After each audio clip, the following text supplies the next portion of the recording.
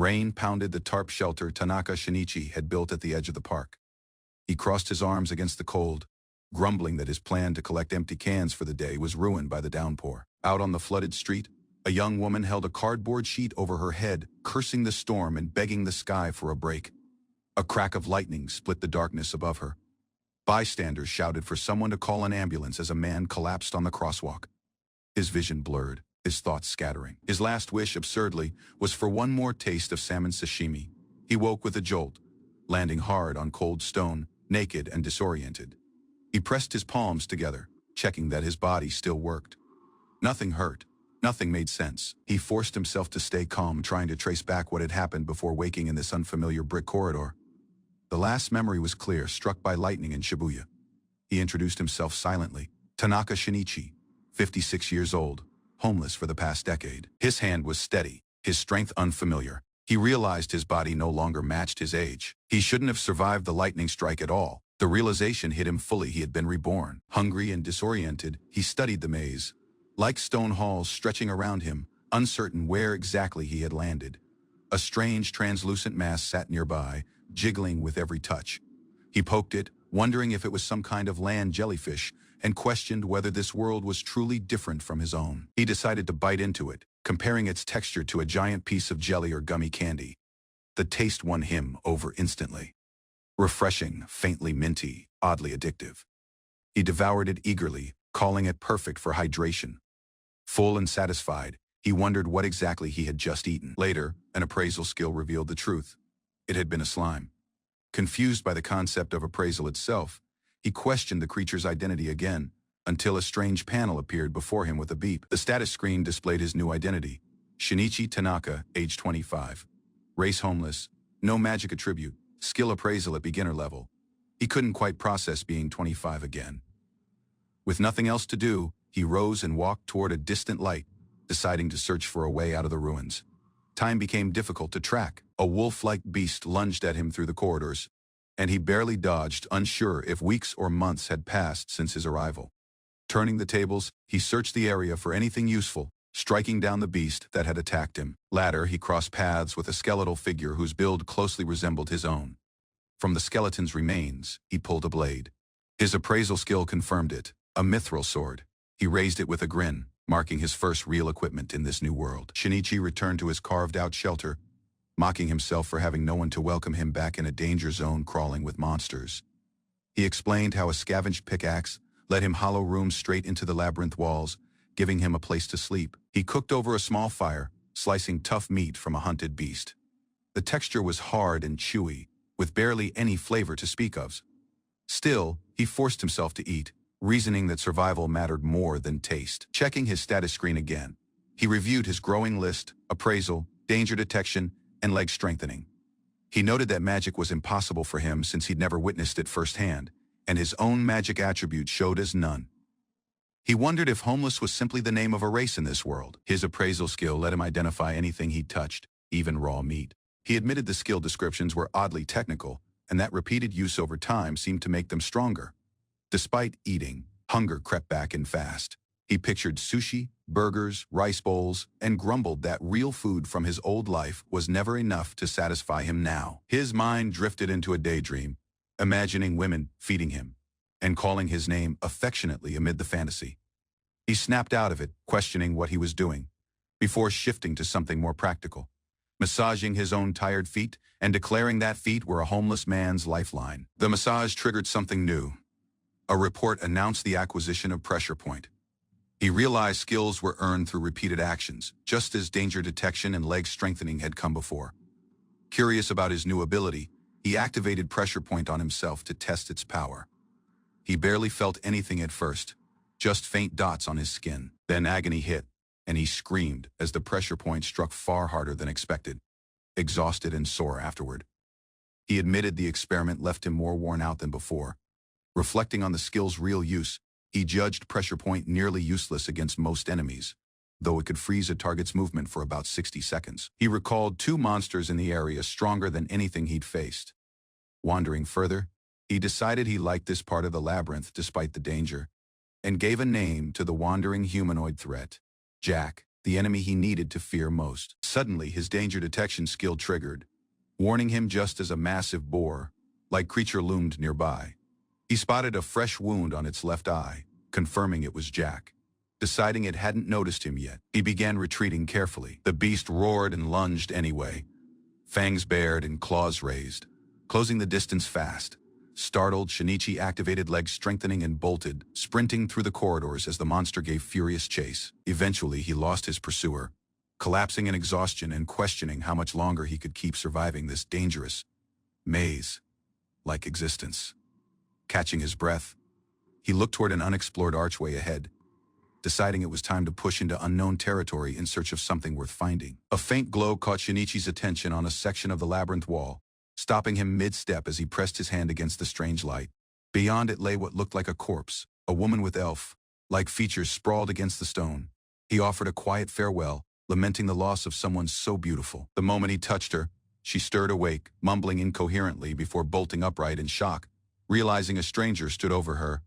She introduced herself as Elna Fjordarias. In turn, he gave his name, Tanaka Shinichi. He offered her meat from his supply, correctly guessing she was starving. He cooked over an open flame while she watched, smoke curling upward as the meal took shape. She devoured the food eagerly, urging him to eat as well. Confused, Shinichi realized she was speaking fluent Japanese and asked if she could truly understand him. She explained it was translation magic at work and introduced herself properly as Elna the Mage, prompting him to reintroduce himself in return. He asked where exactly they were. She revealed they stood on the 19th floor of the Mojito Underground Labyrinth and asked if he was an adventurer. Even she admitted she didn't fully understand the dungeon's origins, though rumors linked it to ancient ruins. She explained that monsters existed both below and on the surface, and that the truth of the labyrinth might only be found by descending deeper. The only way out was through staircases found on each floor. As they prepared to part ways, he wished her well, hoping to meet again. She grabbed his arm suddenly, stopping him. She admitted she was having trouble escaping the dungeon herself. Pressed further, she confessed she was only a beginner mage, breaking into tears at the admission. She asked directly if she could travel with him. He agreed without hesitation, admitting to himself that traveling together was safer than going alone. Though another reason lingered unspoken, that reason became clear as her figure moved beside him, and he found himself distracted before shifting the topic to ask why her ears were so long. Learning it was simply a trait of her elven race. He cut down a skeleton warrior with ease, and she praised his strength, impressed by how capable he had become. She used her hearing to detect approaching threats, noting 3 sounds from one direction and 6 from another, suggesting they take the safer path. She admitted her specialty was support magic, weak in raw offensive power, so he asked whether she had any means of attack instead. Elna's ears caught something first, warning that whatever approached was breathing hard, as if it had been running for a long stretch. The ground shook under heavy footsteps as a massive orc emerged from the corridor, its bulk filling the passage, letting out a guttural roar. Shinichi grabbed Elna's hand and threw himself into a sprint, activating leg strengthening to pull them both away. She stumbled at the sudden burst of speed, her legs unable to keep pace, crying out that the orc closed in, weapon raised. Elna urged him to leave her behind and save himself, insisting she wasn't worth the risk. Shinichi met the orc head, on inside the stone corridor, his blade cutting through the air as the beast swung back. Behind him, Elena refused to retreat. Her party had already fallen once to this orc, and she wasn't willing to abandon her friends again. Elena unleashed her spell, Electric Paralyze, locking the orc's muscles in place. Seeing the opening, Shinichi charged forward, driving his blade into the stunned beast with everything he had. The strike landed, but it wasn't enough. The orc barely reacted, and Shinichi realized his attack had failed to do real damage. Elena could only watch, worried the fight was slipping away from them. The orc lashed out, catching Elena off guard and sending her stumbling from the impact. Her cry rang through the corridor as she was knocked aside, the fight turning dangerous, fast-cornered. Shinichi searched his skill list for anything useful, buried among his abilities as a former homeless man. One option caught his eye, acupuncture push. It was strange, but it was the only card he had left to play. He activated the skill and slammed his palm into the orc's body, channeling everything into the strike. Light burst from the point of contact as the technique took hold. The orc convulsed, its own body turning against it as the pressure point technique disrupted its nerves from the inside. Its roar of pain filled the ruins as it collapsed. Shinichi caught his breath, aware the paralysis wouldn't last. His arm throbbed from the strain of using the skill, leaving him unable to fight at full strength for the next encounter. With the orc down, Elena and Shinichi agreed running was their safest option. Elena caught the sound of running water nearby and suggested they follow it to find a way out. They moved fast, hoping to put distance between themselves and the orc before it recovered. Shinichi apologized for not being able to lead them back to the surface yet. The path opened into a hidden spring, its water unnaturally clear. Shinichi drank without hesitation, surprised by how refreshing it tasted. Elena stared at it, sensing something unusual about the water. Both of them drank greedily, exhausted from the fight. The water seemed to ease their fatigue instantly, though neither fully understood why yet. Elena suddenly cast Frame Burst without meaning to, her spell firing off on its own. She wondered aloud if she simply hadn't drunk enough. Shinichi tried to stop her from drinking more, warning it might be too much. But Elena kept going, convinced the water was granting her magical power. Using his appraisal skill, Shinichi identified the water as Saint Water, a mystical liquid that warded off monsters and carried powerful blessings. His skill had leveled up in the process. Elena, now overwhelmed by the water's effects, stumbled and dozed off where she sat, worn out from the surge of magic running through her. Once she recovered, they searched for another way out, following the waterway downstream in hopes it would lead them closer to the surface. Shinichi noticed something odd about a stone lion statue nearby. Its left eye hollowed out. Acting on instinct, he pressed into it. The hidden mechanism responded, revealing a passage none of them expected. Elena stared in disbelief, impressed he had noticed the detail at all. Elena stepped into the hidden room and froze, staring at the furnished space carved into the depths of the Mojado giant maze. She could hardly believe a place like this existed down here, asking herself if it was really not a dream. Shinichi caught his own reflection and stared in disbelief. His face was the same as it had been in his old life, before the years on the streets aged him. He explained it plainly to himself. He had died once and been reincarnated into the same person, restored to who he used to be. He didn't know why it had happened or what the reason was, only that he'd been given a new life. Calling it a miracle felt like the only way to describe it. Later, Elena lay exhausted on the couch, worn down after another rough night as a still, inexperienced sorceress, her weaknesses on full display. Shinichi wandered the kitchen, curious about a strange device sitting on the counter. It looked like some kind of burner, hungry. He decided to try cooking. The appliance ran on magic instead of gas, and he got to work. When Elena asked for a taste of the soup he made, one bite left her grimacing, declaring it terrible. He assumed it needed more salt, but Elena corrected him. The problem wasn't seasoning. She bluntly told him she doubted his taste buds worked properly at all. Fed up, Elena took over. She ground herbs into the stock with practiced hands, transforming his simple boiled meat into a proper herbal dried meat soup. The flavor hit him like a revelation. Salt and pepper blended with the herbs into something far beyond what he'd made. He sat back, savoring the meal with a satisfied, quiet smile. Bowl after bowl disappeared as he asked for more, completely lost in the perfect high of the meal. Elena warned him he'd already had 4 bowls, more than enough.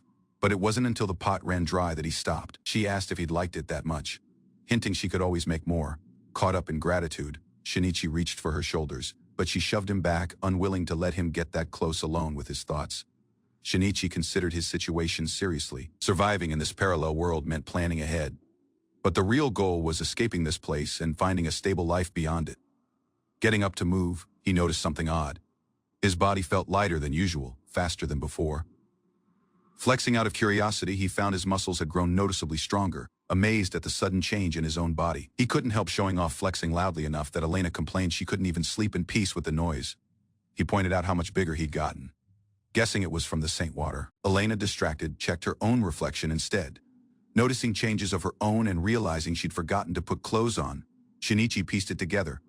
Since he had fought the orc directly, the water might have reflected the experience he'd earned in battle. Elena stretched out lazily, admitting the situation wasn't so bad after all. Shinichi decided to test his appraisal skill on her while she wasn't paying attention, curious whether their bodies had changed in other ways too. The result revealed her identity in full. Elena Fredria, an elf 19 years old, the second daughter of the Fredria family, currently struggling as a beginner sorceress. The appraisal also noted she held an interest in Shinichi Tanaka. They agreed the strange house needed more investigating. Elena admitted she wouldn't mind living somewhere like this, though she wondered why there were no bedrooms or bathrooms anywhere in sight. Running his hand along the wall, Shinichi found another hidden door. Elena gasped, wondering what else this place was hiding. Behind it was a fully furnished room, complete with a bed, a working toilet, and a warehouse stocked with supplies. Elena marveled at the idea of someone living so carefully inside a dangerous 20-floor maze. Digging through a shelf, Elena found a book and recognized the name on it instantly. It belonged to Moore, the great sorcerer, and she rushed to show Shinichi. She explained his legend excitedly, listing his achievements.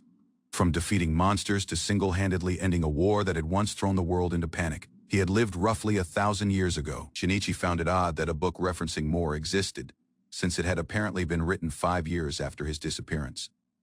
Elena put it together with excitement, throwing her arms up. This hidden house wasn't just any shelter. It belonged to Moore himself. She gushed over the idea of living in such an admirable person's home.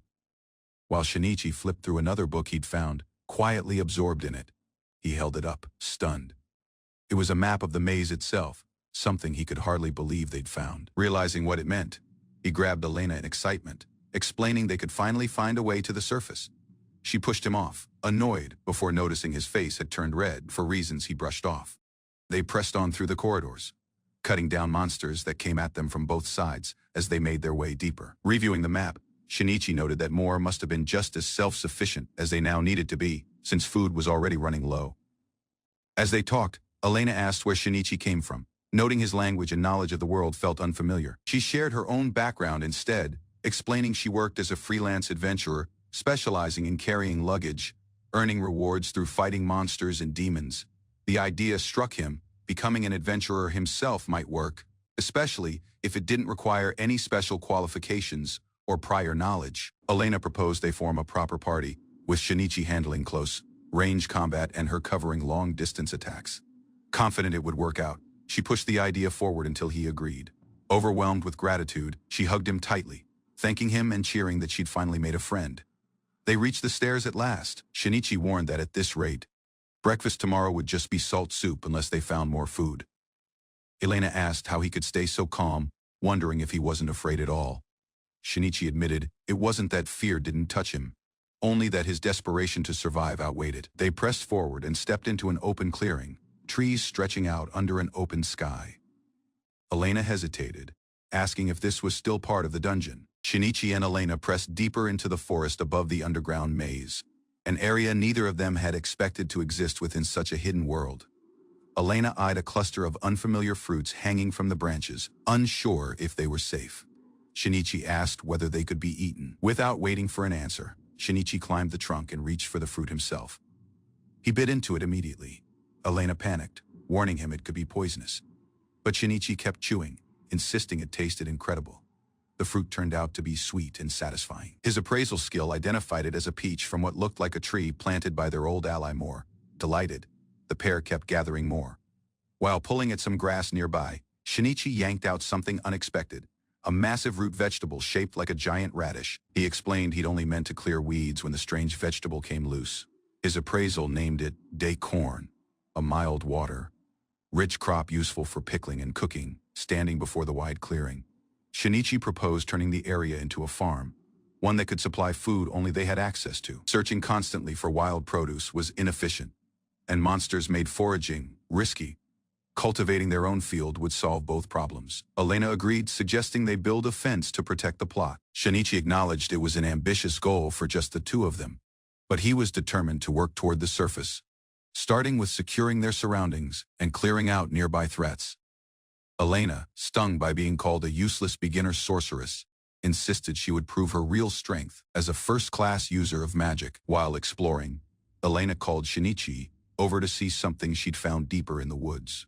She had stumbled upon a massive patch of rare cure mushrooms, prized for their wound. Healing properties, Elena imagined selling them for a fortune, joking about buying all the clothes she wanted. Shinichi reminded her they still hadn't found a way back to the surface, cutting her celebration short. He urged her to keep moving. Their path led them to an enormous ancient tree, easily 1,000 years old, its roots sprawling and still alive with fruit growing from its branches. One of the fruits, appraised as barm fruit, was said to sharpen the 5 senses for up to an hour. Shinichi picked one, at first mistaking its shape and color for an ordinary orange. Elena tried a piece and preferred its refreshing taste over the peach, prompting Shinichi to ask for a share. Moments after eating it, Shinichi felt his senses expand dramatically, as if his awareness stretched far beyond his own body, picking up the presence of every living thing nearby. Elena felt the same strange sensation ripple through her. Both froze as the effect revealed the truth. Dozens of eyes watching from the darkness. They were surrounded, with no clear way to run. Dozens of eyes in the dark resolved into a pack of kobolds beast. Headed creatures identified through appraisal as ferocious pack hunters that moved and attacked as a group. Elena told Shinichi to focus purely on offense while she handled crowd control. Raising her staff, she unleashed Stun Flash, a blinding burst meant to disorient the entire pack at once. With the kobolds staggered, Shinichi tore through them, his blade cutting down one after another in rapid, brutal strikes. He pressed forward without pause, driving his sword through the last of the immediate threats as blood and torn flesh scattered around him. Adrenaline surging, Shinichi felt lighter than ever, convinced he could take on far more enemies in this state. But something larger stepped out from the trees, a mutated kobold variant, far bigger and more dangerous than the rest of the pack they had just cleared. The creature's claws met his blade in a violent clash, forcing Shinichi to grit his teeth as he struggled to hold his ground against its raw strength. Elena fired off a fireball to relieve the pressure, the explosion rocking the beast back and giving Shinichi a brief opening. Warned that this was no ordinary kobold, Shinichi leapt aside as the creature unleashed a sweeping blast, narrowly avoiding being caught in it. Elena tried Stun Flash again, but the beast shrugged off the effect and lunged toward Shinichi with a savage roar. Its retaliation came in the form of fire, an attack that scorched Shinichi's vision and left him disoriented as Elena pulled him towards safety. Later, sheltered in a stone corridor, Shinichi admitted defeat still stung, especially after building confidence from clearing the kobold pack. Elena scolded him for not realizing some monsters could wield magic. She explained the attack had been an intermediate-level fire spell, powerful enough to tear off a limb, and expressed disbelief that he'd survived a direct hit from it. Grateful Shinichi thanked her for saving him, admitting he would have died without her. Elena brushed it off warmly, reminding him they were friends now. Reflecting on how much he owed her, Shinichi resolved to earn more of her trust going forward. Elena, cheerful despite the earlier scare, said she was looking forward to continuing their work together. She suddenly remembered something they'd nearly forgotten in the chaos. Digging out one of the cure mushrooms, she pressed it straight into Shinichi's mouth, insisting he eat it to recover. The effect was immediate, his wounds sealing up almost instantly. Shinichi noted that since escape still wasn't possible, they might as well make use of what they'd gathered. Deciding they'd explored enough for the day, Shinichi turned to head back toward their hidden shelter, only to lose his footing and fall. Disoriented on the ground, he called out for Elena, using a small light spell to find his bearings as she responded nearby. Both recovering from the exhausting day, Elena helped steady Shinichi as he got back to his feet, both still shaken after the fall in the dark corridor. Shaking off the daze, they agreed there was no choice but to press forward into unfamiliar territory, an area that didn't even appear on Moore's map. Their expressions shifted to alarm as they came upon something ahead that neither had expected. A massive mound of debris and fallen equipment stretched before them, armor and bones piled together in a way that stopped them cold. Watching closely, Shinichi realized something disturbing. The bodies hadn't decomposed at all, despite how long they must have been there. Piecing it together, he asked if Elena meant the dungeon itself was somehow collecting the dead. She confirmed it, recalling stories she'd heard about corpses mysteriously vanishing inside dungeons. Elena admitted she didn't understand the mechanism, only that it wasn't the work of monsters. While she puzzled over it, Shinichi had already crouched down and begun rifling through the pile, drawing her sharp objection. She scolded him for disturbing the dead, but Shinichi brushed off her concern, arguing they desperately needed supplies if they hoped to survive and escape. Reluctantly, Elena joined in, and soon both were gathering valuables from the wreckage. Their haul turned out to be substantial: dried meat, bread, spices, coffee, salt, and sugar, filling Elena's pack until it could barely hold more. Before leaving, Shinichi pressed his hands together in a gesture of respect, explaining it was how his people once honored the dead. Elena mirrored the motion, moved by the sentiment. Standing before the towering pile, they offered silent thanks, acknowledging that the salvage supplies would be what kept them alive going forward. With the day's search complete, Shinichi suggested heading back for dinner. Elena agreed, admitting she was already hungry, and together they started toward the place they had come to call home. Alone with his thoughts afterward, a quiet warmth settled over Shinichi, a feeling he recognized from somewhere far in his past. Shinichi Tanaka sits with a newspaper, holding on to one memory from a life he lost long ago. A morning at the Tanaka household, his wife hurries their son Naoki to get ready, warning he'll be late. His wife reminds him she is leaving for 3 days to visit her parents in Atami. She left dinner in the fridge and asks him to lock the door. He apologizes for not joining them due to work. At the door, Naoki calls out to his father, excited for school. Shinichi reminds him not to cause trouble for his mother. Naoki insists Shinichi should be called father, now that he is older. Shinichi smiles at the memory. Naoki waves goodbye. His wife pauses at the door before they head out. It is just another ordinary winter day. Shinichi is 35 years old. Later, Shinichi rushes down a hospital hallway, refusing to believe what he has been told. He insists there has to be a mistake. A nurse stands beside a covered stretcher. Shinichi learns his wife and son were in a car accident. By the time he arrived, they were already gone. Memories flash through his mind. Walking with his son, family photos. Holding his newborn, his anguished scream breaks the silence. Years later, Shinichi wakes in an unfamiliar place, a wound marking the side of his face. He now lives in another world, working to repair a wooden fence with a hammer. He finishes the job, relieved they found tools inside an abandoned house. His companion watches, grateful for the discovery. Nearby, a young elf sorceress is surrounded by aggressive rabbit-eared chickens, calling out for Shinichi's help. Shinichi moves in immediately, cutting down the creature, attacking her with a single strike. An appraisal reveals the creatures were rabbit chickens, prized for their tender meat and nutritious eggs. The elf, Elena, thanks him for the rescue, and he teases her about being caught off guard. Back at their camp, Elena offers to gather herbs while Shinichi prepares lunch. Over the past week, they've learned a few things about this land. Their food supply has been steadily growing. Strangely, the plants they've found bloom and bear fruit within days, growing at an abnormal rate, even without water. Shinichi calls everyone to eat. Elena scoffs when he jokes that she should have been a chef instead of a sorceress, though he clearly enjoys the meal. Elena explains that becoming a great sorceress was always her dream, one she never gave up on. Shinichi asks why she chose the dangerous path of an adventurer instead. She explains that becoming an adventurer was the fastest way to build the reputation of a great sorceress. Despite worrying she already depends on him too much, she admits she has high hopes for him as her partner. Over a meal, Shinichi mentions wanting to find an open field for a proper picnic instead of the plantation. Elena lights up at the idea, saying they should have one there someday. Back in the labyrinth, the pair search a fresh pile of corpses for salvage. Shinichi finds something that catches his eye.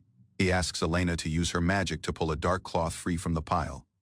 She agrees, saying it will be easier to aim from above. Elena reaches into the wreckage and grabs hold of the fabric. She casts Fireball to try burning away the debris, pinning it down, but the flame fails to do anything to the cloth.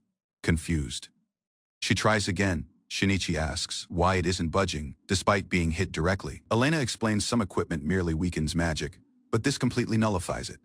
Shinichi wonders aloud if the magic itself is being cancelled out entirely, determined to understand the strange rag. Shinichi begins hurling loose items at it to test its properties. Elena, unimpressed, retaliates by smacking him for the trouble. Shinichi swings his blade down on it as a last resort, giving it everything he has. The item resists his appraisal skill entirely. Realizing his attack tore something loose, he picks it up and recognizes it as a mantle.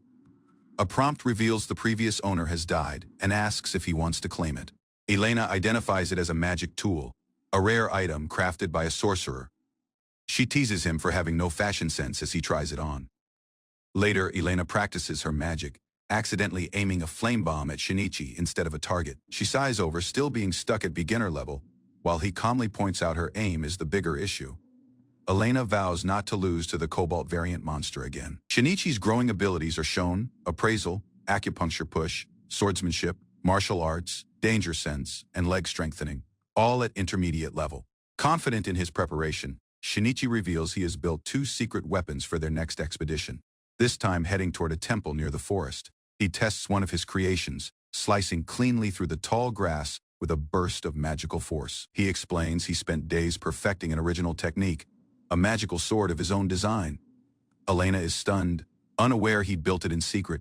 He details the mechanism, a magic stone slotted into the hilt that can be swapped between fire, wind, and lightning attributes depending on the fight. Elena remains speechless since crafting magical weapons is normally far beyond an amateur's skill. Shinichi simply laughs it off. Deeper in the forest, Elena marvels at a cluster of mushrooms growing nearby, while Shinichi warns they're entering Cobalt territory and need to stay alert. They debate what kind of mushroom it is. Elena suggests hot pot for dinner, and Shinichi tries one raw, admitting the slight sting adds a nice kick to the flavor. Elena spots eagle fern growing nearby and suggests they gather herbs too. Shinichi appraises another plant, confirming it is yumagin, a common edible herb also called mugwort. He explains how to prepare it, scraping off the surface hairs, boiling with wood ash and salt, then letting it cool to remove the bitterness. Elena complains he is giving her way too many details. They agree to hunt a rabbit chicken on the way home, since a proper hot pot needs meat. Elena mentions her grandparents taught her how to forage when they lived in the mountains. Elena suddenly stops, sensing something is wrong. She hears a child crying near the cobalt variant's territory close to the barm tree. They rush toward the sound. A small child cowers before a monstrous wolf, crying out in fear as the beast closes in. Shinichi orders Elena to attack. She unleashes fireball at the creature. The wolf dodges and lunges at Shinichi, forcing him to react quickly to its speed. He pulls out his second secret weapon, a set of bolas, and hurls it at the beast to slow it down. The wolf writhes as if in pain, appearing to be struck, but something about its reaction feels off to them. Shinichi senses there is more to this fight and calls for Elena to finish it with everything she has. She unleashes electric paralyze on the beast, warning Shinichi it is fighting to break free and to strike before it recovers. Shinichi swaps in a lightning magic stone and prepares his acupuncture push, determined to finish the creature off. He lands the critical strike, knowing the paralysis left it vulnerable, and this may be their only real chance. He drives everything into the final blow. Strangely, the attack doesn't burn him at all, leaving him puzzled by the sensation. Electricity crackles violently around him, and the wolf as the clash reaches its peak. The beast falls, defeated. Shinichi wonders if his mantle somehow protected him from harm, still unsure how they managed to win. He checks on the crying child who is shaking near the trees. Elena rushes over with a cure mushroom, urging the child to eat it quickly. Jetting a closer look, Shinichi notes the child is a boy. When the boy doesn't respond to being spoken to, he tries using appraisal to learn more.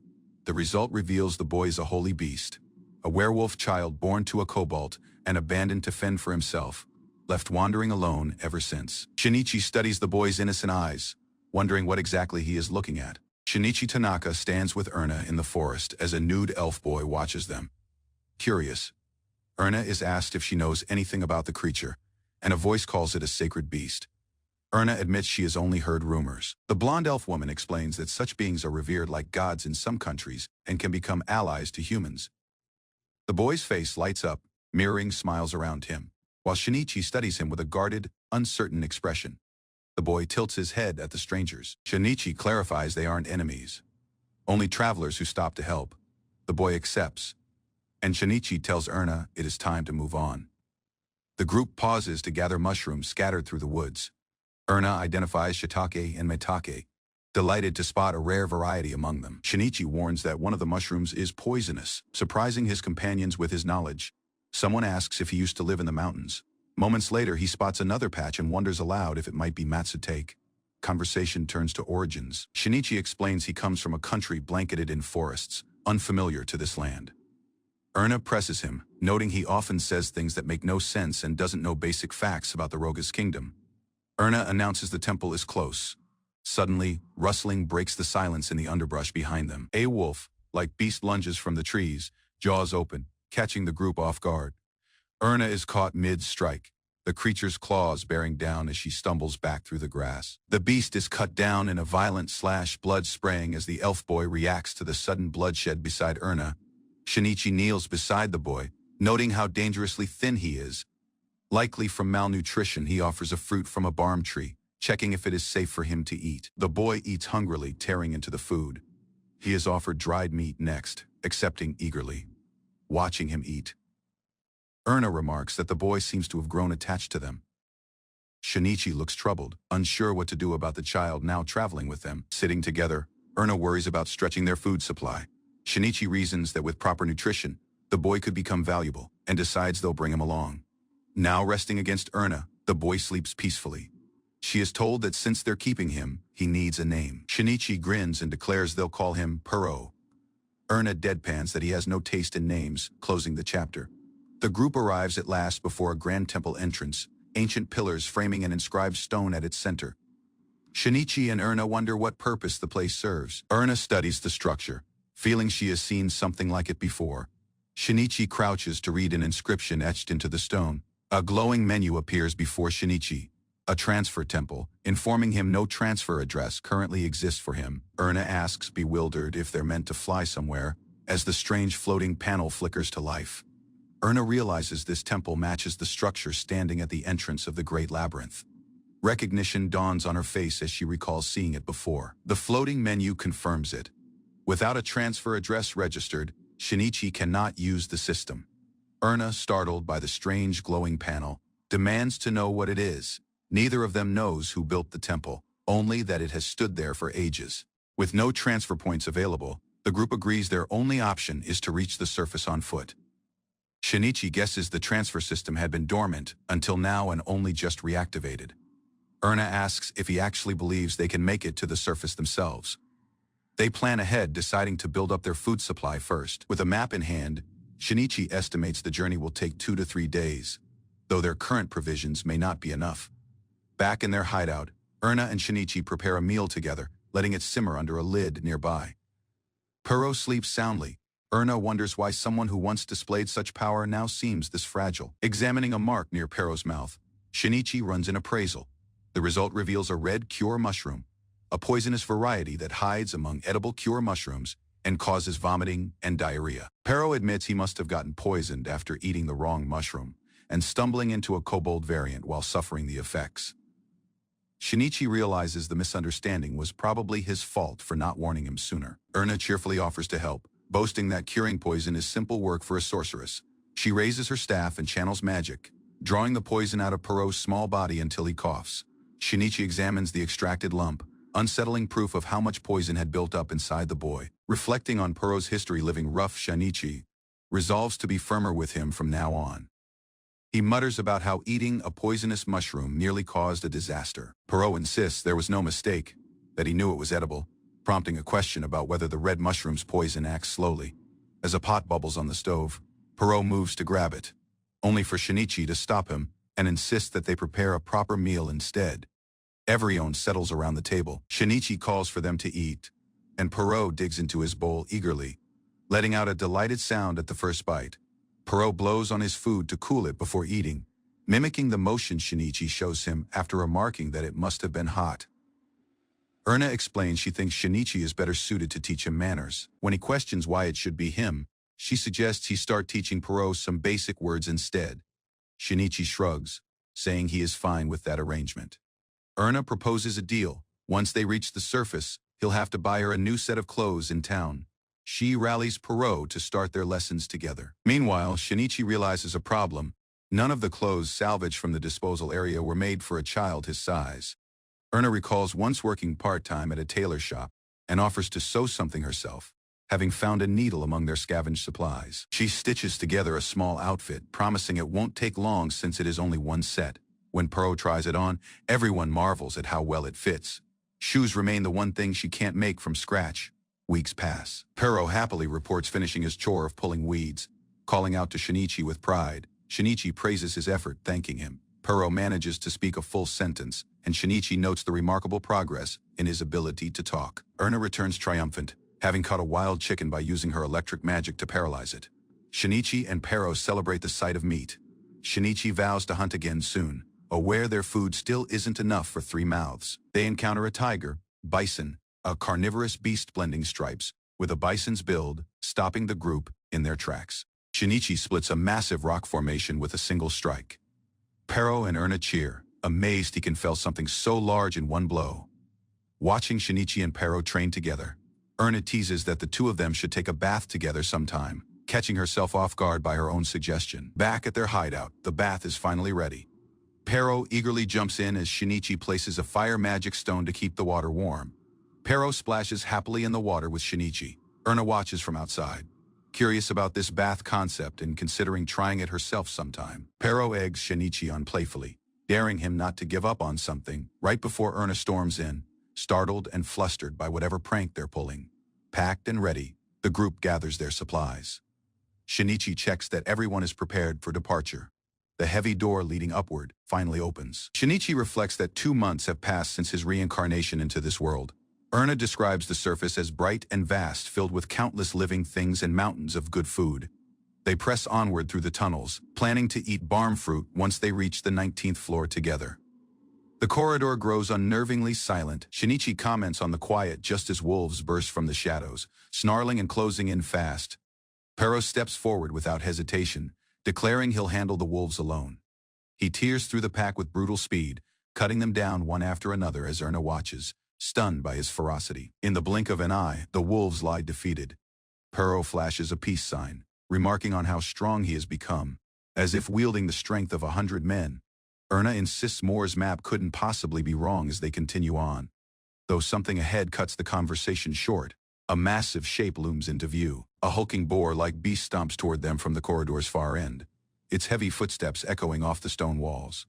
Shinichi recognizes it instantly, calling it Jack, remarking it has been a long time since their paths crossed. Erna realizes they've reached the 19th floor once again. Shinichi steps forward, ordering Erna and Perot to fall back as Jack roars and charges toward him. Shinichi channels magic into his legs, strengthening them for a decisive dash, closing the distance with a confident, sharpened focus in his eyes. Perot and Erna watch in awe as Jack falls, defeated. Erna calls it incredible while Shinichi reflects that the once formidable beast is no longer a match for him at all. Gathering himself, Shinichi turns to the others and announces it is time to head upstairs, closing the chapter as the group presses on toward the surface.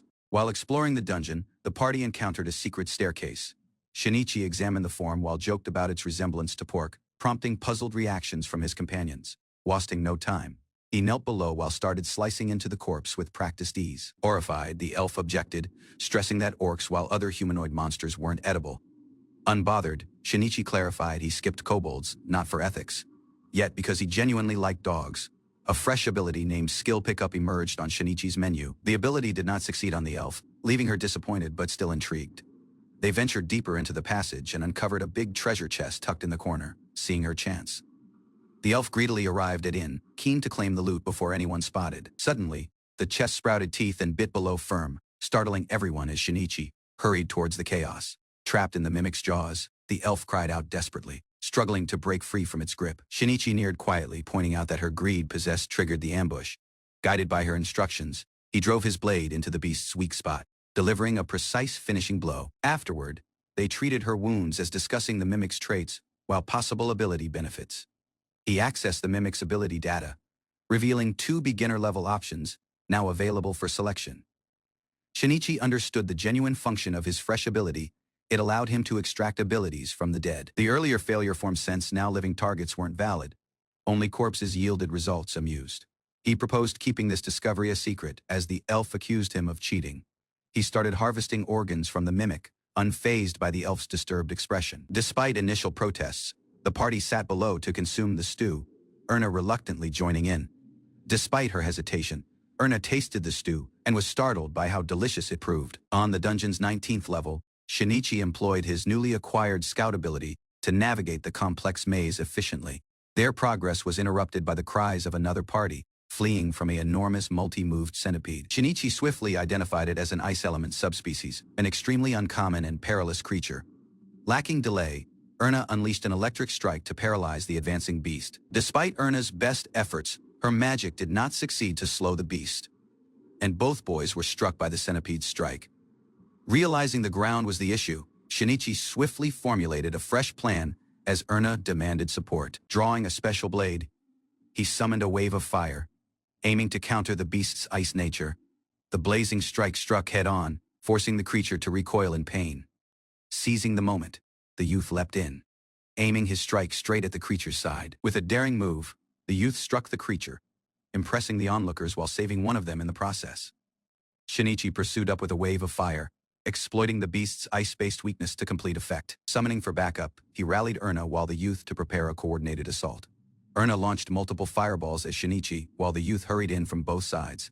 In one decisive motion, Shinichi pierced the centipede's hide with a direct, mighty stab. Shinichi unleashed a mighty finishing strike, engulfing the centipede in flames with his signature move. As the charred creature crumpled, Erna and the youth celebrated their firm-earned victory. He boasted about his Shinichi fire as preparing to harvest the beast's ability. The system proposed valuable options, power-up, and ice breath, impressing the other adventurers who possessed observed in awe. One of them reminded the rest to express gratitude, acknowledging the trio's crucial role in the conflict. The blond man introduced himself as Mikey, leader of the Lorises. He as well named his teammates Annie while Coco. Shinichi questioned their recklessness, while Mikey acknowledged to provoking the creature during their initial encounter. Annie's sorcery possessed no effect due to elemental mismatch, and Coco froze up from her dread of insects. Despite the light tone, Annie reminded Mikey their equipment became damaged beyond repair. Since both groups shared the identical destination, Shinichi proposed they travel as one for safety. As the groups prepared to travel as one, Mikey spotted Erna acting strangely and inquired why she was hiding. She became swiftly spotted by Annie, who greeted her bluntly, provoking a furious reaction by summoning her trash. Annie dismissed the insult as foolishness, while jokingly proposed banning the word altogether. Tension rose as Annie questioned Erna for taking on a job lacking informing her. Anger flared when Annie uncovered Erna had been missing for a whole month lacking contact. An emotional reunion unfolded as Annie embraced Erna, expressing far relief that she became secure. Shinichi observed silently, puzzled by their bond and questioning whether they were genuinely sisters. With tension settling, Annie uncovered they were investigating the Dawn Rat and inquired if Erna became the sole survivor. Erna's silence offered way to painful memories of the massacre she possessed narrowly escaped. Accepting the truth, Annie resolved to inform the guild that only one possessed survived the mission. Everyone assembled to taste the roasted centipede meat. Surprisingly, it possessed a flavor while texture similar to crab. As exploring the following level, Erna abruptly panicked when something dropped onto her chest. A spider clung to her clothing, while Shinichi leaned in curiously to inspect it. Getting too close earned him a slap, yet as appraisal uncovered the spider became deadly. Alarms triggered dozens additional of its kind remained approaching quickly. Combat readiness became urgent. A dense swarm of spiders poured from the passage, crawling beside the walls in each direction. Calm and concentrated, Annie advanced and unleashed a piercing incantation, Needle Rain, to thin their numbers. From at the rear of her, a gust of cold erupted. Shinichi activated Ice Breath, freezing everything in its route. She proposed teaming up, while he located the idea tempting. Jealousy erupted as Erna protested, only to be reassured that it became every in jest. Clinging tightly, Erna declared she'd never offer up Shinichi, flustering him with her sudden outburst. Meanwhile, fresh spider-based abilities remained acquired: web generation and web creation, offering creative possibilities. Testing them instantly, he wrapped the youth in silk to everyone's mixed amusement while irritation. 3 days went by since their departure. The group pressed ahead, reaching the 10th level as one. With each level cleared, Shinichi's list of abilities became, showcasing his rapid progression while adaptability. Upon reaching the 5th floor, the party started encountering additional travelers beside the way. With minimal resistance from monsters, they steadily descended through the remaining levels. Excitement erupted as the exit at last arrived into view, bathed in sunlight. Stepping into open air, they paused in awe. Freedom, at final once a grueling climb. A vast landscape stretched before them, the following chapter silently awaiting their arrival. Once emerging from the dungeon, the party stepped into open space, overwhelmed by the vastness beyond the stone walls. Standing still, he silently acknowledged this realm's genuine surface for the initial time. Once navigating the maze, the party emerged into the open, their destination at last within reach. One companion clarified their need to report rearward to the guild, signaling the end of their joint travels. The rest received advice to head towards the city of Marna if they wished to continue adventuring. They exchanged a firm handshake, parting on good terms once a successful trip. As they advanced, a girl spotted something familiar and shouted, surprised and excited. The party arrived at the transportation temple, where a registered transfer point awaited Shinichi's command. He confirmed the destination was close to the secret home, granting them access to return whenever they wished. Reflecting on his arrival, Shinichi clarified how he once wished to leave the maze instantly. Despite the isolation, the secret home proposed comfort, supplies, and a sense of quiet security. Rather of rushing rearward, they chose to leisurely explore the surface while enjoy the peaceful scenery. The group proceeded across the broad plains, marveling at the open landscape once so lengthy underground. Finally, they arrived at their destination. The bustling city of Marna awaited with its charming streets. Within the city, they found out it served as a haven for adventurers due to its proximity to the giant maze. Curious about the market, they observed local goods while livestock. At final, they entered the guild, prepared to take their following step as adventurers in this fresh land. Shinichi observed the adventurers nearby him, realizing this route became perfect for someone starting from nothing. At the registration counter, they received forms to join the guild while remained inquired to name their party. As suggestions leaned towards dramatic names, Shinichi possessed something simpler in mind. He chose Homeless as their party name, drawing protests from his companions, yet sticking with his decision. With registration complete, They received their adventurer cards while started their trip at the beginner rank. Once completing their registration, the party received remarks of encouragement and departed with renewed motivation, thrilled to start. They celebrated becoming an official team, prepared to take on fresh missions. Suddenly, chaos erupted in city as a terrifying creature, the Factus Dragon, formed an unforeseen appearance. Amid the panic, they encountered a familiar adventurer previously investigating the situation, lacking pausing. He requested their aid in subduing the beast threatening the city. With experienced adventurers absent from town, the group realized they were among the several who was able to act. Erna felt a strong resolve, unwilling to sit by, while the rest were in threat and committed to aid. Her sister objected, doubting Erna's abilities, while insisting she wasn't prepared to face such a threat. Frustrated, Erna defended herself, claiming her growth in the maze possessed formed her stronger. Emotions flared as Erna accused her sister of constant condescension, while lack of trust sprinted high as Erna clashed with her sister, desperate to prove her power while dreams. To ease the tension, Shinichi stepped in, vowing to defend Erna as helping overcome the creature. Their party secured a deal homeless might assist in exchange for complete reward rights before splitting.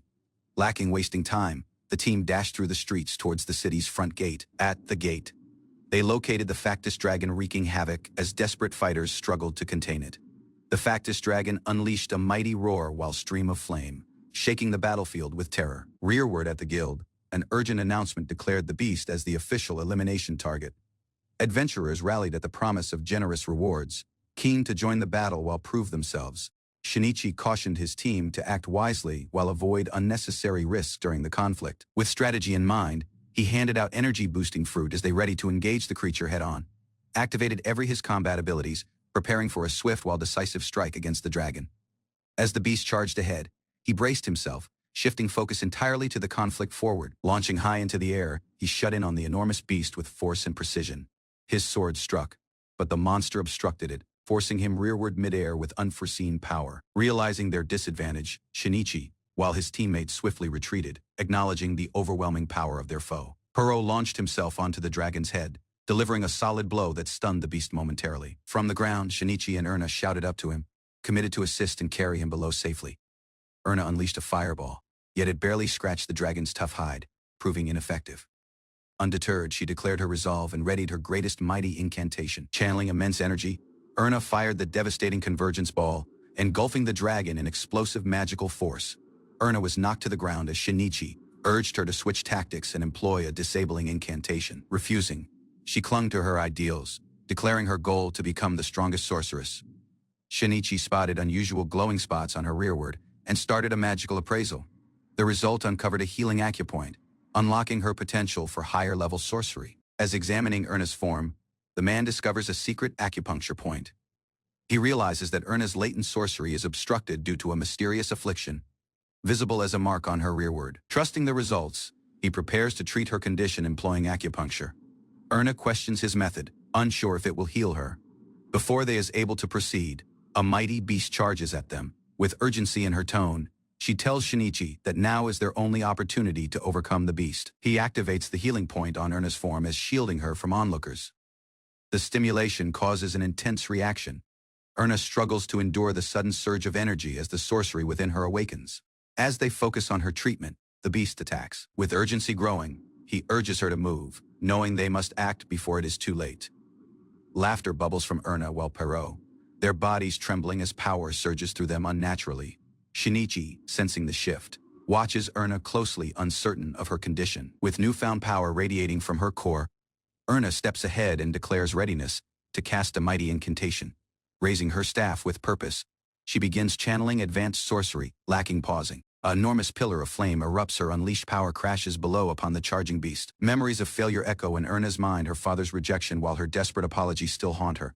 Committed to prove herself, she recalls her vow never to return home until becoming a genuine sorceress. Now standing over the fallen beast, she claims victory, declaring her lengthy sought power at last awakened. Shinichi inspects the form, unsure if it's genuinely dead, while prepares a cautious finishing strike. Abruptly, the dragon revives, jaws broad, forcing Shinichi to react in a split second. Erna steadies herself, her expression sharp while unwavering, preparing for another round of sorcery. Lacking delay, she casts Flame Wall, creating a blazing barrier that shields them from further harm. She quietly explains the incantation's function, an intermediate technique that absorbs fire-based attacks, the creature begins to flee. Shinichi urges Erna to halt its flee before it is too late. Considering her options, Erna settles on Flame Chain, though she doubts it will restrain the beast for lengthy. Erna responds swiftly, focusing her sorcery to form an opening for Shinichi's strike. With a shout, she casts Flame Chain, binding the creature's form in burning restraints. Shinichi charges forward, lacking pausing, committed to land the decisive blow this time. Electric energy surges through the beast as Shinichi's strike connects amidst the raging sorcery. Though the strike lands, Shinichi is injured in the exchange, frustration plain on his face. The chains restraining the creature snap apart, and Erna gasps as her incantation fails to grip it rearward. A blonde warrior distracts the beast, drawing its attention with bold taunts while reckless courage. Shinichi recognizes the newcomer Mikey, who jumps in, offering to buy them some time while share the conflict's reward. Meanwhile, Erna admits her sorcery reserves are drained while hesitates to cast anew, offering her sorcery power so Erna can strike once additional with complete force. A warm memory resurfaces as her sister reflects on how far Erna holds come from being a timid child. Power floods her form, sorcery rising beyond control, sparking energy nearby her as she clutches her staff. Standing tall, she silently vows to show her sister what she's become. Determination sharpens her gaze. This seems what it means to be Erna Fredria, a genuine sorceress. With a fierce cry, she unleashes a maximum-level flame burst towards the towering beast. A roaring blast of fire surges from her staff, engulfing everything forward in an overwhelming inferno. Flames consume the towering beast as stunned onlookers watch it collapse under the weight of her sorcery. Shock registers across her sister's face, speechless at the raw intensity of the incantation's power. Though drained, Erna confirms she's all right, just exhausted from channeling that much energy. Cradled gently, she smiles faintly, realizing she genuinely overcame the factus dragon on her personal. Relief washes over everyone as Shinichi smiles, grateful to see Erna secure while conscious. Puro runs up, overjoyed, praising her victory as noticing her battered condition. She embraces him gently, recognizing his courage during her absence from the battlefield. Close by, Mikey teases the party as Shinichi silently acknowledges how they've consistently exceeded expectations. Kneeling before her, Shinichi thanks Erna, sincerely crediting their firm won victory to her power. Warmth fills her chest as a gentle hand rests on her head. Exhaustion fades, replaced by quiet satisfaction once the lengthy conflict. As one, they prepare to return. Laughter breaks out as she proudly claims her fresh title. Spirits high once the firm earned victory. The day begins with composed outside the newly constructed home in the other world. Abruptly, the elf young woman barges in, clutching a bundle as she searches for Shinichi, lacking warning. Shinichi steps onto the wall while begins walking across it effortlessly. As reflecting on the dragon he overcame, Shinichi reviews a list of acquired abilities, debating which to unlock following from the magical interface. With excitement, the elf reveals a pouch brimming with coins their reward. Shinichi questions the practicality of makeup for adventurers, yet the elf insists on her list of beauty essentials. As she scolds him, she grabs his face while twists it towards her, demanding attention and approval. Later, they explore the town as one, browsing shops and enjoying meal beside the bustling streets. Shinichi lights up once finding soy sauce while miso. The elf moves on, planning to buy clothes for their youthful beastkin companion, as Shinichi takes a seat to rest. Shinichi notices a party close by, dressed not as adventurers but as armored knights, raising his suspicion. The knights discuss tracking someone named Novan, confirming he may be hiding somewhere in city. Searching proves difficult as the area seems broad, while the woman expresses concern over the challenge. Approaching quietly, Shinichi addresses the female knight straight, curious about their intentions. She glares rearward at him, standing firmly with her armament, prepared to confront the unforeseen inquiry. Shinichi observes the knight with a composed stare, noting her beauty yet finding her tone unnecessarily haughty. Angered by his attitude, she scolds him for remaining seated during their exchange, demanding respect. Without pausing, the knight raises her armament, threatening to strike unless he identifies himself. Remaining relaxed, Shinichi introduces himself bluntly as Shinichi, unbothered by the tension. Her comrade steps in to de-escalate the situation, apologizing as she fumes in frustration. A member of the knights politely asks Shinichi a few questions, and he agrees to help as lengthy as he can. The knight begins by mentioning someone named Novan, yet Shinichi denies knowing anyone by that name. Suspicious, the female knight accuses him of hiding something, claiming his earlier behavior appeared guilty. Shinichi at last admits the truth: he became distracted by her chest, not her question. Unashamed, he quietly explains how her figure naturally pulled his gaze. Shinichi jokingly suggests he wouldn't mind being tortured for answers as the knight recoils. His inner thoughts drift anew, while the other knight sympathizes, asking her to show some understanding as a fellow man. Shinichi apologizes, reaffirming that he holds no useful information about the man they're pursuing. The knights decide to end their questioning while thank him for his time. Moments afterward, the elf returns, curious about the encounter, yet Shinichi brushes it off as a brief interrogation. After finishing their shopping, Shinichi suggests returning home, but the elf young woman seems additional concentrated on eating. As they prepare to leave, Shinichi starts feeling unusually tired, unsure if it's fatigue or something additional.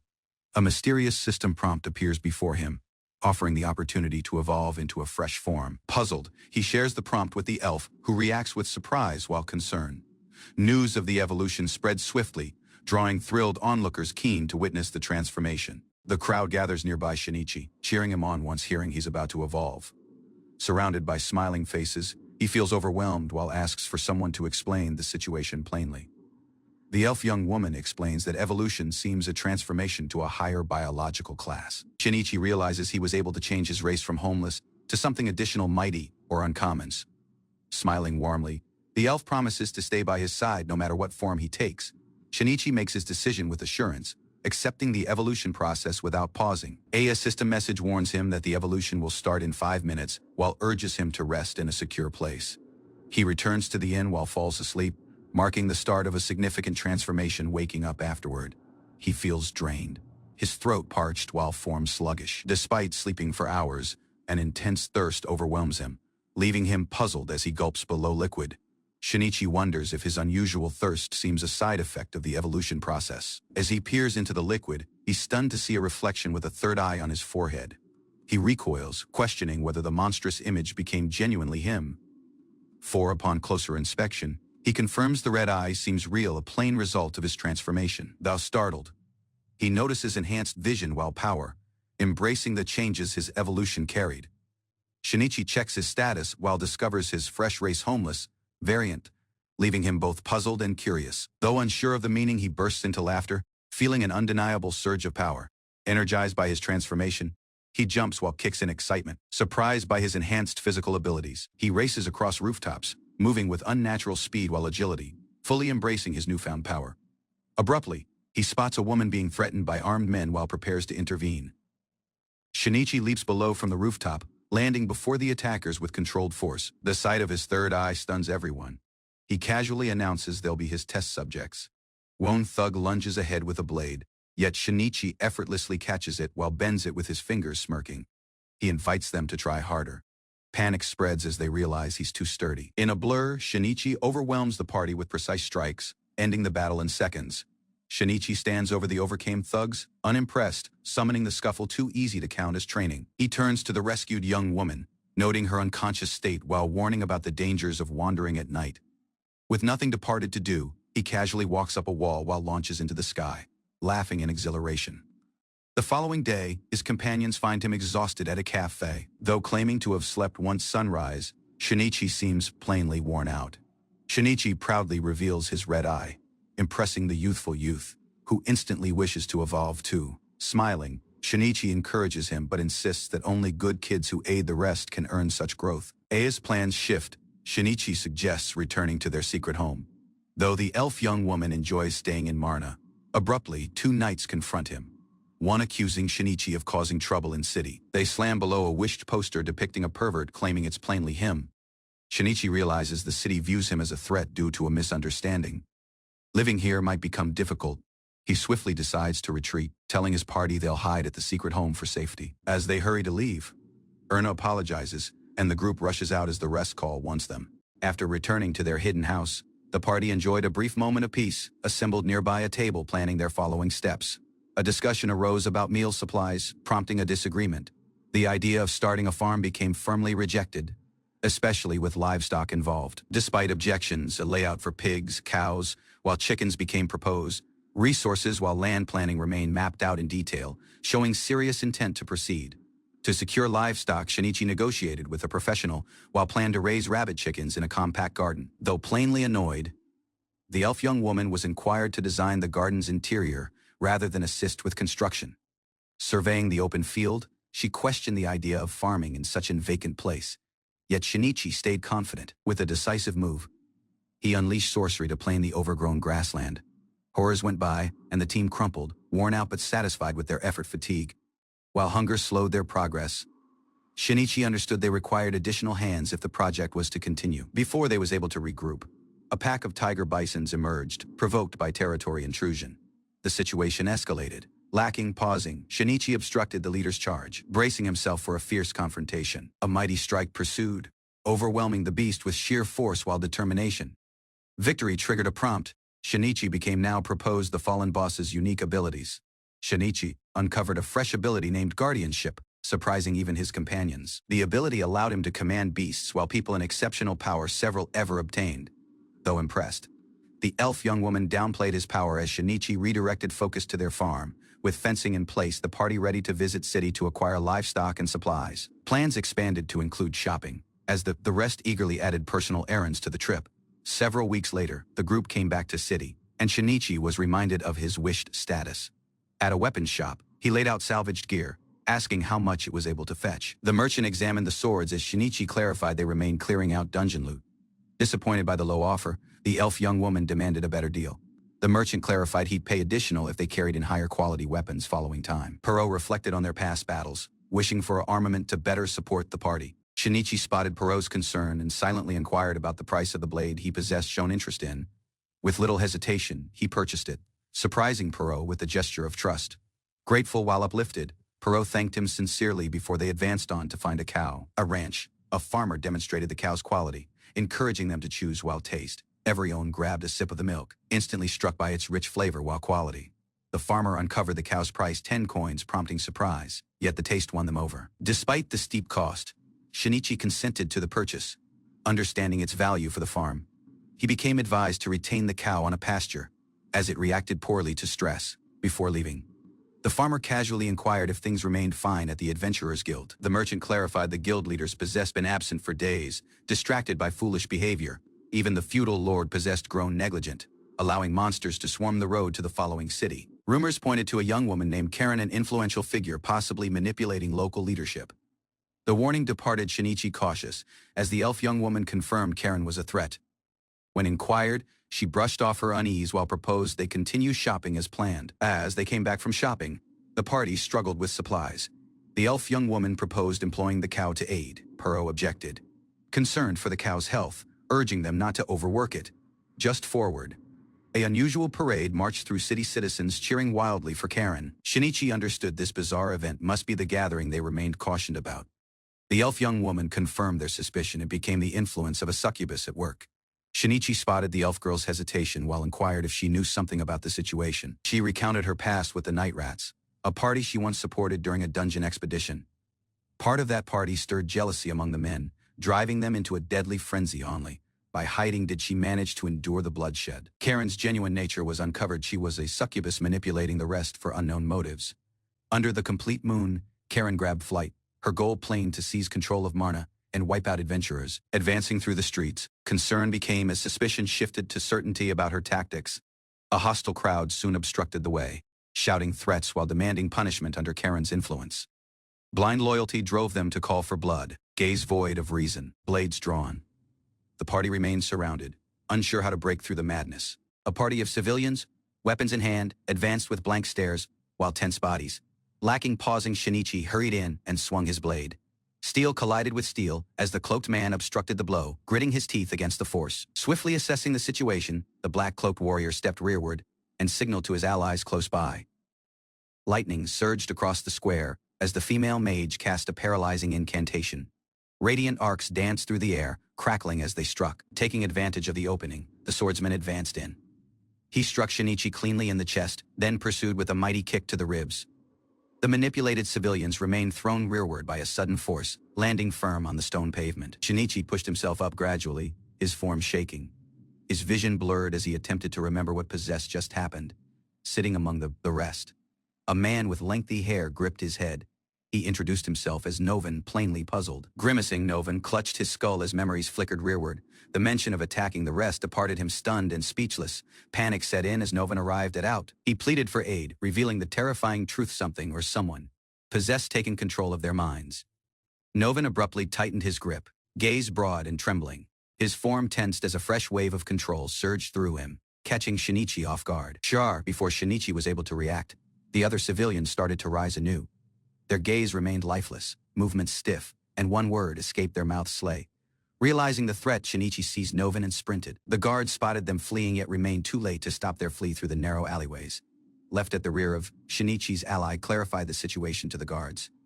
The recent strike had been chaotic, leaving everyone puzzled and brief on answers. Shinichi suspected someone named Karen became watching, orchestrating the control from the shadows. They discussed their following steps. With the city destabilized while Karen's location unknown, they resolved to relocate temporarily and secure their belongings. Rearward at their hideout, tension lingered. Shinichi reflected on recent events, realizing that slaying the dragon may have drawn unwanted attention to their party. As preparing a meal, the elf woman pondered their future. Her quiet question hung in the air: what route should they take from here? Chopping while stirring proceeded as a pot of stew simmered. Despite the chaos, they concentrated on gathering intel discreetly, lacking risking exposure. When dinner became served, Shinichi's gaze widened at the familiar taste. The party sat below and proposed thanks before eating. As the flavors spread through their mouths, memories of another realm appeared to stir in their minds. Delight packed the chamber. The youthful youth devoured his meal, surprised. Even Shinichi couldn't hide his surprise at tasting curry in a fantasy realm. As he grabbed another bite, a message abruptly emerged before him, asking whether to evolve Elena Fredria. Elena spotted the shift while inquired what happened. When he shared the question, everyone shifted to her in shock. With curiosity while hesitation, Shinichi confirmed his decision. His finger pressed yes, sealing an unknown change that became now set in motion. A new message appeared before Elena, announcing that her evolution would start in 5 minutes and warning of intense drowsiness. Shinichi quietly pointed out the message, confirming he hadn't been joking. Elena, now startled, at last understood the seriousness of what he triggered. Rather than resisting, she agreed to the situation with curiosity, wondering aloud about the cause, perhaps the dragon, or the sacred liquid. Moments afterward, thirst overwhelmed her. She stumbled to the counter, guzzling liquid as the transformation drained her power. When it ended, Shinichi employed appraisal sorcery. The result uncovered Elena's genuine nature, an evolved elf with command over multiple elemental attributes. Shinichi watched puzzled, questioning Elena's unusual magical attributes, while what being a pure blood elf genuinely meant. With manic excitement, Elena declared her power possessed increased, laughing triumphantly. Shinichi tried to calm her, while Perot watched nervously from at the rear of. Elena clarified the history: pure blood elves remained the original race, dominant due to their unmatched magical abilities. Their power declined once intermingling with the rest. If pure bloods remained superior, then Elena's evolution appeared additional, like a return to origin than progress. To prove her fresh power, Elena summoned liquid sorcery. A glowing orb formed in her hand as she launched a refined aqua ball with precision. Elena proudly displayed her enlarged aqua ball. Its size possessed doubled, bouncing with power. Shinichi speculated whether it became a fresh enhancement ability. The youthful youth observed in awe, wondering when he would gain the opportunity to evolve. His frustration surfaced as he imagined controlling power that big. Trying to ease his doubts, Shinichi clarified that Elena's earlier evolution became only due to her age. Smiling brightly, he raised his arm with renewed determination, vowing to become stronger, while prove himself too. Now confident in her new strength, declared her readiness to overcome Karen and free the city, if only they was able to find her. The party entered a quiet part of the city. Though peaceful on the surface, a tense atmosphere lingered as they advanced towards their following lead.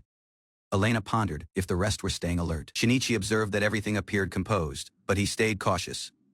With the guild shut, they possessed no choice but to gather information by asking nearby. Shinichi paused, sensing something unusual close by. A heated exchange broke out close by. A frustrated woman accused someone of entering the dungeon. Shinichi encountered a familiar man who acknowledged things remained getting harder. He at last introduced himself, suggesting cooperation was now necessary to move ahead. Introductions remained exchanged quickly. Shinichi identified his party as homeless, as Gale uncovered his position as commander under Duchess Medill. Recognition sparked. Gale recalled hearing about a party that overcame the factus dragon. Homeless fit that description. Lacking delay, a request became formed.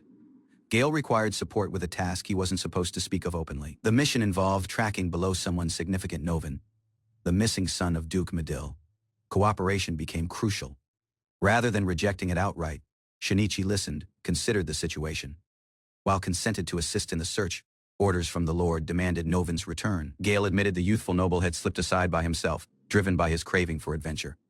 New intelligence proposed he'd arrived at the 30th level of the Mojedo Labyrinth, traveling with a skilled adventurer.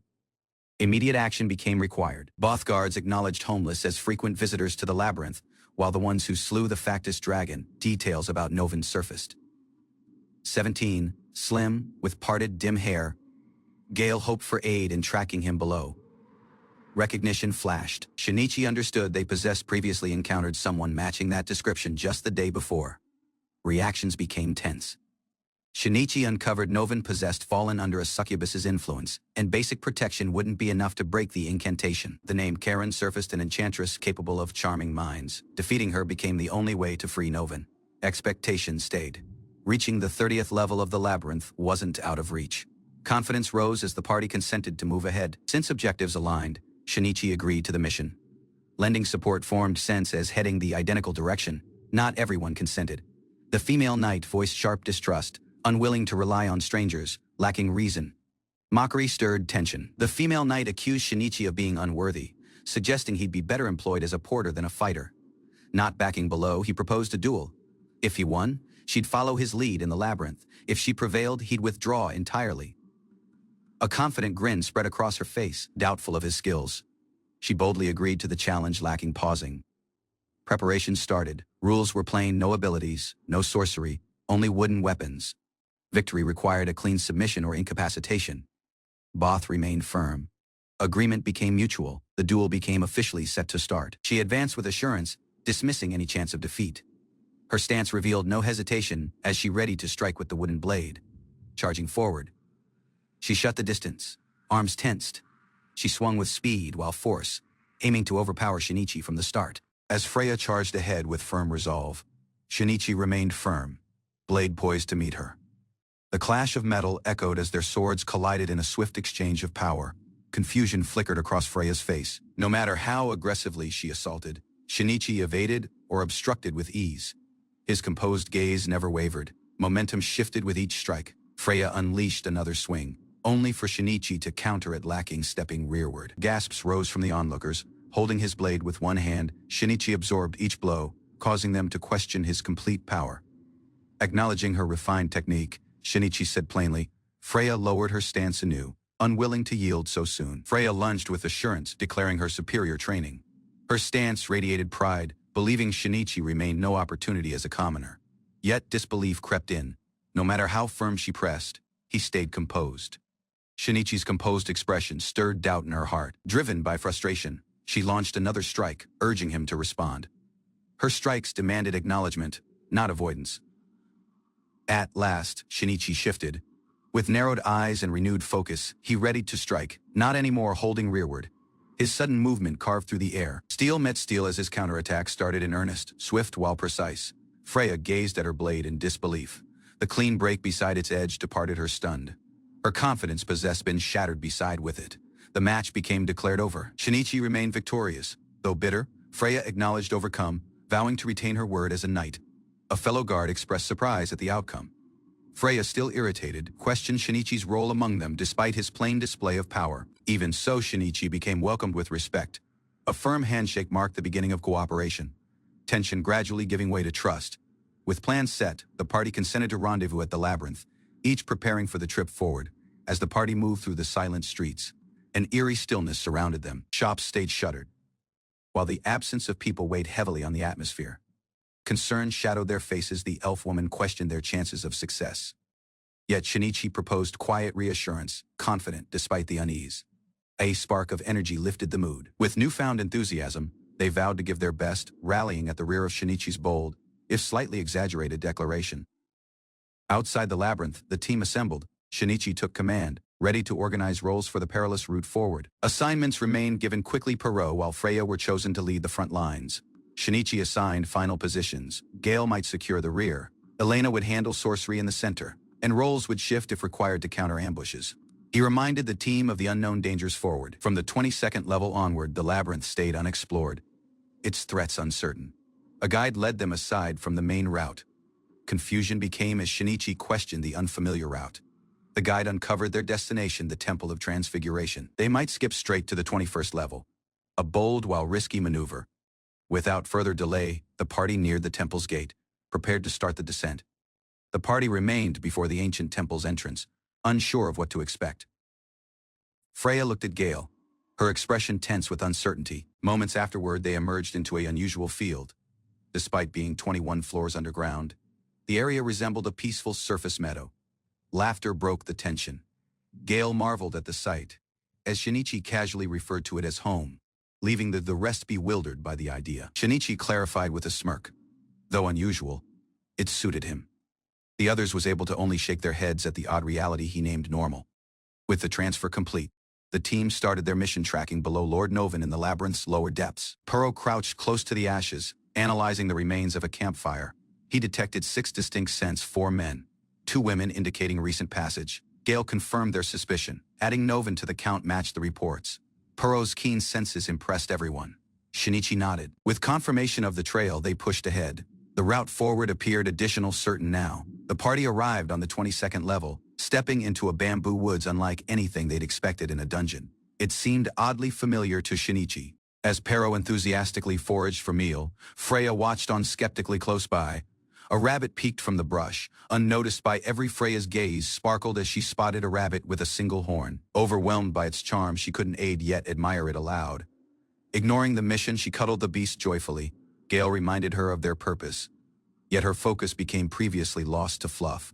Shinichi apologized for her behavior, explaining her far love for animals. Elena watched slightly embarrassed as Freya attempted to save face. Gale chuckled, offering a knight's perspective on compassion. Even so, obsession with a beast was able to be a warrior's downfall. Seeing potential, Shinichi advanced. With assurance, he readied to subjugate the horned beast. Freya gasped as Shinichi raised his hand towards the horned rabbit.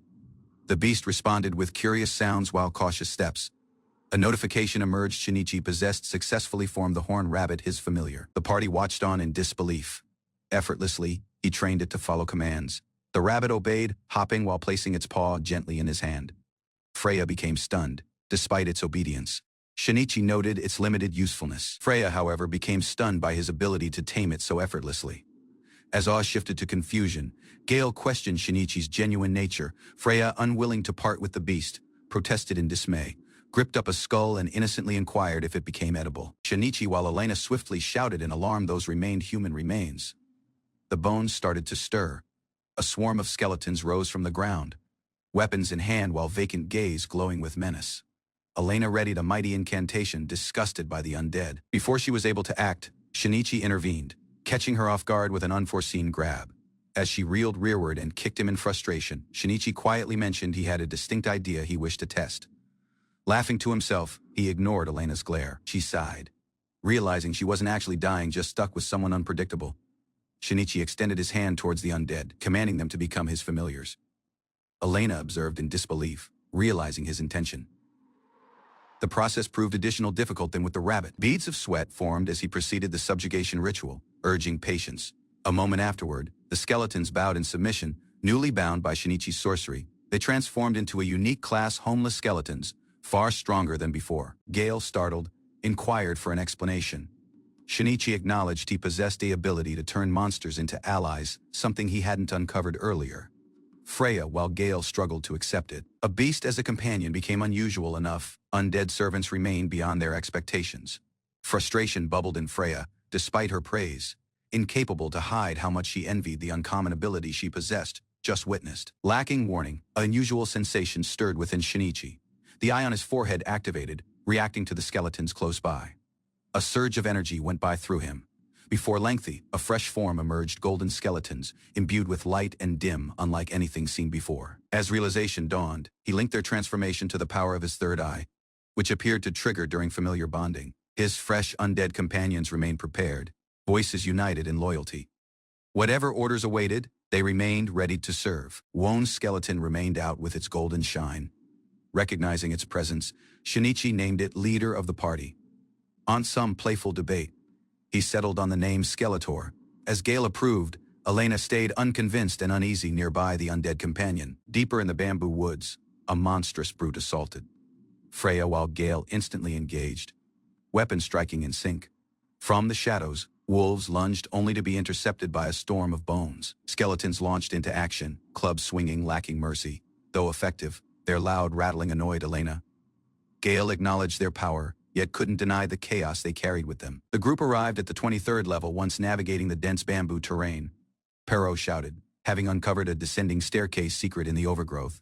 Stone steps led into a darker area below. Signs of past movement littered the ground, raising concerns about what lay forward. At the bottom, a vast swamp spread out beneath the open sky. Oversized insects hovered across murky waters. None expected a terrain shift so drastic. Progress proceeded into unfamiliar, uncharted territory. A party led by Shinichi neared the wooden pier, prepared to descend into unexplored territory. The result uncovered the insects as mojito dragonflies, a species exclusive to the Great Labyrinth. Shinichi pondered the reliability of his appraisal, suspecting his accuracy possessed improved. His companion questioned the rarity, yet there became no time for debate as the swarm became hostile. A member of the elf mages stepped ahead, raising her staff without pausing while others waited for her lead. A rapid series of fireballs erupted from her sorcery, colliding with the incoming dragonflies. Explosions burst across the dock as fireballs struck the incoming dragonflies. Wings burned mid-air as some creatures plummeted into the lake, incapable to withstand the assault. The aftermath departed the team stunned. One warrior questioned the elf's immense power, comparing it to spells from the royal court. A glowing interface emerged before Shinichi. It proposed him a choice of abilities, clairvoyance or flight, both at intermediate level. Fresh energy surged through him as the flight ability activated. Shinichi launched upward, wings of sorcery lifting him effortlessly into the air. Floating just above the ground, he stabilized his posture. Confidence settled in his gaze as he readied to test his fresh power incomplete. Shinichi hovered above the ground as his companions assembled nearby him. Some were impressed while the rest were startled by the subtle effect of the flight ability. He observed the altitude while noted its low lift. While analyzing, a large frog crept close by, its broad gaze locked on him. Abruptly, the frog lashed out its tongue, aiming to catch him off guard. Shinichi quickly reacted while seized it mid-strike. Employing appraisal, he confirmed it became a mojito frog adolescent stage. Though classified as D rank, it gripped culinary value in some regions. The girls recoiled in shock, yet Shinichi didn't hesitate. He struck the frog with precision, neutralizing the threat in a single blow. Shinichi acquired another ability, this time unlocking underwater adaptation. Though startled by his personal rapid growth, he recognized its potential usefulness. He knelt beside the overcame frog, preparing to dismantle it for materials. As they readied to leave, an unusual shape close by pulled their attention. Its size, while stillness formed, it glanced like an oddly shaped boulder. Realization struck. Shinichi and the rest froze as a sturdy odor uncovered the truth. This was no rock, but another frog, far larger and alive. Rising before them remained a towering frog, dwarfing the earlier one. Its looming form cast a shadow over the party, signaling a fresh threat possessed arrived. Confronted with the towering frog, panic set in. Shinichi and the rest shifted and sprinted below the dock, driven by instinct to flee. Once at a safer distance, they regrouped. Shinichi questioned why sorcery couldn't drive the beast aside, frustrated by the obstacle blocking their route. The elf clarified the risk. A misfired spell was able to damage the bridge, and falling into the swamp would expose them to additional threat. Rather of fighting, Shinichi proposed a retreat strategy. They didn't need to overcome the frog, only make it leave. The armored woman advanced with firm resolve, expressing her wish to contribute to the plan. The team swiftly finalized their strategy. Elena would lead with sorcery as Freya and Perot formed a diversion. Once the beast became distracted, Shinichi intended to strike during the opening. Everyone acknowledged their role, committed to making the plan succeed. As one, they neared the giant frog once additional. This time, they stood united and prepared, not anymore acting on fear by himself. Elena launched the initial strike with a barrage of stone projectiles, aiming to draw the frog's attention while shake its footing. Shards rained below. Freya and Perot charged into motion, splitting departed and right to confuse the foe and widen the opening for Shinichi. Perot launched ahead, striking the giant frog's form with every his power. The impact staggered the beast momentarily. Freya hurried in following, prepared to deliver a finishing blow. Shinichi, however, spotted something while shouted for her to fall rearward. Too late, the frog's tongue whipped through the air. Perot's attempt to shield Freya ended with him straight in the route of threat. In a flash, the frog snatched Perot while swallowed him whole. Shinichi and the rest watched on in shock as he vanished. Reacting quickly, Shinichi assembled his power and unleashed an ice strike, freezing the beast's form to halt its movements. With a fierce cry, Shinichi charged ahead. His blade slashed clean through the giant frog's form, dealing a decisive blow. The beast crumpled as blood spilled from the wound. Shinichi instantly hurried to the remains, searching for any sign of life within. Moments afterward, Perot emerged, covered in slime yet alive. Exhausted while disgusted, he coughed and wiped his mouth.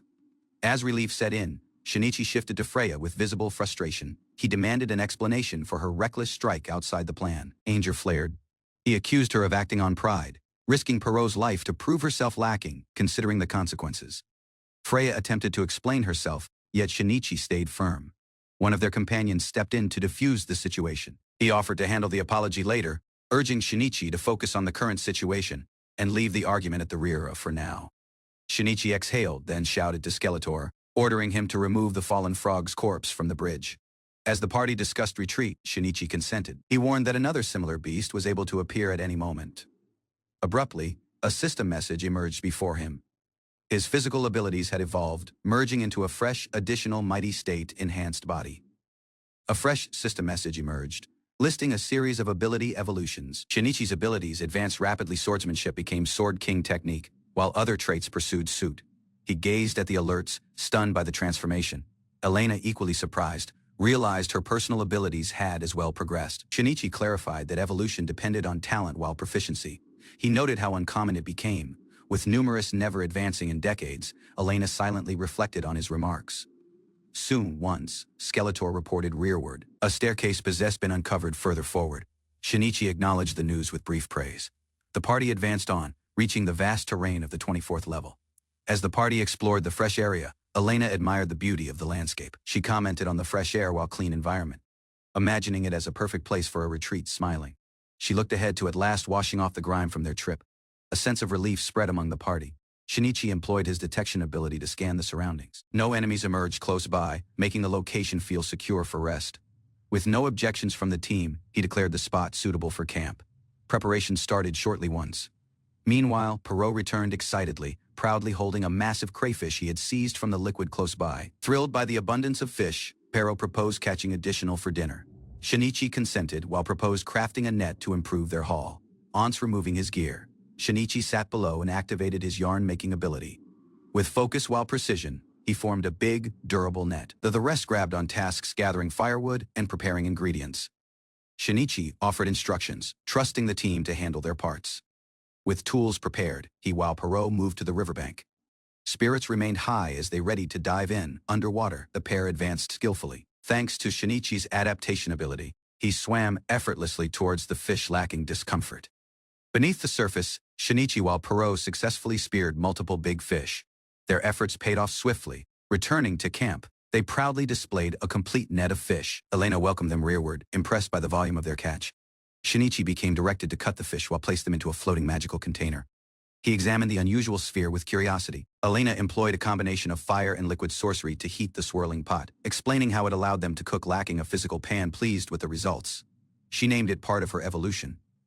Shinichi responded with light praise, joking about her title as cook of the homeless. With the meal complete, bowls of steaming soup remained served nearby the party. Shinichi named everyone to consume as one. The party assembled under the trees, enjoying the peaceful atmosphere. One member expressed surprise at how good the meal became, especially as still on duty. Compliments pursued as they tasted the meat. Elena acknowledged she possessed, added it lacking checking. The rest remained too busy enjoying the flavor to care. Realization struck some of the meat arrived from the giant frog. Shock spread across their faces as confusion set in. Unfazed, Shinichi quietly proceeded eating. He simply inquired if it wasn't still delicious, brushing off their panic with ease. Night fell as the party rested close to the campfire. Wrapped in blankets, greatest of the team drifted into a peaceful sleep. As the rest slept, Shinichi stayed awake, sipping a sip beside the fire. Freya remained close by, holding her armament on night watch. He proposed her a sip, but she declined, choosing to remain alert and concentrated on the surroundings. Freya stepped closer, her expression serious. She informed Shinichi there was something significant she required to discuss. Seated beneath tall trees, Shinichi silently sipped his tea, gaze quietly fixed on the approaching figure. With a heavy expression, the girl advanced and confessed her misjudgment, believing she could handle things by himself. Although she attempted to explain her actions, the regret in her tone uncovered she understood the risks she possessed taken. Lowering herself in a respectful gesture, she proposed a heartfelt apology for belittling their worth as adventurers. Acknowledging her sincerity, Shinichi responded with a slight grin, noting her seriousness as assuring her there became no lingering resentment. Invited to sit close to the fire, the young woman unsealed up, revealing her parents weren't nobles but renowned adventurers. Though her past proposed status, she clarified that she became, in truth, a commoner raised far from privilege. Memories of loss surfaced. Her parents went by when she was 7, pursued by her grandmother a year afterward. She described her childhood in the capital's slums, surviving with little over-instinct while resilience. Life then meant scavenging through garbage-strewn alleys, finding scraps to consume while doing whatever it grabbed to stay alive. In a dim alley, Shinichi observed as a homeless man sorted through trash, questioning if it became genuinely his place to intervene. The young woman recalled a turning point, rescuing a lost noble youth in the slums, who afterward introduced himself as Master Novin. Rather than looking below on her, Novin proposed meal, shelter, and even inquired to make her his sworn knight. She said with quiet gratitude, admitting he not only saved her life yet trained her into who she became. Despite it, a part of her still resented her parents, believing their adventuring fate stole their opportunity at happiness. She expressed sorrow, explaining how losing her parents while a dear friend possessed shaped her hostility towards adventurers. Despite the past, she shifted the topic with renewed purpose, promising to repay Shinichi while join him in searching for Novin. When inquired about a youth named Pero, she clarified he wasn't her son, just someone they'd taken in because he possessed no family. With a gentle grin, she uncovered her intent to raise him like her personal, embracing the role of an adoptive parent. Shinichi, seized off guard by her depth, silently acknowledged she was far additional complex than he had imagined. With sudden curiosity, the girl asked if she was able to touch Pero's tail, gaze broad and committed as she awaited permission. Shinichi responded cautiously, questioning her motives as she flailed in embarrassment, insisting it became pure fascination with its fluffiness. Approaching Pero, who lay unaware, she extended her hands with anticipation, struggling to contain her excitement. Upon contact, her face lit up with delight while disbelief, overwhelmed by the tail's softness, as she crumpled into bliss. Observing her intense reaction, Shinichi froze, internal alarms ringing as he recognized a potential threat zone forming before his gaze. Shinichi issued a sharp command as the skeleton servant handed him his gear nearby. The young woman alerted the rest of incoming enemies. He scanned the area urgently, searching for the threat until his gaze locked onto movement reflected in his crystal.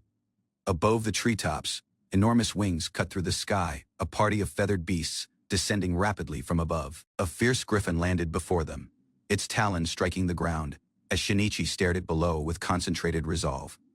Despite warnings, he advanced quietly, unleashing sorcery that engulfed the beast in a blazing, effortless counterattack. Shinichi gave a decisive order, commanding his skeletal familiars to restrain the beast before it was able to strike. Chains of dim sorcery lashed out from bony hands, wrapping tightly nearby the griffin as it roared in frustration. As allies observed with interest, he speculated on the incantation's origin, amused by how effectively his summons carried out the subjugation. Despite warnings, he stayed composed, assessing the beast's reaction and noting the slow progress of the taming gauge. Choosing an unorthodox method, Shinichi patted the griffin gently, coaxing it with soft remarks while careful strokes to win it over. As the rest doubted his method, Shinichi proposed the griffin daily pats in exchange for loyalty. And to everyone's surprise, it worked. AA system prompt confirmed success. He tamed the beast, now designated a fresh species with immense potential, the homeless griffin. The party reacted in awe. One girl melted at the griffin's fluff, as the rest pondered if she'd grown overly attached. Questions pursued about Shinichi's ability. Was he command other magical creatures? He clarified it arrived below to ability and control. Considering future plans, he grinned at the suggestion of employing additional griffins as a mode of transportation for the team. Thrilled by their success, Shinichi rallied the party to hunt for another griffin, catching some of them off guard with a sudden decision. Hours into their trek, exhaustion set in. The party wandered deeper into the woods with no plain result, frustration building abruptly. One of them uncovered something odd, scattered wooden wheels resting among the trees, signs of recent activity. Shinichi inspected the pieces closely, speculating about their origins, while the possibility of horse-drawn visitors passing through. With wild confidence, he proposed fixing the remnants employing thread while wood, rallying everyone into action despite the elf's disbelief. Major enthusiasm, Shinichi unveiled the finished project, an improvised wooden vehicle pulled by skeletons, proudly dubbed the skeleton cart. Reactions remained mixed. One companion lit up with excitement, as the elf stared in disbelief, protesting its crude design. Ignoring her resistance, Shinichi insisted she get aboard, dragging her onto the rattling cart as the rest watched on. As the skeletons started pulling them ahead, panic overtook the elfish Shinichi, and the youth enjoyed the chaotic ride. They rumbled through the forest, the cart shaking wildly at the rear of them, complaints of sore hips echoing below the trail. Shinichi and his group reached a stairwell secret far in the woods, leading them below to an unforeseen lower level. They emerged onto the 25th level, a vast open field packed with swaying crops that grabbed Shinichi completely by surprise. Overwhelmed with joy at the sight of rice, he celebrated loudly, thrilled by the opportunity to consume his favorite meal anew. His companions, however, stared in confusion, unsure why a simple grain sparked such childish enthusiasm. As he eagerly named them over, they questioned if rice even existed in their realm, or if Shinichi possessed gone mad. Deeper in the dungeon, the party encountered an ancient structure columns rising high, nestled between trees and stalks of grain. Gathering at the front, they examined a big stone monument etched with unfamiliar writing within the temple's entrance. The elf confirmed it became the Temple of Transference, a place stated to connect dungeon floors. Shinichi proposed trying it out. A system message confirmed activation. Shinichi now had a transfer point and was able to revisit the level whenever he pleased. Overjoyed, he clarified to the puzzled elf that this meant unlimited access to rice, a discovery, additional significant than any treasure. With a connection to the surface now established, the group readied to continue their trip, skeletons pulling the cart ahead once additional. As they pursued the greatest efficient route, the elf pondered aloud if they were close to catching up with Novin. Shinichi stayed concentrated. A moment afterward, the skeletons notified him of a stairway forward, signaling the following phase of descent. They entered the dungeon's 26th level, an expansive, ancient stone chamber cloaked in eerie stillness while shadow. Reorganizing their formation, the Knight Commander advanced, ready to take point in the deeper, more perilous levels forward. A dim hallway stirred with movement. Shinichi's alert-triggered threat neared quickly, and action was required instantly. From the shadows emerged a horde of zombies, their grotesque forms staggering ahead like an eerie welcoming committee. Reactions varied: disgust, dread, while frustration. As the elf panicked, Gale clarified the harsh truth: only headshots might stop the undead. Shinichi leapt into action, igniting a magical flare that unleashed an enormous elemental blast into the foe ranks. As additional zombies shut in, he ordered Skeletor and his minions to respond, struggling to stay forward of the relentless assault. Shinichi's skeletons gripped rearward the zombies, but the elf cautioned of another wave closing in from the opposite passage. Additional undead marched forth in overwhelming number. Concern became as they understood this level became crawling with enemies. Unfazed, Shinichi smirked. The creatures remained weak enough for him to control, and he started casting his subjugation incantation. With a gleam in his eye, he rapidly added once foe to his growing undead roster, rallying them like recruits.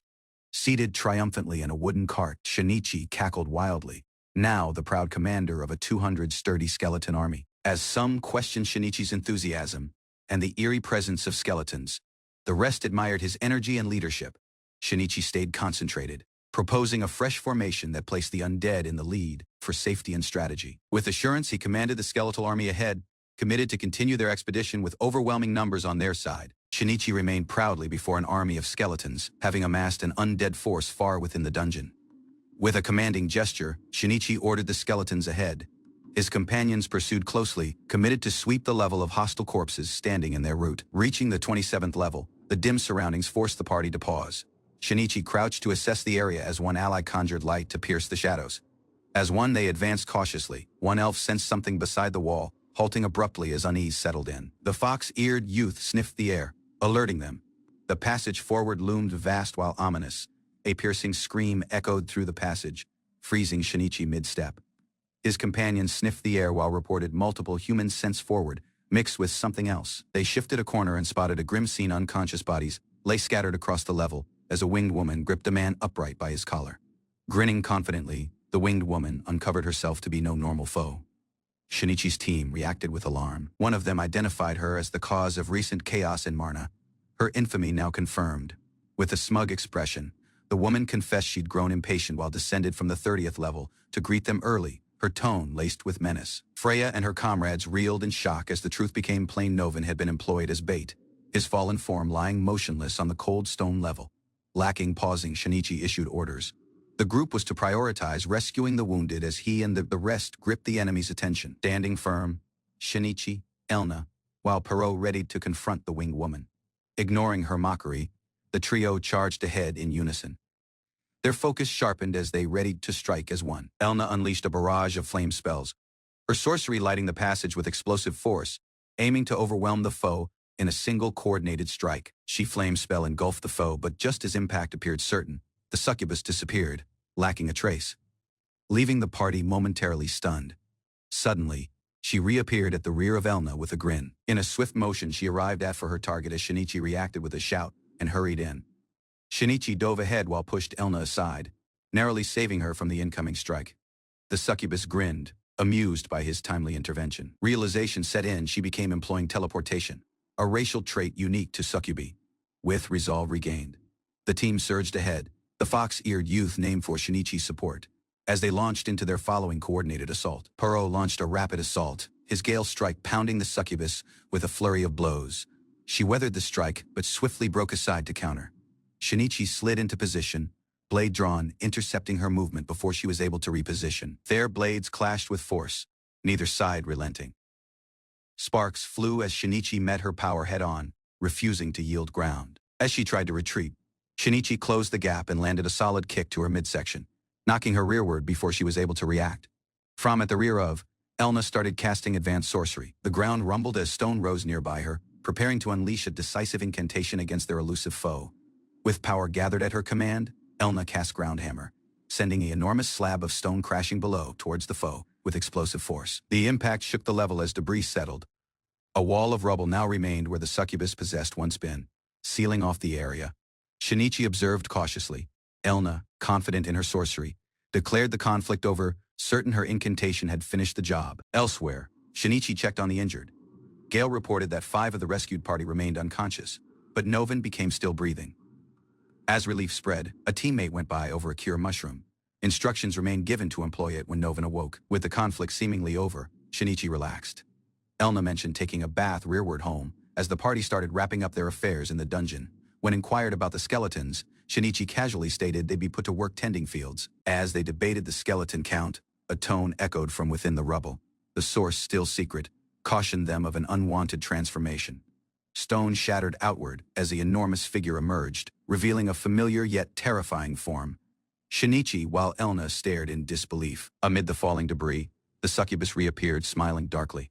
Her tone dripped with contempt as she declared their efforts insufficient to carry her below. Hovering above the rubble, the succubus revealed her transformed form, demonic, mighty, and not anymore hiding her genuine nature. Her gaze intensified, while an overwhelming pressure radiated across the chamber. Shinichi's team staggered, stunned by the surge of magical force, now suffusing the air.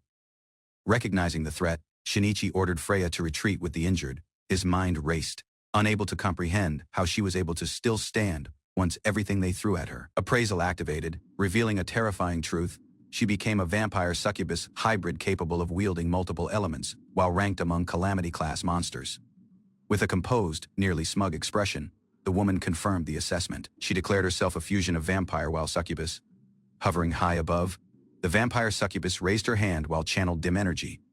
Her tone rang out with sadistic promise she intended to drain them alive. Sorcery circles glowed across the level as she summoned a line of human-shaped figures. Her call possessed revived over just beasts. An enormous party emerged, silent, armament-wielding humans under her control. Their vacant expressions sent a chill through the chamber. Shinichi's party recognized them at once. These remained the missing villagers of Marna, now bound to her will through dim summoning. Mocking laughter echoed above. With twisted delight, she commanded the enthralled villagers to battle, forcing them to conflict their personal kind for endurance. Within the torch-lit dungeon, adventurers draw their weapons as a grotesque demoness makes her entrance. Her sadistic laughter echoes off the walls, signaling the start of a merciless slaughter. Tension grips the assembled fighters as they face an overwhelming horde. At the far end, the winged foe watches smugly from above, relishing their uncertainty. Unshaken, Shinichi takes command, flanked by his loyal undead lieutenant. He prepares for a counteroffensive with eerie composed. Lacking pausing, he raises his hand and issues a decisive command to engage. In unison, countless skeletons surge ahead, silent, relentless, and prepared for conflict. Shinichi ordered Gale to withdraw with the rest, urging them to avoid being seized in the conflict. The knight hesitated yet acknowledged the command with a firm nod. Freya advanced, determination burning in her gaze. Despite being informed to retreat, she pleaded for the opportunity to join the conflict. Gale cautioned her of the risks, pointing out the vast difference in power between them and the enemies forward. Even with threat looming, Freya's resolve didn't waver. She chose to stand while battle proudly as a knight. With armament in hand, she joined Shinichi, prepared to contribute. Though unsure of her impact, she vowed to support him with every she possessed. The demoness hovered above, shouting for her followers to prove their loyalty.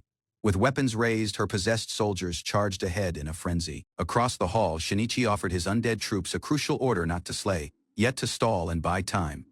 Clashing steel rang out as the initial attackers met the skeletal defenders.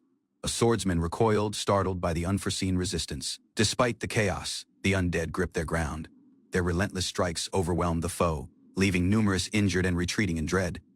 Shinichi observed the battlefield quietly, noting the difference in power. His tone became sharp, mocking the demoness whose summoned pawns now faltered. A loud clang echoed through the passage as the demoness abruptly emerged before Shinichi, blades whirling nearby her in a deadly spiral. She extended an invitation laced with mockery, offering Shinichi a place at her side. He declined coldly, unwilling to align with a creature. Lacking warning, Shinichi seized her blade mid-swing, halting the strike with sharp gaze locked on hers, unwavering. Another figure dashed toward the battle, but the demoness intercepted with brutal precision, dismissing his presence, lacking pausing. With a single blow, she sent the youth flying. Her expression twisted with disdain as she sneered, declaring her hatred for children. Freya, burning with rage, charged the demoness once witnessing Perdono fall. Her weapon raised, she dashed ahead, lacking pausing. Turning her rearward with disdain, the demoness muttered her annoyance, plainly unfazed by the charging knight. Shinichi remained prepared, watching the exchange closely. Before Freya was able to strike, a sudden blast erupted. The explosion consumed the area, leaving flames and debris at the rear of. Amid the destruction, Shinichi gripped the injured Freya gently. He reassured her with composed remarks. Accepting the strike's inevitability, hovering overhead, the demoness declared the end of games, now fully intent on eliminating them one by one. Elna reappeared while quickly landed a devastating slash across the demoness's rearward. Her sudden entrance shifted the battlefield's momentum, if only briefly. Yet the demoness recovered swiftly, mocking Elna's foolishness. Before anyone was able to react, Shinichi launched binding threads to restrain her movements. Seizing the opportunity, Freya charged anew, armament drawn. Yet the foe countered with ease, striking a lethal blow at close range. Coldly, the demoness restrained both girls, stabbing one as promising to drain their blood afterward. Her tone stayed composed, nearly amused moments afterward. Silence fell. Freya, Elna, while the youth lay injured and motionless, the cost of confronting the creature possessed been high. With only Shinichi remaining, the demoness floated above, impressed by his abilities. She acknowledged his sorcery nullification, while versatility with growing interest. Abruptly, she dropped below from above, catching him off guard. Her speed became unnerving, her presence overwhelming. Amid swirling energy, she declared her intent to make him her favorite. Shinichi was able to only brace himself as her transformation intensified the gap in their power. Her sinister influence shut in. She demanded his submission, pressing her will to turn him into a loyal servant. Shinichi responded defiantly, drawing on decades of mental fortitude. Composed while unwavering, he rejected her offer with sharp conviction, refusing to be anyone's pawn. He unleashed his energy in a blinding surge, declaring his identity with pride. The demoness recoiled, seized off guard by his force of will. Breaking the magical seal with sheer determination, he shattered the bonds that once attempted to enslave him. With a confident smirk, Shinichi remained his ground. The demoness lashed out in frustration, summoning him worthless as charging in for the slay. Just then, the fox-eared youth sprang into action, his tone trembling with anger as he launched a surprise assault to defend Shinichi. Striking her squarely, he roared a vow of forgiveness while justice. Though youthful and minor, something in him formed her recoil in disgust. Shinichi tended to Elna while Freya, both weakened yet still alive. Despite their wounds, they possessed endured the worst while survived the demoness's rampage.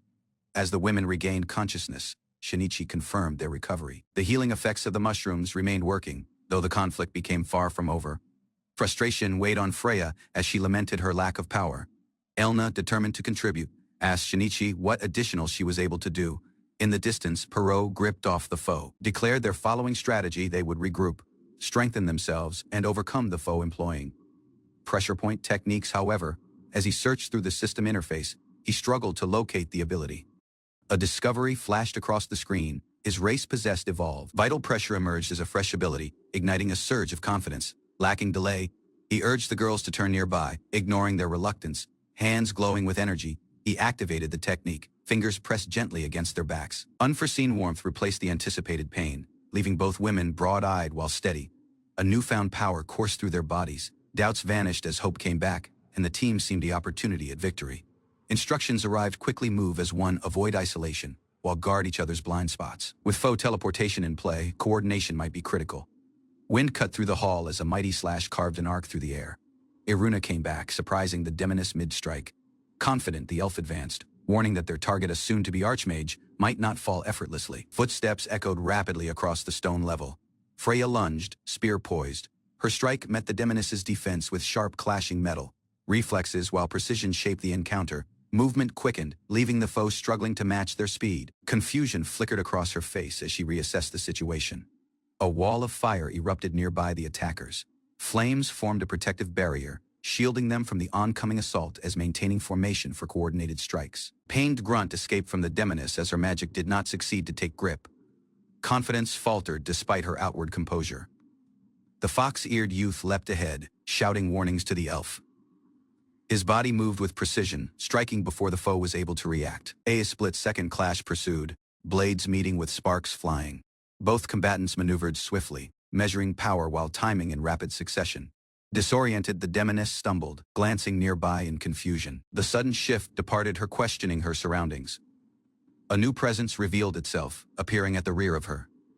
Realization struck too late as another challenger forced her attention aside from the ongoing battle conflict. Ended in the underground labyrinth. Survivors stood cautiously, assessing the overcame foe, the chamber packed with silence and tension. Within a vast stone chamber, Karen remained tense, her form scarred from earlier battles, the foe forces shut in. Weapons drawn while unwavering. Overwhelmed by pressure while dread, Karen clenched her teeth, a sharp cry escaping as her composure started to crumble. Meanwhile, Shinichi observed a close-by passage littered with fallen foes. Advancing in formation, skeletal warriors emerged, signaling the collapse of resistance on that front. Karen staggered backward, blood dripping from her wounds. Shinichi issued a final warning, declaring freedom for the citizens as the final threat remained weakened before him. Abruptly, she struck the ground with a burst of rage, unleashing a violent shockwave. Karen's gaze narrowed with contempt as she issued a final threat. With a swift motion, her form started to fade into swirling energy, vanishing from the battlefield. Panic spread among the defenders. The armored woman lunged ahead in pursuit as another cried out. Realizing Karen was attempting to flee, a mighty slash of wind became launched to intercept her, but it struck vacant air. Confusion pursued as they scanned the area. One inquired about Shinichi's whereabouts. In a quiet passage, Karen slowed her steps, muttering in frustration. She resented being underestimated. Bleeding and bitter, she plotted revenge, unaware that someone close by had previously heard her whispering plans. Lacking warning, Shinichi lunged ahead while struck Karen with precision. Blood erupted from her rearward as the sudden strike seized her completely off guard. Karen twisted in pain, struggling to understand how he pursued her. At the rear of her, Shinichi stepped quietly through the passage. He uncovered his strategy, employing a secret technique. He had secretly attached a web to her before teleportation. She never spotted his presence. Injured while crawling, Karen attempted to rise. Yet the damage became too severe. While blood poured from her mouth, Shinichi demanded a response. Karen lifted her head, fury burning in her gaze, while shouted her final hatred through clenched teeth. He remained over Karen's weakened form, blade aimed with finality. He reminded her of one truth: her overcome arrived at the hands of a mere human. Moments once the killing blow, Karen's form disintegrated into particles. Shinichi observed the remains fade, reflecting silently on the conflict while her appearance. A system prompt emerged before him, offering the opportunity to inherit abilities from the fallen succubus. When inquired about his disappearance, Shinichi clarified the teleportation tactic he had employed to follow Karen. The party received the news with relief. With Karen eliminated, the brainwashing threat became over, while they praised Shinichi for his decisive action. Shinichi reassured the youthful beast, Youth Perot, placing a hand on his head. Though the foe was mighty beyond measure, even overwhelming force couldn't shake Perot's expectation. Perot, uncertain about his own strength, questioned whether he was able to defend the rest. Her gaze widened in disbelief as she blurted out the truth she possessed, just heard, struggling to process it. He hesitated, trying to compose the rising tension. The young woman pressed him for answers, realizing holy beasts remained not a myth. With the seriousness of the revelation, Shinichi pleaded for secrecy. The young woman, flustered but bound by duty, cautioned that guilt punishment awaited if the truth got out. Confronted with the risk of losing Perot, a compromise was proposed. She was able to touch his tail and ears in exchange for silence. Understanding dawned on her face. A secret became being protected not for power, yet for something as simple as a fluffy tail. An armored man neared. Acknowledging the conflict's end, relief swept over both as they understood they survived against overwhelming odds. Another figure emerged, offering an apology. Controlled by outside forces, he expressed sincere regret for everything caused under manipulation. Focus shifted to rescuing the rest. With guilt at the rear of them and clarity restored, the party ready to guide everyone safely rearward to the surface. Marching skeletons trailed at the rear of Shinichi as he responded to a remark with a grin. He intended to put them to work, not as warriors, yet as laborers in the fields. Citizens packed the street, watching the returning party. Relief swept over Marna. Though the hero claimed self-interest, numerous noticed his actions as sacrifice. A minor pouch became proposed. Within remained seeds, gifts for his farm. The gesture startled him, yet it became welcomed. Farewells pursued swiftly. Smiles replaced fatigue while companions parted ways with hopeful remarks for the following meeting. Steps slowed as the trip arrived to an end. Jokes remained exchanged while thoughts shifted to rest. Multiple days afterward, the farm bustled with life. Skeleton workers toiled in the fields as their human overseers enjoyed the smoother workflow. A fresh crop became being readied with enthusiasm. With a simple chant, a skeleton familiar rose from the ground. Curiosity sparked as one companion inquired about the seeds Gale possessed given them earlier. Karen's tool now served their harvest. The skeletons responded with eerie cheer, proud of their dedication. Fresh produce arrived in time. They encouraged one another to taste the results as questions about Gale's seeds lingered. A colossal watermelon packed the cart. Gaze widened in amazement.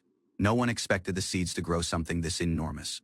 Astonishment spread across the party. None of them possessed ever seen a watermelon this enormous summoning. Its sweet only half described its size. It was far too big for 3 people to consume by himself. Unsure what to do with it, he muttered Gale's name, wishing for guidance. When asked if Skeletons was able to consume it, one quietly replied their only sustenance was kindness. Their dry humor lingered in the air. Plans shifted, deciding to carry the giant fruit to Marna. They shifted to leave, but something seemed wrong in the wind. Abruptly, black feathers rained from the sky. Everyone froze, their light-hearted moment shattered by the sudden sign of incoming threat. Ground trembled beneath their feet. Confusion spread quickly. How was able to an earthquake occur on such a high level? Before anyone was able to react, the massive watermelon slipped loose. Realization struck too late as it rolled towards them with increasing speed. Panic replaced surprise. They shifted and fled, the enormous fruit threatening to flatten everything in its route. Questions flew as the party speculated about the tremor's origin. Returning to Marna appeared inevitable, despite just escaping chaos. With the watermelon in pursuit, frustration boiled over. Shinichi shouted Gale's name, convinced this disaster became no coincidence. A second tremor rolled through the area, stronger than before. Though puzzled, they noted how little the city had altered since their final visit. Curiosity briefly overtook caution. Iruna lit up at the sight of shops, keen to explore, only to be met with a firm refusal. Familiar voices interrupted, used while another young woman greeted Iruna with open arms. Hugs remained exchanged, albeit with awkward sniffing that earned swift protest. Playful bickering pursued. Iruna struggled to break free as being scolded for making the rest worry so much. As the reunion settled, Shinichi stepped aside silently. For once, he allowed himself a moment to breathe while observing every. Freya arrived unexpectedly, summoning out to Shinichi. She uncovered her mission, an order from the capital to locate someone known only as the homeless. With a composed grin, she clarified her task arrived straight from Duchess Medill. The invitation became official, while the deadline possessed arrived. Shinichi questioned the purpose. An invitation from the Duke sounded far too grand for someone like him, Freya insisted he, come beside. Attention shifted to Perot. Freya insisted he too should visit the royal capital, sparking worry in Iruna over proper clothing. Confusion spread. Shinichi voiced what everyone believed. Why might a noble want to meet a youth like Perot? Shinichi exploded in disbelief, cursing Gale for reporting Perot to the Duke at the rear of his rearward. Freya, however, confirmed it became previously done. Visions of Gale's smug expression packed Shinichi's mind. Between the eavesdropping while the watermelon fiasco, he swore vengeance at their following meeting. Despite frustration, he relented. The offer to visit the capital, he was informed, arrived with no secret motives, only goodwill. With unanswered questions piling up, he consented to go. Earthquakes, holy beasts, while secrets demanded answers only the capital might grip. Their minds still buzzing, the party agreed to Freya's invitation. A carriage became prepared, and so was the road forward. Talk of the royal mansion sparked excitement. Iruna and Perot imagined grand meals and luxury, their gaze fixed on the believed of endless delicious meal. The light dimmed when a friend tearfully clung to Iruna. She had hoped for additional time as one, and was heartbroken to see her leave anew. Reassurance arrived with a heartfelt embrace. Despite the distance, they promised their bond might remain sturdy. Soon once, the party departed by wagon. Within the carriage, Freya silently indulged herself, burying her face in Perot's fluffy tail with blissful satisfaction. Shinichi's tone cut in. summoning it what it became fluffy harassment. Perot begged for aid as Freya proceeded lacking shame. Freya apologized earnestly for her earlier behavior, as Perot watched unimpressed. Shinichi while Iruna sat close by, trying to rest.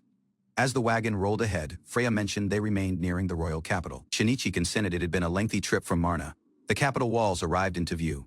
Excitement rose as the city at last emerged before them. Passing through the gate, the party entered the capital home of King Logus, towering spires while bustling streets welcomed their arrival. Crowds bustled through the capital's lively plaza as Shinichi, while his companions formed their way past market stalls and watchful townsfolk. Within the moving carriage, the party observed the towering architecture with broad gaze. Compared to Myrna, everything seemed enormous and complete of energy. Their trip ended at an elegant estate surrounded by sculpted gardens, while marble steps. The mansion remained tall, radiating authority, while wealth. A companion clarified it became merely the Duke's secondary home. His primary residence was even additional extravagant and vast. Walking toward the entrance, Shinichi marveled at the fortune at the rear of such grandeur, silently comparing it to the life he once knew. Guards welcomed the party into the estate, though their stern warning formed it plain that disrespect wouldn't be tolerated. Shinichi stayed composed despite the tension. As they moved deeper within, a butler guided them through the ornate halls. Shinichi grabbed quiet note of the formality while grandeur surrounding him. Within a grand chamber, the head of the Medill family awaited. He acknowledged Shinichi's role in saving his son while wished to learn additional about his guests. Each member introduced themselves. Frederica's name, however, triggered an immediate reaction from their host.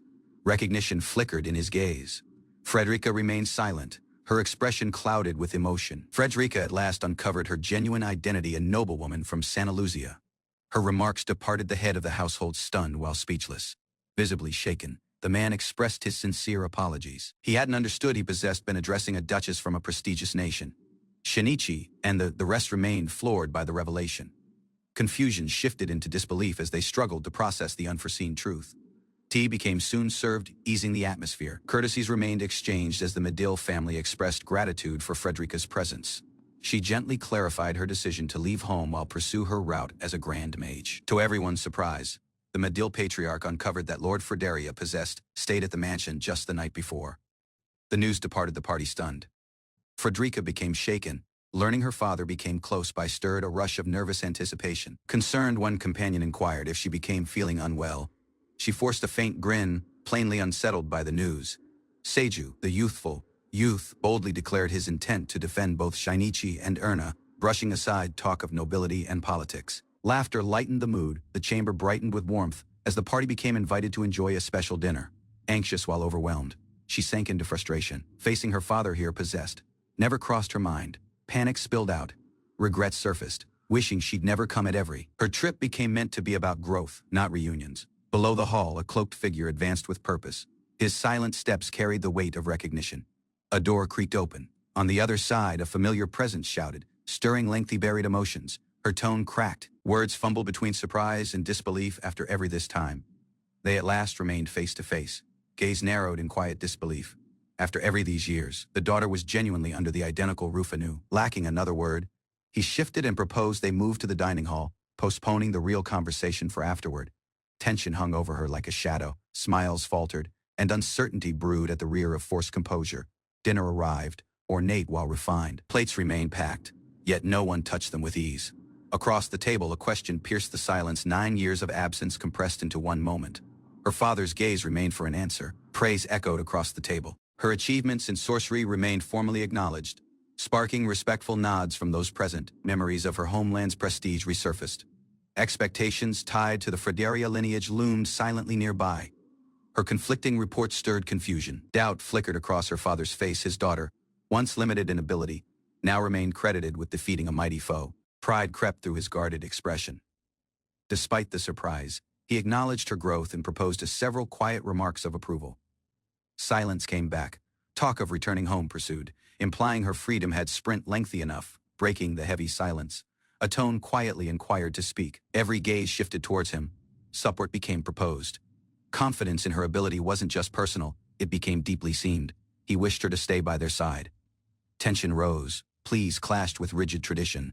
A father's authority met with the will of an outsider, gaze sharp as steel. The elder issued a warning. Remarks now carried threat rather of weight. She remained her ground. No hesitation stayed as she declared her wish to continue walking her personal route as an adventurer. Rules while expectations weighed heavily. Her lineage demanded a future bound to nobility, not freedom. Under moonlight, a memory resurfaced, a vow to become major, spoken in solitude. Courage grabbed root in defiance. Doubt struck from across the table. Her father dismissed the dream as out of reach, denying the request, lacking pausing. She declined to yield. With firm resolve, she declared her growth, her will, while her determination to retain going. Time became given barely, several days to prepare. Not for triumph, yet for her forced return. Frustration boiled over. Time was limited. But there was still an opportunity if they was able to prove her worth. The decision might change. Committed, she declared her intent to be recognized across the table. Calm came back as the rest resumed their meal. Morning arrived with tremors while exhaustion. As some struggled to rest, one stayed peacefully asleep, unaffected by the unrest. With little to do, a walk appeared like the best idea. Steps carried them outside, past the peaceful estate grounds. Curiosity led to discovery. Amid broken wood and rubble, Shinichi located value where the rest noticed only waste. Tools remained requested, while access granted. Shinichi possessed a plan yet didn't explain why. By the time the sun shifted, his work remained tall. A wooden statue, crafted in Aruna's likeness, captured everyone's attention. Elsewhere, Duke Frederica became spotted walking by himself. A familiar face greeted him with polite curiosity. Questions arose. His daughter's boldness departed him unsettled. He acknowledged he hadn't seen her while became now searching. Turning the corner, he froze. Before him remained a wooden replica, bold, exaggerated, while unmistakably her. Piercing stare fell on the wooden statue's creator. Shock simmered beneath the Duke's composed expression. Lacking pausing, he demanded a favor: dismiss his daughter from the party. Shinichi remained firm, asking why he should comply. A bag of gold hit the ground. Bribes remained proposed, reasoned through rank while convenience. To the Duke, outcome mattered over method. 50 gold coins gripped no appeal. Neither did a noble title. The offer became dangling influence while power. None of it mattered. Shinichi declined it. Every loyalty said louder. Iruna wasn't for sale, she became his companion. Sorcery surged from the Duke's staff. Power assembled quickly, swirling into a violent incantation aimed straight at Shinichi. The blast erupted, consuming the area in flames. Smoke while debris blanketed the space. Panic echoed through the air. Quietly, the Duke apologized for the destruction, dismissing the violence as a necessary mess. Bystanders observed in disbelief. Out of the smoke stepped Shinichi, unscathed. His tone was steady, gaze locked ahead. Sorcery possessed no effect on him. Retaliation loomed. The Duke unleashed another incantation. Flame while wind roared, yet determination became about to meet resistance. Spells collided in midair, unleashing a violent shockwave. Yet from within the smoke, Shinichi remained unharmed. The Duke fell to the ground, staff slipping from his hand. Dread replaced authority. His attacker remained composed, undeterred. Before words was able to settle, tremors started to rise. Cracks split the ground beneath them, sending everyone on alert. Shock rippled through the courtyard. The tremor wasn't normal. Panic crept in as the shaking intensified. Masonry cracked. Shouts echoed. Orders remained given to evacuate. Whatever this became, it wasn't over, while it wasn't natural. Plans remained set. Survivors might be advanced to the warehouse basement for safety. Everyone scrambled into action, despite the threat. The Duke hesitated. Dread over losing his daughter grabbed grip, overriding his earlier pride. Reassurance arrived quickly. Aruna wasn't fragile, she became destined for greatness.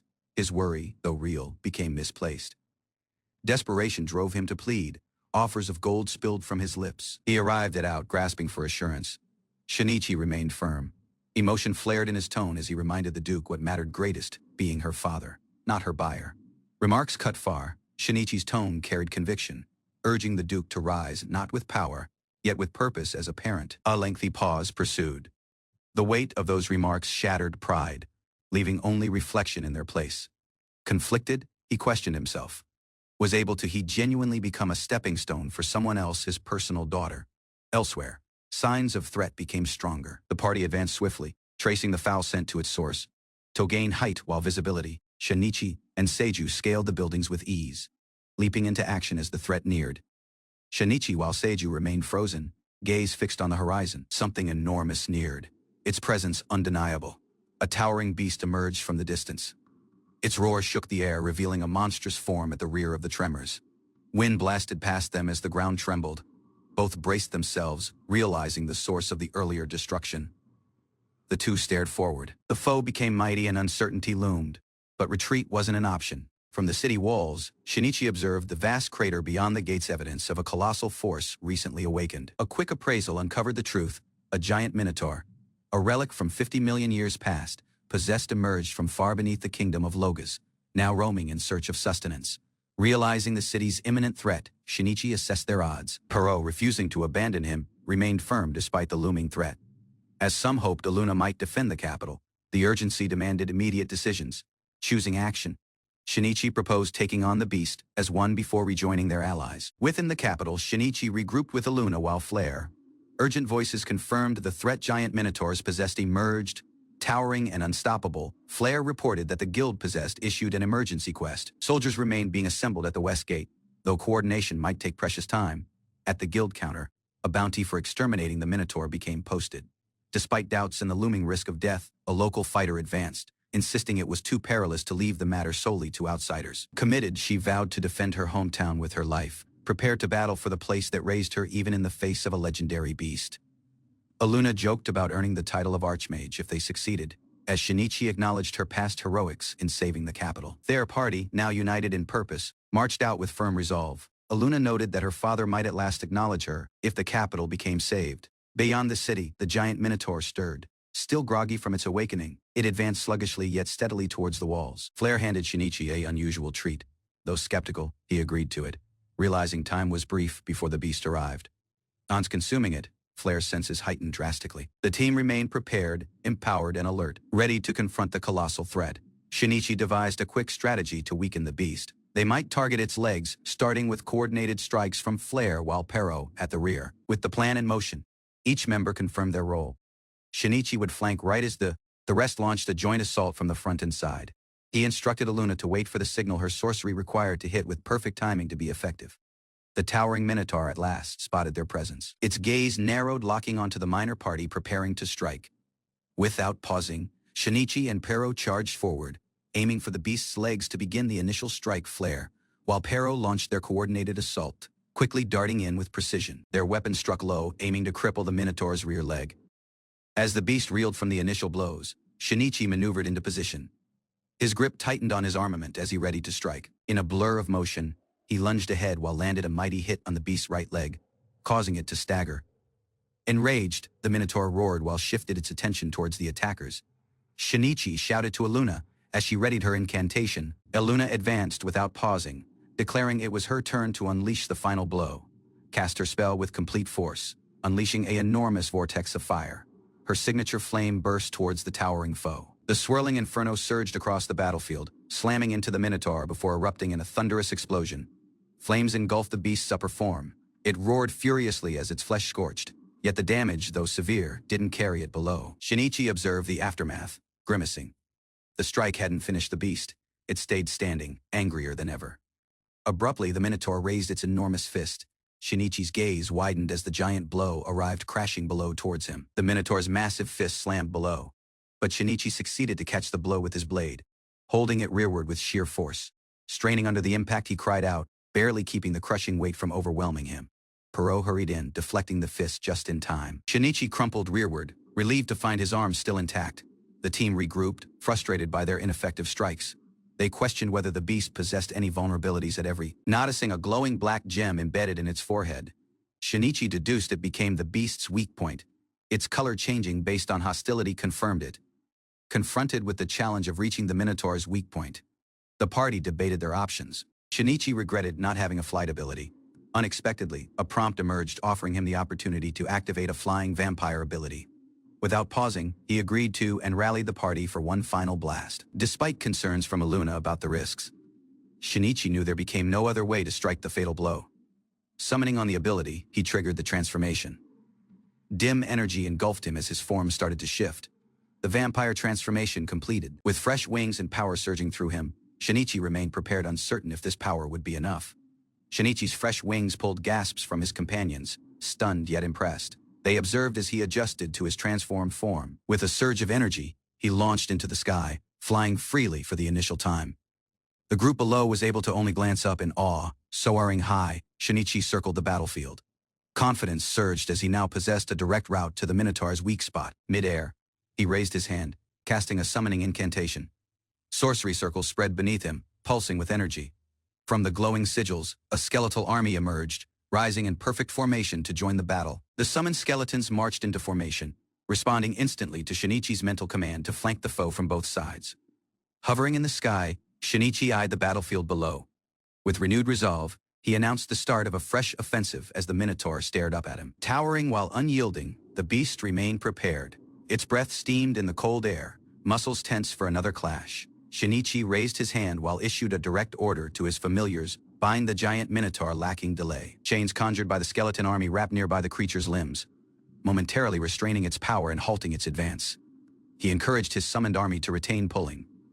The skeletons strained in unison, dragging their chains with relentless effort. The Minotaur struggled, its limbs bound while movement restricted as Shinichi neared with steady determination. In a fit of rage, the beast roared loudly, thrashing against its restraints. Shinichi remained firm, unshaken by the fury. With the foe distracted, he understood the moment possessed come. Everything rested on his following strike.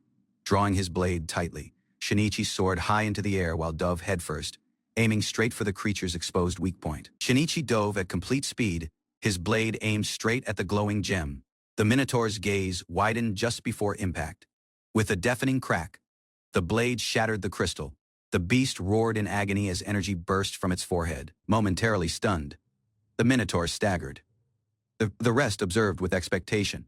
But Shinichi knew the conflict wasn't finished yet, despite its weakened state. Its hide stayed too tough for sorcery by himself. Iluna's flame burst wouldn't be enough to carry it below. Named upon his skeletal army once additional, ordering them to launch a final coordinated assault from every sides. Iluna acknowledged she possessed no incantation stronger than flame burst. Shinichi, realizing they still lacked a finishing move, resolved to buy time. At that moment, a tone interrupted. Iluna shifted in surprise to find her father approaching, staff in hand offering his aid. He quietly inquired her to stand beside him for one incantation. Despite her shock, she complied, recalling how he once taught her sorcery. As one, they started channeling their power. Her father cautioned it was a gamble, but Iluna concentrated, gathering energy cautiously. With hands united, they readied to unleash a uncommon and mighty incantation special class magic. Iluna's sorcery started to surge uncontrollably. Her father urged her to endure the incantation they remained casting required, surpassing their limits. She hesitated, questioning her power. He reminded her of her ambition to become an archmage. With composed certainty, he declared that a parent should not bind a child yet elevate them. Shinichi, sensing threat, ordered his skeletons to retreat from the blast zone. She inquired if living freely became acceptable. Her father encouraged her to make the realm know her name as a major mage. Together, they released a wave of powerful sorcery, flames roaring as their combined incantation surged towards the foe. Iluna, while her father unleashed the Megiddo strike, a torrent of devastating special class sorcery. The overwhelming blast surged ahead, aimed straight at the restrained Minotaur. The impact exploded on contact. Shock waves shattered the earth, engulfing the Minotaur in a blinding burst of force while flame. An explosion tears through the chamber, hurling stone while smoke in each direction. Amidst the chaos, a lone figure stands firm within the blast's epicenter. From the heart of a far crater, Shinichi gradually emerges. Steam coils upward as the cracked terrain bears witness to his overwhelming power. Stunned by the display, the party of warriors watches in silence. Unease settles among them as the magical aftershock lingers in the air. Close by, a sharp-eyed elf assesses the damage. She recognizes the technique as high-level sorcery proof of advanced mastery, while potential. Recognition hits abruptly, her tone rises, trembling, as she realizes the mage before her seems none other than her personal father. The elf woman urges her father to rest, reminding him of his age. Meanwhile, Shinichi approaches from the distance, wings unfurled while gaze fixed forward. An enormous, smoldering beast lies crumpled at the center of the crater. Shinichi surveys the scene, recognizing the fallen beast's terrifying size while power. Abruptly, the creature stirs. Shinichi watches as it pushes against the ground, rising anew with burning gaze while renewed force. The beast locks gaze with him. Though visibly weakened, its presence remains threatening. Shinichi braces himself for what's to come. Despite its injuries, the beast stands tall once additional. Its power may be fading, but the battle seems far from over.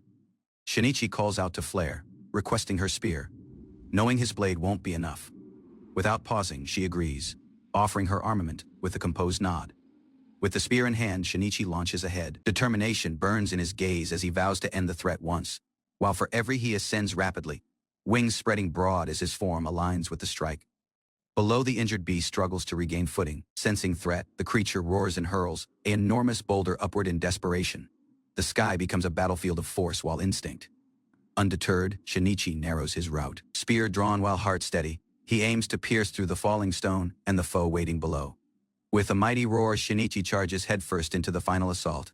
Determination fills his face as he prepares to strike the fatal blow. Closing the distance in an instant, he drives the spear straight into the creature's forehead. The beast reels, incapable to react in time. Blood erupts from the wound as the beast howls. Its towering form crashes violently into the crater below, leaving the earth fractured beneath it. Catching his breath, Shinichi surveys the scene, uncertain if the conflict holds genuinely ended. Observers glance on, recognizing his overwhelming power. Meanwhile, distant soldiers arrive at the scene. Their expressions shift from disbelief to awe as they witness the aftermath of the impossible victory. A squadron of skeletal soldiers abruptly appears, sending the human troops into a panic. Frederica swiftly calms them, clarifying the undead are allies. When inquired about the overcame Minotaur, Frederica denies any personal involvement. Not far aside, Shinichi strikes a confident pose beside his companions. Pride shines on their faces as he gestures towards their team's accomplishment. In response, Frederica introduces the elf woman beside him as his daughter. Her presence seems to carry greater significance than her title by himself.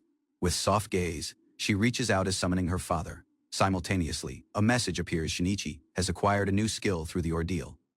A fresh prompt appears before Shinichi, offering a selection of mighty abilities. Each ability sounds foreign, yet potentially game-changing. He hesitates, unsure which to choose, wondering if he should accept them. Meanwhile, the rest start assessing the aftermath of the conflict's destruction. Afterward, Shinichi wakes in an unfamiliar bed. Despite the comfort, sleep-possessed escaped him. The grandeur nearby him only deepened his unease. His mood shifts when the fox-eared youth bursts in, excitedly delivering a reward from the guild. A bag complete of coins changes the air. Shinichi examines the gold, yet questions the amount. The repair costs from the conflict possessed been high, leaving their earnings considerably reduced. Erna walks through city, only to be met with whispers while wary glances. Despite her heroism, the people now refer to her as Erna, the destructive great mage. Meanwhile, Shinichi becomes a target of gossip as well. With skeletal minions while bat-like wings, he's mistaken for a rising demon king. Afterward, Shinichi checks in on Frederica's condition. Erna explains it is just sorcery deficiency, a temporary state that departed him drained yet recovering steadily. She reflects on her personal gift. Being born with endless sorcery meant she never experienced weakness, yet it departed her feeling isolated. Shinichi responds with dry wit, teasing her title. Embarrassed but smiling, Erna is able to deny she's earned her destructive reputation. With their business in the royal capital concluded, Shinichi, Erna, while their fox-eared friend decide it's time to return home. Every three agree, lacking pausing before leaving. Several companions suggest they stay longer. Though the offer seems kind, the party feels prepared to move on. Shinichi politely declines, saying they've possessed enough excitement. Yet as someone enthusiastically approaches him with a shout, his expression hardens. Lacking pause, Shinichi grabs while hurls the overly friendly man into the sky. His tolerance holds plainly worn thin. As the tossed man crashes close by, Shinichi confronts him. With arms crossed, he demands answers, unamused by the surprise visit. The Knight Commander tries to justify his presence. Citing duty, Shinichi, unimpressed, shuts below the excuses with a sharp glare while a pointed remark. Though the tension lingers, Shinichi finally forgives him. However, he leaves a plain message: never mistreat the homeless anew. Commander offers thanks, while wants to reward Shinichi's party for saving the capital. Yet Shinichi declines. He prefers not to draw further attention. As they prepare to depart, the rest wish them well. Shinichi responds casually, as Flare stands silently, her thoughts drifting elsewhere. Overwhelmed by emotion, Flare abruptly breaks below. She confesses lingering regret while loneliness, haunted by memories of Perot. Shinichi teases Flare for crying, joking that she's only emotional because she wants to tag beside. A familiar tone calls out to her Novan. With a soft grin, he acknowledges her efforts in resolving the Minotaur incident. He extends a suggestion, inviting her to explore the realm as an adventurer. The idea catches her off guard, yet curiosity flickers in her gaze. Flare protests, vowing she must remain his blade while defend him. Novan gently insists she deserves the freedom to follow her personal route. Kneeling in gratitude, Flare lowers her head. She calls him youthful master one final time, thankful for the trust he's given her. As Flare turns rearward to face the party, she calls out to Shinichi with firm resolve. Her gaze are firm, she's formed her decision. With a warm grin, she joins the party. Shinichi and the others welcome her lacking, pausing, glad to have another sturdy ally by their side. Elsewhere, an elder explains that the kingdom holds lengthy lacked a guardian beast. The elder stresses the importance of his future, wishing he'll grow pure while sturdy to match the sacred beasts of other lands. Smiling brightly, the youth declares he'll grow with Shinichi and the rest. Shinichi, watching, remains silent, certain the youth didn't fully understand, yet sensing his sincerity. Excitement fills the party as they prepare to depart. Erna declares her intent to grow stronger, while Shinichi supports her with quiet confidence. The party sets off in a wagon through the woods. Amid the peaceful travel, Flair clings obsessively to Perrault's tail, much to everyone's dismay. As the route stretches on, Shinichi reflects silently. Scenes like this, odd, noisy, while oddly warm, will likely become their fresh normal. Meanwhile, Shinichi makes an unforeseen request to stop at the armament shop to test a fresh idea. He reveals a crystal from the Minotaur's head. Curious, he wonders if it was able to be crafted into something mighty and useful for what lies forward. Within the armament shop, Shinichi places the crystal on the counter and asks the blacksmith if a blade can be forged from it. The blacksmith inspects the piece curiously upon learning it arrived from a Gigantominotaurus. His expression stiffens in surprise. Despite the uncommon material, the blacksmith agrees. With the right effort, he says, both a blade and knife is able to be formed from the stone. Shinichi accepts the weight while steps out, promising to return when the mood strikes. Meanwhile, the rest of the party enjoys a peaceful meal as one Erna, glowing with newfound energy, attributes her motivation to her father's encouragement. She confidently declares her secret potential, claiming her father expects major things. Close by, the rest listen with varying degrees of amusement and disbelief. In another conversation, Shinichi explains the origin of the stone, taken from an enormous creature. The soldier listening seems stunned by the creature's size. While the group enjoys a meal as one, the fox-eared youth abruptly freezes mid-bite. His expression shifting to confusion. Panic sets in as he realizes his hot dog holds vanished. He exclaims in shock, drawing everyone's attention to the vacant plate. Additional meal seems missing. Accusations start to fly as the rest discover their meal's gone too, turning the peaceful lunch into a light-hearted mystery. Erna grows suspicious while blurts out the name Shinichi, wondering if he's somehow involved in the meal theft. Turning his attention to the table, Shinichi notices something unusual. A piece of meal begins to float mid-air, seemingly vanishing on its personal. He narrows his gaze as the meal gradually fades into transparency. The sight confirms his hunch, something, or someone with a sharp tone. Shinichi calls out to the secret presence. Erna and the rest freeze, startled by an unfamiliar tone echoing in response. Shinichi reaches ahead while grabs at the air. His hand finds solid form. A shimmer breaks and a secret young woman begins to appear before him. He holds up a disheveled young woman seized mid-theft. Her clothes are torn, gaze vacant. She was the genuine meal thief every beside. Shinichi seized the blue-haired young woman by her collar and dragged her ahead. Her form became weak, her clothes torn while face dirtied. Still holding her up, Shinichi questioned her intentions. She whispered her willingness to go, though her tone trembled and became firm to hear. He pondered aloud if she became even capable of speaking. She finally answered, hesitating, struggling to form her remarks afterward. The young woman was seen scrubbing the level, exhausted. She spotted meal while snatched it before running aside. The party stared silently. One of them mourned the loss of her hot dog. Shinichi looked at the young woman, recognizing the hardship in her gaze. Still, he dismissed the moment while proposed they focus on eating, rather. An unusual screen emerged anew. It signaled another transformation, one that might permanently alter his form. He hesitated yet knew the answer. His announcement startled the party. Greatest had never seen anyone evolve over once. As they voiced surprise, he quietly declared his intent to return home. Leaving the others at the rear of Shinichi waved casually, unfazed by their concern. A yawn slipped out as he moved aside, lacking regret. Afterward, he lay in bed, his form worn from change. Transformation carried exhaustion. Yet he expected it. A system notification uncovered that Shinichi's ability, King's Vessel, possessed evolved. He pondered whether the transformation affected it straight, recalling its origin from a past conflict, facing the mirror. He tested his posture. Muscles tightened, revealing his enhanced physique once the change. Pleased with the result, he struck poses with assurance. A bold declaration pursued, he became prepared to grow stronger. Unexpectedly, a woman moved in. She appeared unimpressed, asking if the transformation possessed ended. Her blunt reaction cut the mood. Their exchange proceeded. She criticized him, unimpressed by the lack of visible changes. Shinichi analyzed the evolving message on his status board. The phrase "king of the homeless" puzzled both him while the woman. Still, he sensed power surging within. Confident and energetic, Shinichi seemed like he was able to take on a minotaur. The woman, unfazed, reminded him to get dressed. She then proposed a welcome party for Freya, their newest companion, smiling brightly with excitement. He consented wholeheartedly. As one, they resolved to gather ingredients from the labyrinth to prepare a special meal.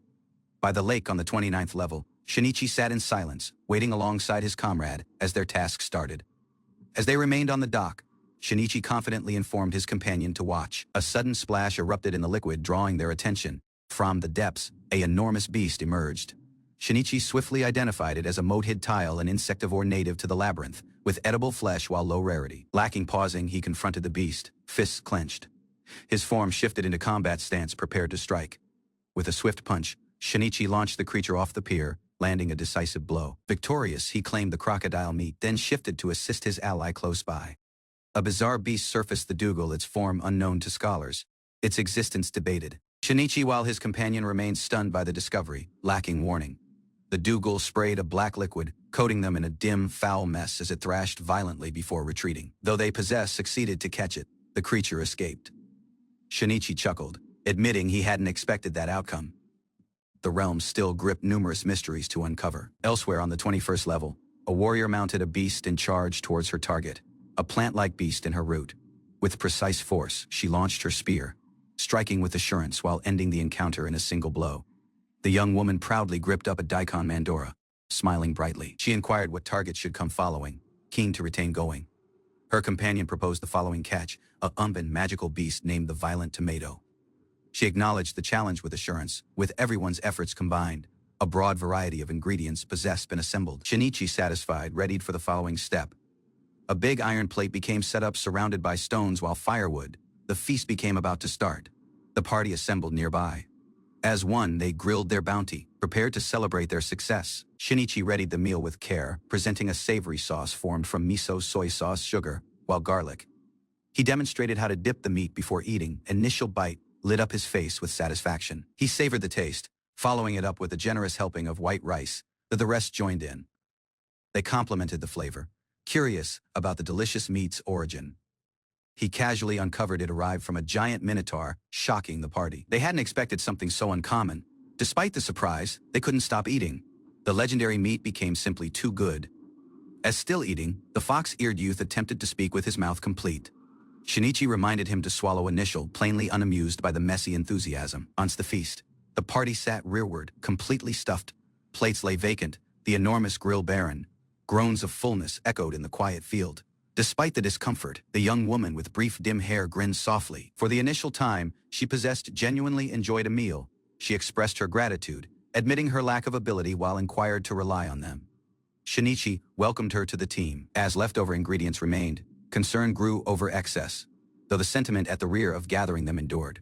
Lying on the grass, Shinichi reflected on the vast amount of meal they'd assembled. The labyrinth's abundance possessed formed it every too easy. His sudden change in demeanor seized the rest's attention. They assembled as he sat up, far and believed. Then he proposed an idea, starting a minor business employing the ingredients they possessed collected. The suggestion startled the party. He assured them that adventuring wouldn't stop. The business might simply provide stable income alongside their usual quests. With firm resolve in his gaze, Shinichi declared they'd turn their harvest into meal worth selling. Shinichi shared his following idea, launching a meal cart. The party reacted with surprise, startled by the sudden business ambition. Shinichi readied ingredients with practiced hands, silently concentrated in a stone-walled kitchen. He cooked a single dish with care, one he claimed no one else was able to match, on the plate. A glistening mix of fried rice while herbs shimmered. Sen, presenting it proudly. Shinichi named the dish Chahan. He inquired if it watched marketable. The young woman examined the plate, likening it to cooked rice. Once one bite, her expression lit up. It became delicious. Yet they both consented Shinichi couldn't always be the one cooking. Outside, a party of skeletal familiars remained by a cutting board. To Shinichi's surprise, they previously mastered his cooking technique. Hearing that familiars was able to remember tasks, Arunia became uneasy. Shinichi casually mentioned they might even manage housework, sparking visible distress in her expression. Grabbing Shinichi in a panic, Arunia pleaded desperately not to lose her place. She vowed to cook better while take care of everything herself. Dropping to her knees, she begged him not to take her duties aside. Shinichi, seized off guard, attempted to compose her. Touched by her sincerity, Shinichi reassured her gently. He clarified that only the stall might be succeeded by familiars, not her role. Afterward, he pondered the dish's commercial potential. As the fried rice impressed, He understood it required soup to be a complete meal. Shinichi informed the party that the stall's preparations remained nearly complete. The familiars possessed been tirelessly practicing recipes in anticipation. Arunya pointed out that their party's reputation became growing, while it might be a waste not to take advantage of the opportunity. With a confident grin, Shinichi uncovered the stall's name, Homeless Demon Beast Stall. He presented the signature dish with pride. His announcement became met with shock while doubt. The rest questioned if such a name might even attract customers later. Shinichi scouted a location close to a labyrinth, planning to draw in adventurers who went by through the area. Shinichi clarified his plan to appeal to adventurers facing threat. A good meal before possible death, he argued, might carry comfort while boost sales. Observing the area, he spotted scattered vendor stalls. It became clear that the rest had previously seen the identical opportunity in this risky business. As one with Arunya and the rest, Shinichi worked firm to finish constructing the stall. With sweat on his brow, he at last declared the work complete. The Homeless Demon Beast stall officially unsealed, manned by a skeleton chef, Shinichi remained proudly beside his creation. Calling out to close-by adventurers, he invited them to taste Chehan located nowhere else, as Arunya gripped out a fresh plate. To draw attention, Shinichi proposed a special grand opening price 3 bronze coins, rather of the usual 5. As customers attempted the meal, reactions remained immediate. One youth exclaimed with delight, and his companion grinned as wiping his cheek. Yet hours went by, and the excitement faded. The stall remained quiet, Shinichi, while Arunya sat in silence. Their energy drained by disappointment. Arunya questioned the supposed popularity Shinichi possessed predicted. He acknowledged not even a single adventurer possessed Neared since the morning. Afterward, overheard remarks uncovered the issue numerous adventurers had eaten before arriving. The stall's location close to the labyrinth may have been a mistake. Shinichi overheard chatter about a rival meal stall, Tiger's Skewers. Their beefsteak skewers remained well known while incredibly popular among the adventurers. Arunya proposed that the Chehan lacked flashiness. Though it smelled good, it didn't catch attention like grilled meat on skewers did. Just then, a familiar party of adventurers neared the stall. One of them inquired for 3 portions of Chehan lacking, pausing. They clarified they were about to head into the dungeon, but altered plans upon spotting a familiar face running a meal stand. The moment the warrior tasted it, his expression shifted in pleasant surprise. Something possessed at last clicked. As eating, the adventurers acknowledged the Chehan tasted better than expected. It wasn't bad yet. It didn't amaze them either.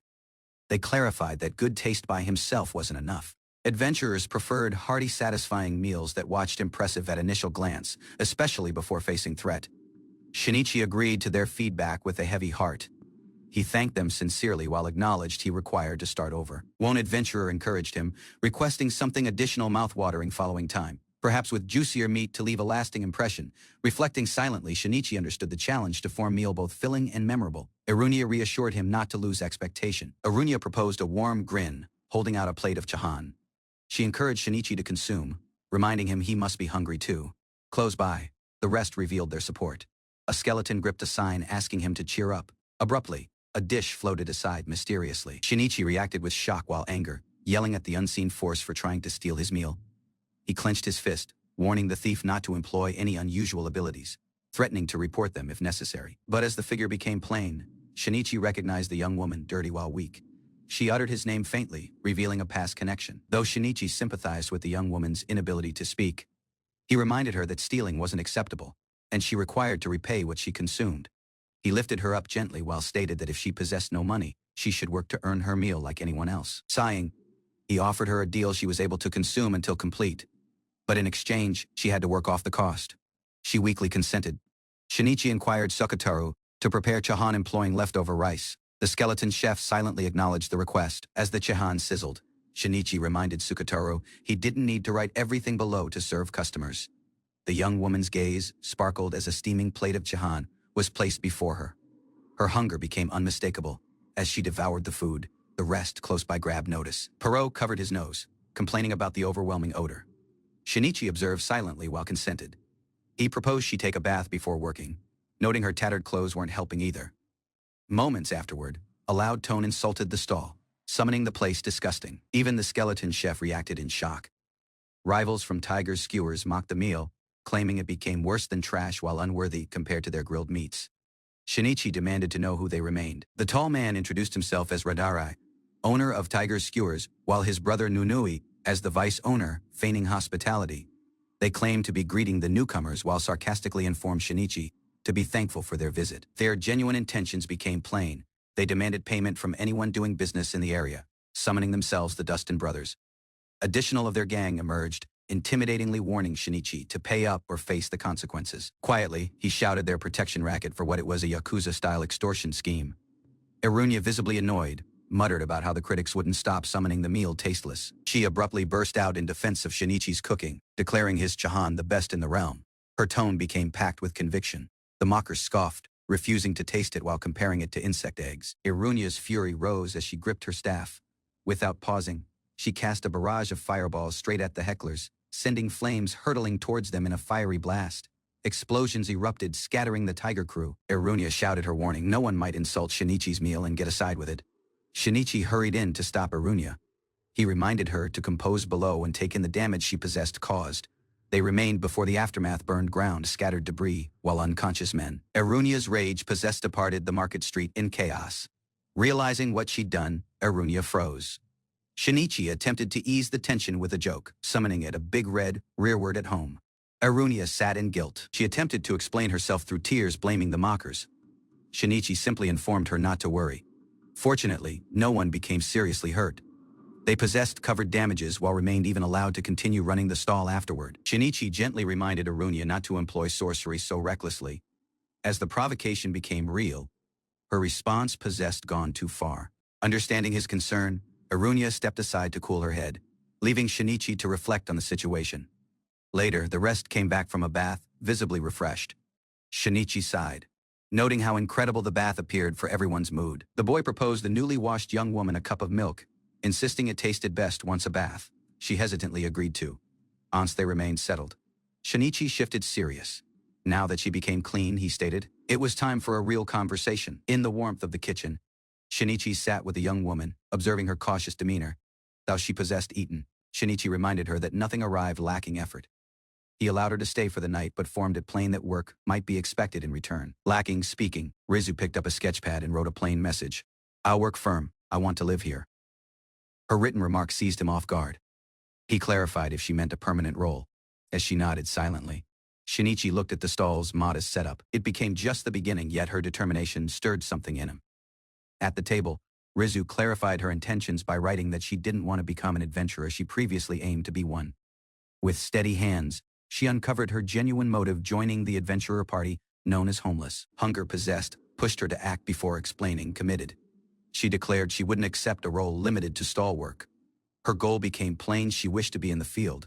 Shinichi, skeptical yet intrigued, consented to test her. If she did not succeed, she'd serve at the stall for a month. Unfazed, Rizu gripped up her response, bold and direct, promising to eliminate each foe lacking mercy. When inquired about combat history, Rizu confessed she had none but vowed to start instantly. Shinichi inquired about her motivations while strengths. Quietly, she wrote that Homeless's rising fame convinced her it became worth joining. She then declared her key asset, a rare ninjutsu skill, uncovered lacking, pausing. Expanding on her abilities, Rizu mentioned she was able to as well employ steal and throw techniques. With a minor gesture, she added her cuteness as a bonus. Her explanation detailed each ability: stealth, search, throwing, precision, forming a surprising combination of agility, while thievery. Shinichi acknowledged her ninja background, noting she possessed the potential to thrive as an adventurer. His companion as well remarked on her evident intelligence. He questioned why someone with such abilities might resort to theft. Rizu clarified her demands: 10 silver coins and 3 meals. Daily remained too high for Greatest to accept.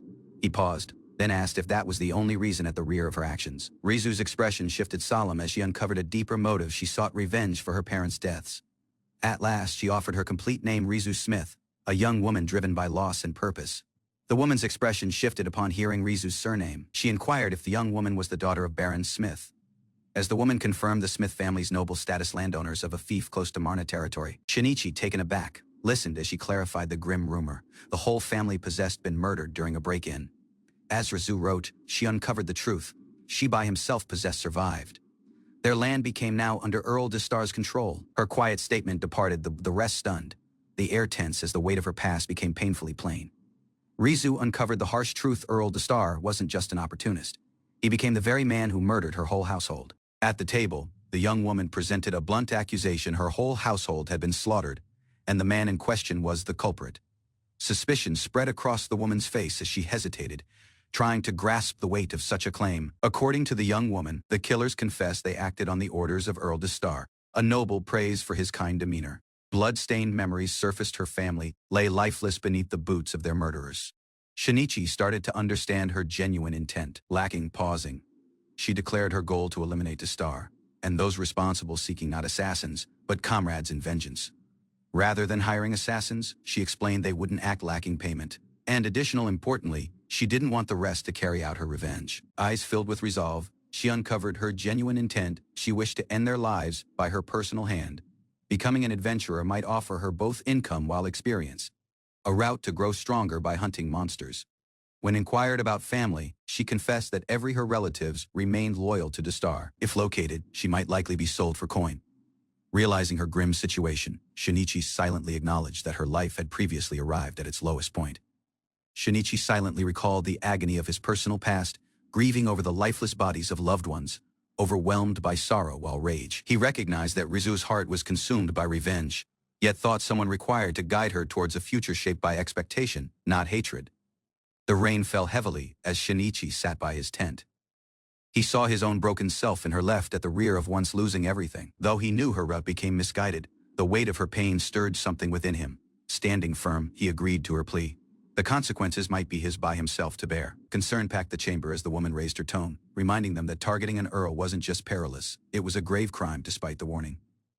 She recalled Rizu's expression, gaze swollen from grief, tears like blood trailing from the loss of her family. A memory resurfaced, Rizu by himself in the rain, discarded like trash, her suffering ignored by the realm nearby her. Confronted with this pain, the woman chose silence. The rest voiced their readiness, shifting the discussion ahead with quiet acceptance. Suddenly, a new voice cut in. An elf girl advanced, declaring without pausing her willingness to aid Rizu's revenge. With gentle reassurance, the elf girl clasped Rizu's hands, promising that Shinichi was able to be trusted to defend her. Rizu inquired bluntly if meals while sleep might be guaranteed. The elf didn't hesitate, offering her a place for as lengthy as she required. Satisfied with the deal, Rizu flashed a peace sign, declaring the negotiation a success. Afterward, Shinichi became seized off guard when she questioned his outstretched hand with a blank stare. Her demand became plain: 50 silver coins as salary. She required funds to repurchase her family's mansion, now priced beyond reach. Shinichi consented to Rizu's request. If her efforts proved worthwhile, he promised to aid reclaim her family's mansion. The following day, Shinichi visited the blacksmith. A custom blade forged from a giganto-minotaur was at last prepared. Lifting the blade, he admired its balance while craftsmanship. Though it had taken effort, the result became oversatisfactory. As instructed, he tested the sorcery stone embedded in the hilt. A soft click echoed from the armament. Abruptly, a surge of power burst forth. Flames erupted uncontrollably, startling Shinichi as the blacksmith burst into laughter. Shinichi grinned, lightly scolding the blacksmith for not warning him about the blade's overwhelming magical output. Inspecting the armament closely, he acknowledged its exceptional quality. Its performance as a sorcery blade exceeded expectations. When he inquired about purchasing a mage's cane, the smith clarified that such items remained uncommon and difficult to craft due to material limitations. Rather, Shinichi placed a fresh order.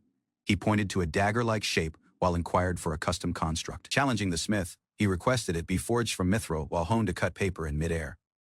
On finishing his errands, Shinichi noted the heavy cost before heading off to the tailor for the following preparation. Rizu emerged dressed in fresh attire. Shinichi complimented the fit and lent her a temporary knife until the custom armament became prepared. The elf admired the quality, yet doubted Shinichi's claim it only cost 2 silver coins. He awkwardly acknowledged choosing higher quality for longevity. Slightly pouting, the elf reminded him she'd never received fresh clothes herself. Shinichi panicked, apologized while promised anything to make it up to her. Changing the subject, she casually inquired if the blade possessed been completed. Shinichi proudly introduced his newly forged armament, naming it Giganto Sword once its material, though the elf appeared unimpressed. Plans for dungeon training remained laid out. While the rest handled support tasks, Rizu consented to start with basic combat drills. Within the mode Great Labyrinth, she activated her stealth ability and quickly shut in on unsuspecting monsters. With precision, she struck from the shadows, once another, dropping the enemies in an instant. As the corpses hit the level, Rizu emerged from the mist. Shinichi observed in stunned silence at her ruthless efficiency, impressed by her swift takedown. Shinichi noted Rizu's ability wasn't just acceptable, it bordered on genius. She requested tougher opponents. He consented, suggesting they advance to higher levels. On the way, he gently inquired when she lost her tone. With composed honesty, she clarified it vanished 2 years ago. Though startled, Shinichi apologized for bringing up the painful memory. On the 5th level, a big beast emerged. In an instant, Rizu lunged, her blade targeting the beast's neck. As the beast fell, Shinichi muttered in awe. Her ninjutsu seemed nearly unfair in how effortlessly it secured victory. Rizu noted Shinichi's stealth ability, asking if it possessed become sturdy. He grinned, reminiscing that he acquired it much afterward than her. As they advanced deeper into the labyrinth, Shinichi readied to take initiative, suggesting it was time he revealed his capability too. Before them remained a party of unusual mushroom-like creatures. Shinichi's appraisal uncovered them to be weak plant monsters with low combat ability. Without pausing, he unleashed a powerful sorcery flaring through his blade as energy surged ahead. In one decisive blow, the whole hallway crumbled. The enemies wiped out as Shinichi remained composed amidst falling debris. Even her sharp senses couldn't track the enchanted blow Shinichi had delivered. It became no normal strike. As they examined the fallen foe, an ability menu emerged. Shinichi casually selected both beginner-level plant-based abilities. Curious, Rizu inquired if he became secretly a master-tier adventurer. Shinichi chuckled while claimed he became only mid-tier, leaving her unimpressed. He sheathed his armament while reminded her they hadn't eaten. She nodded, unaware of his following move. Rizu blinked in confusion as Shinichi started preparing the mushroom creature. He had previously resolved what became for dinner. Shinichi smirked, declaring proudly that eating anything edible, even demon beasts, became the spirit of endurance. Eyed the roasting mushroom warily, suspecting poison. Shinichi cheerfully proceeded cooking over the fire, unbothered. "Aunt's done." He presented the seared chunk confidently. Rizu observed it in disbelief, remarking how odd it was to see someone consume a walking mushroom. Recalling her father's remarks, she cautioned that those who consume demon beasts are of poor character, but Shinichi urged her to try it. She hesitated, grabbed a bite, then blinked. Sitting beside him, she silently acknowledged demon beasts actually tasted good. Busyness at the demon beast meal stall stayed slow, drawing only several curious customers, despite the effort put into it. Though sales were tough, praise from those who attempted the meal carried a flicker of expectation. With arms crossed, the elf reluctantly agreed to her role as the stall's poster young woman, aiming to attract attention however possible. Energy surged as she enthusiastically promoted the dishes. A passerby noted the team hadn't given up yet. Trouble loomed. 2 thugs from before came back, undeterred and prepared to cause another scene, despite earlier humiliation. With narrowed gaze, the elf raised her staff, visibly tense while poised to act. Rather than respond with aggression, Shinichi advised caution, reminding her not to invoke sorcery in their current setting. Later, they stood before a minor meal stand in the woods as 2 unfamiliar men neared. Their interest wasn't hostile, rather. They expressed curiosity about the meal being served. Shinichi nodded and shifted towards his skeletal assistant, issuing a composed request for 2 servings of fried rice. Soon the steaming dish became delivered to the customers, who now sat eagerly at the outdoor table. A member of the guests tasted the fried rice and paused, visibly startled by its quality. Close by, a young woman neared Shinichi carrying boxes, flanked by skeleton assistants. Though unfamiliar with the task, she announced the preparation became complete. Within the open-air kitchen, a skeleton chef cautiously fried dumplings, with practiced movements. Freshly cooked, a plate of crispy gyoza became laid out, the surface still glistening with oil. The aroma hinted at savory fillings, making it plain the dish possessed been crafted with care. Although the visitors hadn't placed another order, the gyoza became served to them as a bonus. The moment he grabbed a bite, the man froze, startled by the unfamiliar yet delicious taste. Bashar, across from them, Shinichi observed with amusement. As the visitors struggled to hide their admiration, he uncovered the dish as their secret armament, a special gyoza seasoned perfectly and served lacking any sauce. Drawn by the mouth-watering scent, other adventurers close by stopped in their tracks. They remained captivated by the aroma. Each requested a portion of the specialty gyoza, intrigued by the buzz while keen to experience the flavors for themselves. Watching his guests eat in silence, Shinichi leaned in with a grin and inquired if they were at last satisfied. Suddenly, a member of the brothers stood up and shouted, accusing the restaurant of serving meal contaminated with bugs. Shinichi attempted to protest, insisting the accusation became false, yet the brother ignored him. As one loudly spread the claim, the other cautioned him not to interfere any further. The commotion swiftly dampened the mood. Close-by patrons, disturbed by the accusation, started to lose interest. Mocking grins spread across the brothers' faces as they threw their plates aside. They threatened further trouble unless Shinichi, while his team offered up and shut the restaurant, outraged. The girls at the stand erupted with fury. One proposed a brutal punishment, as another readied her staff. Close to the dropped dish, a youthful young woman with animal ears knelt on the ground. staring silently at the mess though. Disappointed, she confessed her wish to see everyone enjoying Shinichi's fried rice. Tears welled in her eyes as she questioned the cruelty at the rear of the sabotage. She couldn't understand why something as simple as good meal was able to provoke such hatred. Kneeling beside her, Shinichi gently rested a hand on her head. He assured her that those who appreciated their meal might surely return, bringing genuine support while encouragement. Shinichi answered with assurance, believing that smiles and shared meals would finally replace mockery and waste. He chose restraint, committed not to let frustration dictate their following move. United under the name Homeless, they remained firm, committed to defending their freedom while dignity. Within the lavish chamber, cloaked intruders rummaged through the aftermath of their raid. Corpses littered the level as one thief admired a fine blade. Beneath the ornate bed, a young woman trembled in silence, gaze broad in horror. Her gaze locked onto the lifeless forms of her parents, incapable to process the loss. Wandering the halls, the men grumbled about their did-not-succeed objective. One noted the absence of any children, concerned they might face consequences. They dismissed the missing child as inconsequential while discussed rewards and future plans with ease. Without further concern, the brothers turned away, leaving the silent witness at the rear of her existence, still unknown to them. At the quiet grave, Rizu remained beside her uncle, the only family she possessed departed. His hand gently rested on her head, offering support in her silent grief. With a soft expression, the man assured her he might handle everything from now on. Days later, he discovered Rizu was able to not anymore speak, her silence while sorrow hung heavy in the air. He encouraged her to rest and treat his home as her personal, leaving her by himself in the vast, quiet chamber. Elsewhere, political talks unfolded. Her life, sadly, became just a bargaining chip. Once the tense negotiation, the man bowed his head, forced to accept the demands to prevent further bloodshed. The threat hung in the air. Meanwhile, Rizu wandered the halls while accidentally overheard the cruel conversation. Dread surged through her as the reality sank in. She sprinted, heart pounding, knowing there remained no allies departed. The mansion possessed become foe ground. By himself in her chamber, she steeled herself. Memories of her parents came back, igniting a spark. With quiet determination, she vowed revenge, the fire in her gaze not anymore frightened to burn. Within the shop, a party discussed how to recover from a recent scandal. Changing names while relocating appeared their best bet. To prevent contamination, tighter supervision became proposed. Despite setbacks, they consented to do what became necessary to endure in business. Shaba, dinner became served a humble dish of boiled mandra daikon.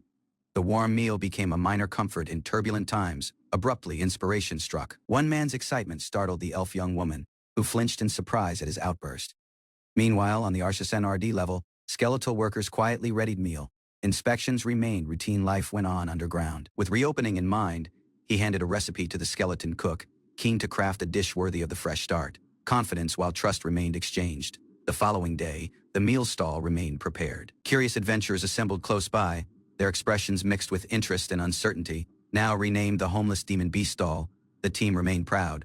Their effort brought as one ancient and fresh faces under a single banner. Doubts remained voiced, especially about the stall's name. Still, they pressed on, committed to succeed through sales. The smell of sizzling gyoza shifted heads. Curiosity replaced suspicion. He clarified the menu for curious customers, explaining that only certain dishes employed demon beast meat. The gyoza became just normal pork, enticed. One guest ordered stir-fried tiger bison with vegetables. The skeletal chef started cooking with practiced ability. Moments later, the elf young woman neared with a warm grin, carrying the freshly readied dish. A bold image of a tiger flashed in the customer's mind as the exotic stir-fry became presented with flair. Though hesitant, the man grabbed a bite. Reassured it became secure, he braved his initial taste of demon beast cuisine. With hesitation fading, the customer grabbed another bite. The demon beast meat became unexpectedly tender, rich with flavor. He praised the sturdy taste and crisp vegetables, noting how well they paired as one. A sip appeared like the perfect companion. The skeleton chef responded swiftly, presenting a mug of beer with frosty enthusiasm. Their service sprinted like clockwork. A mouth-watering combination of sizzling meat and cold beer formed a tempting duo no diner was able to refuse. With a satisfied grin, the man raised his mug. "This seems the best," he declared, completely won over. A crowd assembled at the Homeless Demon Beast stall, forming a lengthy line. Close-by competitors panicked, watching their customers disappear. Frustrated while aggressive, one shop owner stormed over, demanding answers. His anger flared as he accused the stall owner of sabotage. With composed confidence, the man clarified that his success became no trick. He merely served good meal to willing customers. Senshijo, mocking the beer. The rival scoffed until he grabbed a sip, expecting lukewarm disappointment. Sushi, shock packed his face. The beer became ice cold, a level of quality he hadn't matched. Sushi. The rival shop owner remained frozen in shock, struggling to comprehend how the beer was able to be so cold and refreshing. Sushi behind the stall. The man uncovered his secret ability named Ice Breath, employed to chill the drinks instantly, an ability they couldn't replicate. Sushi-sen. Realizing the gap in ability, the frustrated competitors retreated, cursing their misfortune while lack of foresight. Sushi. With a triumphant grin, the elf young woman celebrated their overwhelming victory, prepared to carry in even additional profit. Sishiwu. As the coins piled up, they chuckled as one, hopeful but aware that maintaining success would take work. Concerned about interference from their rivals, the party debated a bold response. Yet caution prevailed those brothers wouldn't rearward below effortlessly. A wild suggestion to unleash Freya nearly shifted the debate into chaos. Her overwhelming presence by himself was able to flatten a shop. Rather, hunger became the pressing issue. Freya declared training finished, while everyone loudly demanded meal.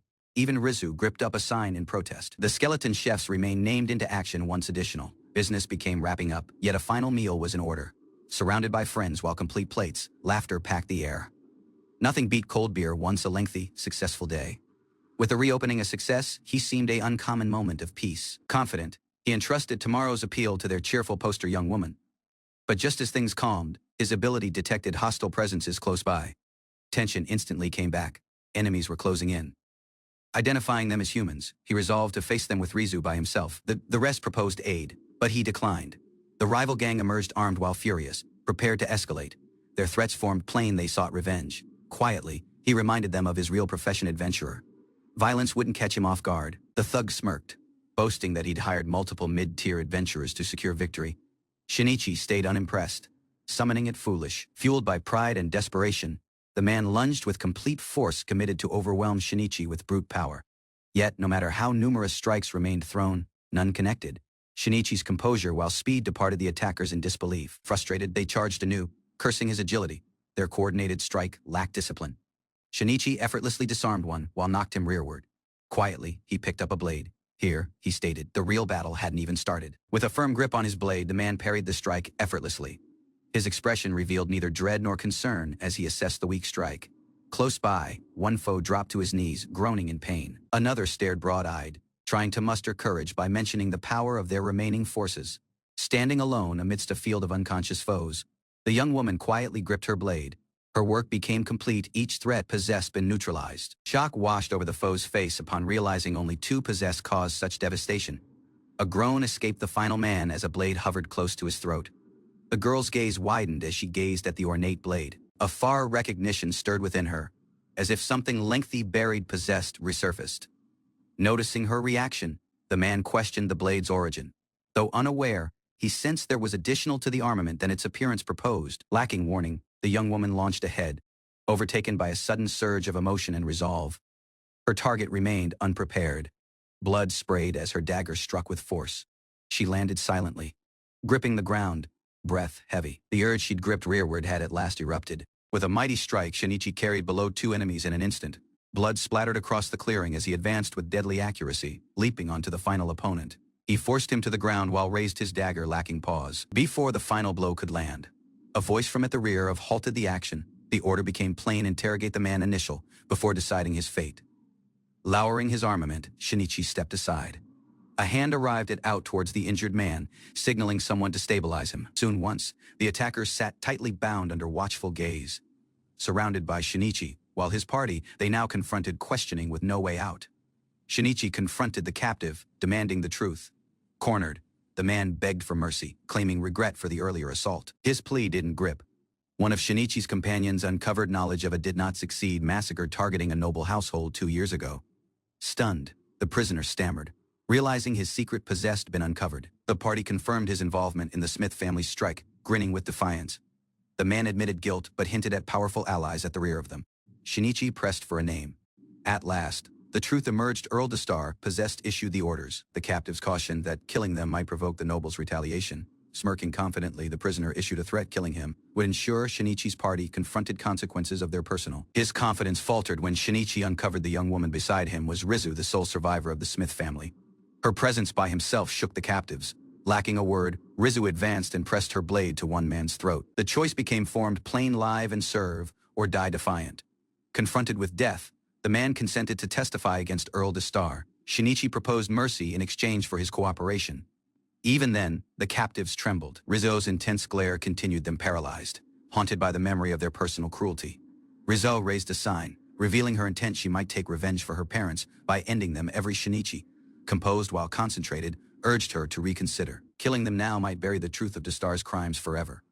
Her gaze widened as his remarks struck her. No act of vengeance was able to carry rearward what was lost. Dropping to her knees, Rizzo at last broke below. Her blade fell beside her as grief overtook her rage. The party remained in silence, though Rizzo cried openly. Her allies stayed close by, offering quiet support through her pain. Rizzo formed her decision plain. She wished justice, not blood. Her demand became for the attackers to be imprisoned for life, acknowledged her choice with respect. He promised to deliver her request to the authorities. With resolve in her gaze, Rizzo signaled her consent. The blade became not any more necessary. Mercy had taken its place. He affirmed the following steps. He might take charge from here while see justice properly served. Afterward, in a peaceful city, he recounted the events to a confidant. The tale of Rizzo's restraint possessed previously begun to spread. Shinichi formed a formal request. He required experienced adventurers. The task forward required capable fighters, not novices. He clarified that the mission became to track below and capture fugitives. Compensation might be provided, yet favors arrived at a cost. When questioned, Shinichi uncovered the job arrived from Duke Medill. His associate became startled by the formality of the request. Rather than explain further, Shinichi promised someone else might provide the complete details. That person became on the way. Moments afterward, a warrior arrived. Familiar faces reunited, hinting that ancient bonds might now serve a fresh purpose. Introductions went by swiftly. Mikey, plainly impressed, expressed admiration for Gale, the seasoned commander of Duke Medill's Royal Guard. Light humor broke the tension as Gale encouraged everyone to act additional like gentlemen. The air softened, if only slightly. Seriousness came back once Gale clarified the mission. Adventurers remained to be sent to storm Earl Destar's estate, an order from Adel Medill himself. Mikey flinched at the implications. Entering enemy territory meant real risk. Yet Gale clarified that Shinichi was the client at the rear of it. Every employing knights wasn't an option. Destar's control over local forces became too tight, making independent adventurers the only secure bet. Gale outlined the risks. Any direct move from Duke Medill might expose the operation, while ignite internal strife. Rather than risk open conflict, a covert strategy became preferred. Shinichi proposed that his party homeless might carry out Destar's capture. Destar's reach extended beyond borders. While numerous involved might try to flee, each associate required to be seized. For Shinichi, this mission wasn't just political, it became personal. Capturing Destar meant honoring a friend's pain as reshaping the future. Support pursued quickly. Knowing the stakes, Gale consented, reassured by promises of both adequate reward while lasting impact. Talks concluded with success. Before leaving, Shinichi raised a final question: who became Destar secretly aligned with? Gale clarified. West of the kingdom lay the Estent Empire, ruled by the mighty Dragonute race. Destar may have been in contact with them. Surprise spread across the party. Several expected Dragonutes to be involved, and even fewer understood who they genuinely remained. Dragonutes, among the 5 dominant races on the continent, possessed unmatched power while manpower formidable beyond any human force. As dusk neared, Shinichi excused himself, though the rest acknowledged the looming threat. Knowing this conflict became far from over. Rearward, at the meal stall, the team struggled to handle the growing crowd. Orders piled up faster than they was able to serve. Shinichi came back just in time. When inquired about the meeting, he clarified Gale had arrived and the plan became set.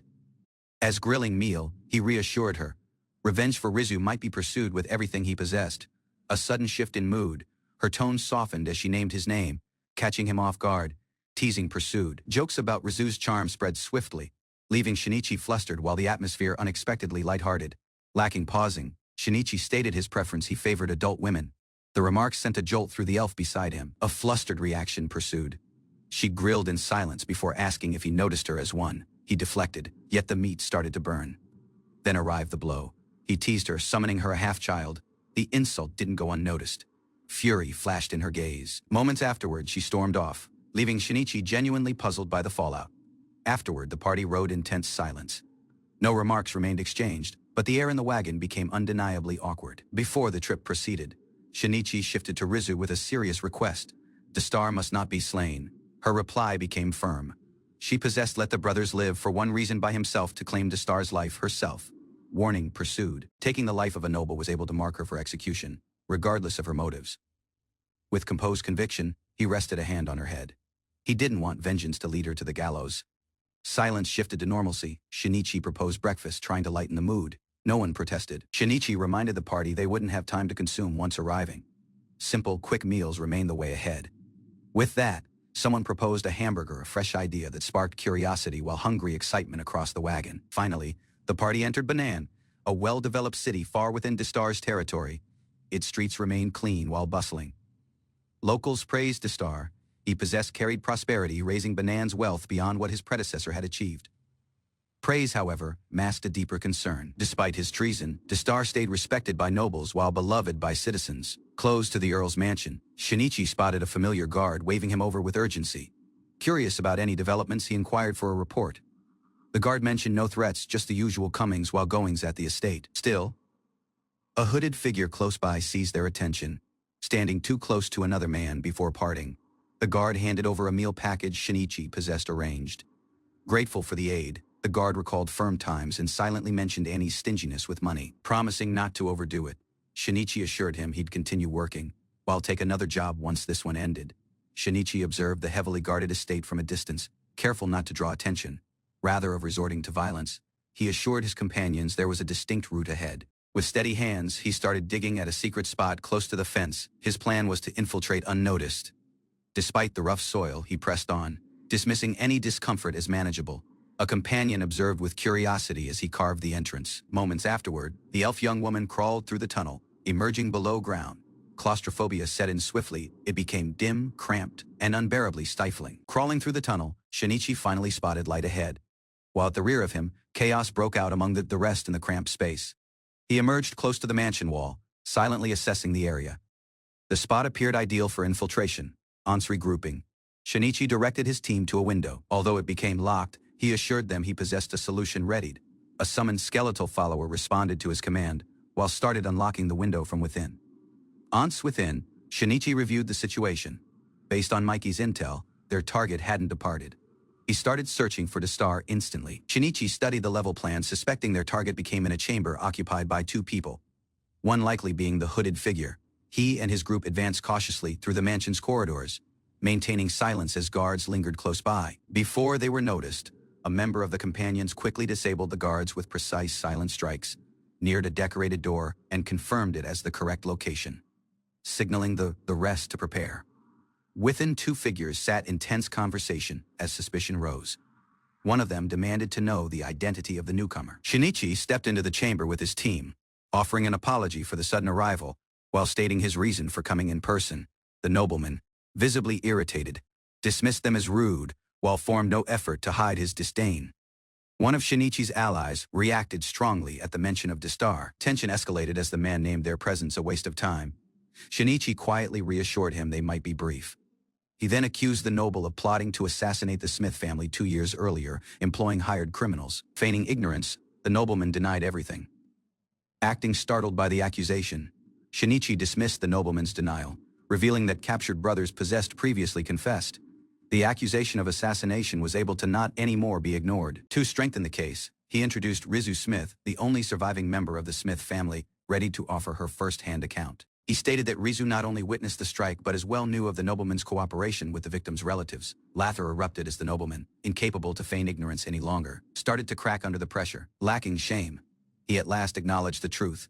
He was the one who ordered the Smith family's death. Shinichi remained firm, his expression steady, as Rizu lowered her gaze, struggling with the rising emotions within her. He demanded to know the motive at the rear of the killings. The nobleman, lacking remorse, clarified that the Smiths attempted to expose his ties with the Empire. With cruel satisfaction, he declared Rizu's parents died meaningless deaths, provoking her further. Overcome with rage, Rizu screamed while lunged ahead, her fury erupting beyond control despite Shinichi's warning. Distar chuckled arrogantly, claiming complete responsibility while threatening anyone who dared oppose him, proud of the terror he sowed. A man at the rear of the door overheard the confession and advanced, his composed expression laced with authority. As the doors burst open, the Duke entered with his guards, commanding the chamber lacking pausing. Surprise swept across Distar's face as he understood who possessed just arrived. The Duke's presence silenced the tension instantly. Panic grabbed grip. Distar questioned why such a mighty figure possessed emerged unannounced. His bluster came back, demanding answers. The Duke, unfazed, reminded him that he possessed entered lawfully, while might not tolerate baseless accusations. Duke Metal clarified his presence, stating he became passing through Marna and chose to visit the estate beside the way. He claimed ignorance of the confrontation, though his gaze proposed otherwise. Shinichi's plan became working. As Destar became distracted, the Duke entered the mansion as arranged, adding weight to the case. Cornered while unraveling, Destar stammered as the pressure constructed. With a noble witness now involved, his flee was not any more possible. As his realm crumpled, Destar froze. Rizu advanced, her tone trembling with rage, prepared to confront the man who destroyed her family. Rizu advanced, gaze burning with emotion, demanding an apology for her slain parents. Her tone shook, yet her resolve did not. Destar crumbled to his knees, offering a hollow apology. He claimed regret, though his trembling hands betrayed his dread. From the side, the hooded man scoffed at the display. He located amusement in the emotional confrontation, summoning it a farce. His mocking tone shifted as he recognized the opposing faction. They remained connected to the Empire. Suddenly, a beastly figure emerged, Ganon Dragneel, heir of Marquis Dragneel, radiating threat while intent as tension surged anew. Shinichi raised his hand, halting Rizu as tension gripped the chamber. The guards advanced quickly, shielding the noblewoman with urgency. Emerging from the shadows, a horned warrior advanced, his presence radiating threat. From beneath heavy brows, the beast's sharp gaze locked onto his opponents. His aura intensified, pushing the atmosphere into suffocating silence. Sorcery and weapons struck in unison, but the foe remained firm, absorbing the onslaught, lacking flinching, lacking warning. A wave of dim energy swept through the crowd. Limbs stiffened, expressions froze, their bodies were not anymore. Their personal, a mocking tone echoed through the grand hall as the armored figure observed the party, Shinichi, while his allies remained firm, unshaken. With cold resolve, Shinichi narrowed his gaze, resisting the aura meant to break him. His presence by himself pushed rearward against the pressure. Their standoff escalated. Shinichi dismissed the enemy's tricks as the reptilian warrior became additional intrigued, reaching for his armament with slow menace. Twin blades remained drawn, the foe readied to strike, declaring one subordinate obsolete, a blade previously aimed at the man's rearward.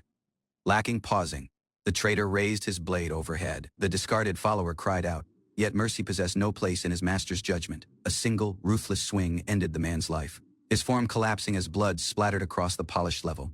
Shinichi observed in silence, gaze narrowed. Though shaken, he understood the situation possessed escalated. Capturing the dragonkin became now their only option. Hostility became unavoidable. Lacking pausing, he said his name, Shinichi Tanaka, identifying himself not as a noble or soldier, but simply an adventurer. The dragonkin shifted aside, leaping through the window. He declared the chamber too confined for conflict while vanished into the night. Lacking delay, Shinichi neared the broken frame and activated his ability. A radiant glyph emerged. He started to analyze the fleeing foe. The analysis uncovered his name, Ganon Dragneel, an undefeated general of noble blood. Shinichi regretted uncovering the truth too late.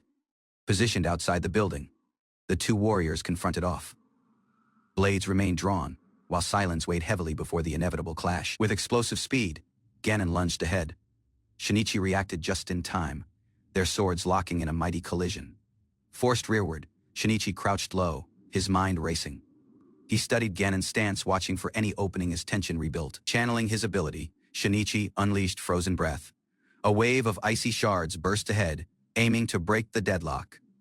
Ganon countered with a devastating torrent of energy, his power crashing ahead in a violent surge. His glare sharpened beneath his helm. The strike collided mid-air with Shinichi's frozen breath. Energy exploded outward, tearing the ground between them into scattered debris. Shards of shattered force rained below from the dust. Both warriors remained tall, neither faltering. Both prepared to continue. Grinning, Ganon charged once anew. Recognizing Shinichi's power, he acknowledged the uncommon thrill of facing an equal opponent. Their blades clashed anew, each strike heavier than the final. Sparks flew as both declined to yield an inch. A dim vortex surged from Ganon's blade, distorting the air as it spiraled ahead. His expression revealed no hesitation, only focus. From at the rear, of allies hurried into the fray. Determined, the young woman declared that Shinichi would not battle by himself. Closing the distance, the young woman struck initial. Her blade clashed against Ganon's defense while the beastman child followed closely at the rear of. With a fierce leap, the youthful fighter landed a blow. His claws raked across Ganon's side, drawing blood from the mighty warrior. Startled, Ganon faltered. His gaze narrowed at the child who struck him, realizing too late. The threat wasn't just from Shinichi's Senshii. With a shout, The girl cast a mighty incantation. An enormous boulder surged upward, suspended by sorcery. She cried its name, Groundhammer. Ganon raised one arm while effortlessly seized the massive rock. His power shattered the incantation's momentum, leaving the caster broad-eyed in disbelief. Unfazed, he glared ahead, dismissing the strike. His tone roared with disdain, mocking the weakness of their sorcery abruptly. Guards arrived while demanded answers. Confusion spread as they questioned Shinichi's presence while role in the conflict. Elsewhere, nobles while officers debated evacuation. With no word from Distar, command became frozen, while uncertainty clouded their judgment. News of Earl Distar's death spread swiftly. A noble confirmed the grim truth he possessed, fallen to the Dragonewt's hand. Realizing the battle had arrived at its limit, Ganon shifted aside. Two cloaked figures descended beside him, their presence signaling a shift. Landing in sync, the hooded allies knelt briefly, their expressions composed yet resolved. Ganon stood at the rear of them, silent yet commanding. Lacking a word, one tossed the sphere to the ground. Thick smoke erupted instantly, shrouding the area in a blinding fog. Shinichi braced himself. Peering into the mist, he questioned aloud, remained they retreating or preparing another strike? From the rooftops, the cloaked party formed their flee. Onlookers observed them vanish, commenting on their fearless, nearly stylish retreat. Frustration lingered. Shinichi stood at the edge of the smoke, staring into the void left at the rear of. His allies voiced shared regret. Afterward, Rizu emerged before them. Her presence quieted the air while Shinichi's gaze fixed on her with concern and recognition. Questions pursued swiftly, with the star gone. Should Rizu reclaim her rightful territory, now free from corruption while theft? The official declined. In accordance with law, inheritance must wait until the heir reaches adulthood. Justice, once anew delayed. Sishiril, in a quiet room, the truth surfaced. Rizu had already sold her title and estate to her uncle, leaving no legal claim at the rear of outside. The news stunned her allies. The land they fought to liberate possessed reverted to the very lineage they opposed. Sishiba. A proposal arose was able to the title became back to Rizu by her uncle. Though legally possible, the process became uncertain while complex. Resolute, Rizu responded. Holding up her note, she rejected the idea. That mansion gripped her childhood, she might never relinquish it. The official, softening, uncovered he once knew Rizu's father. Distar's schemes remained plain now, but their inaction possessed come at a cost. Proposed Rizu a document. His remarks tinged with guilt. Though not an apology, it became something he seemed she deserved. He clarified quietly it became the proof of ownership for the mansion. He possessed purchased while restored it himself. Her uncle possessed seen no value in the estate while sold it off.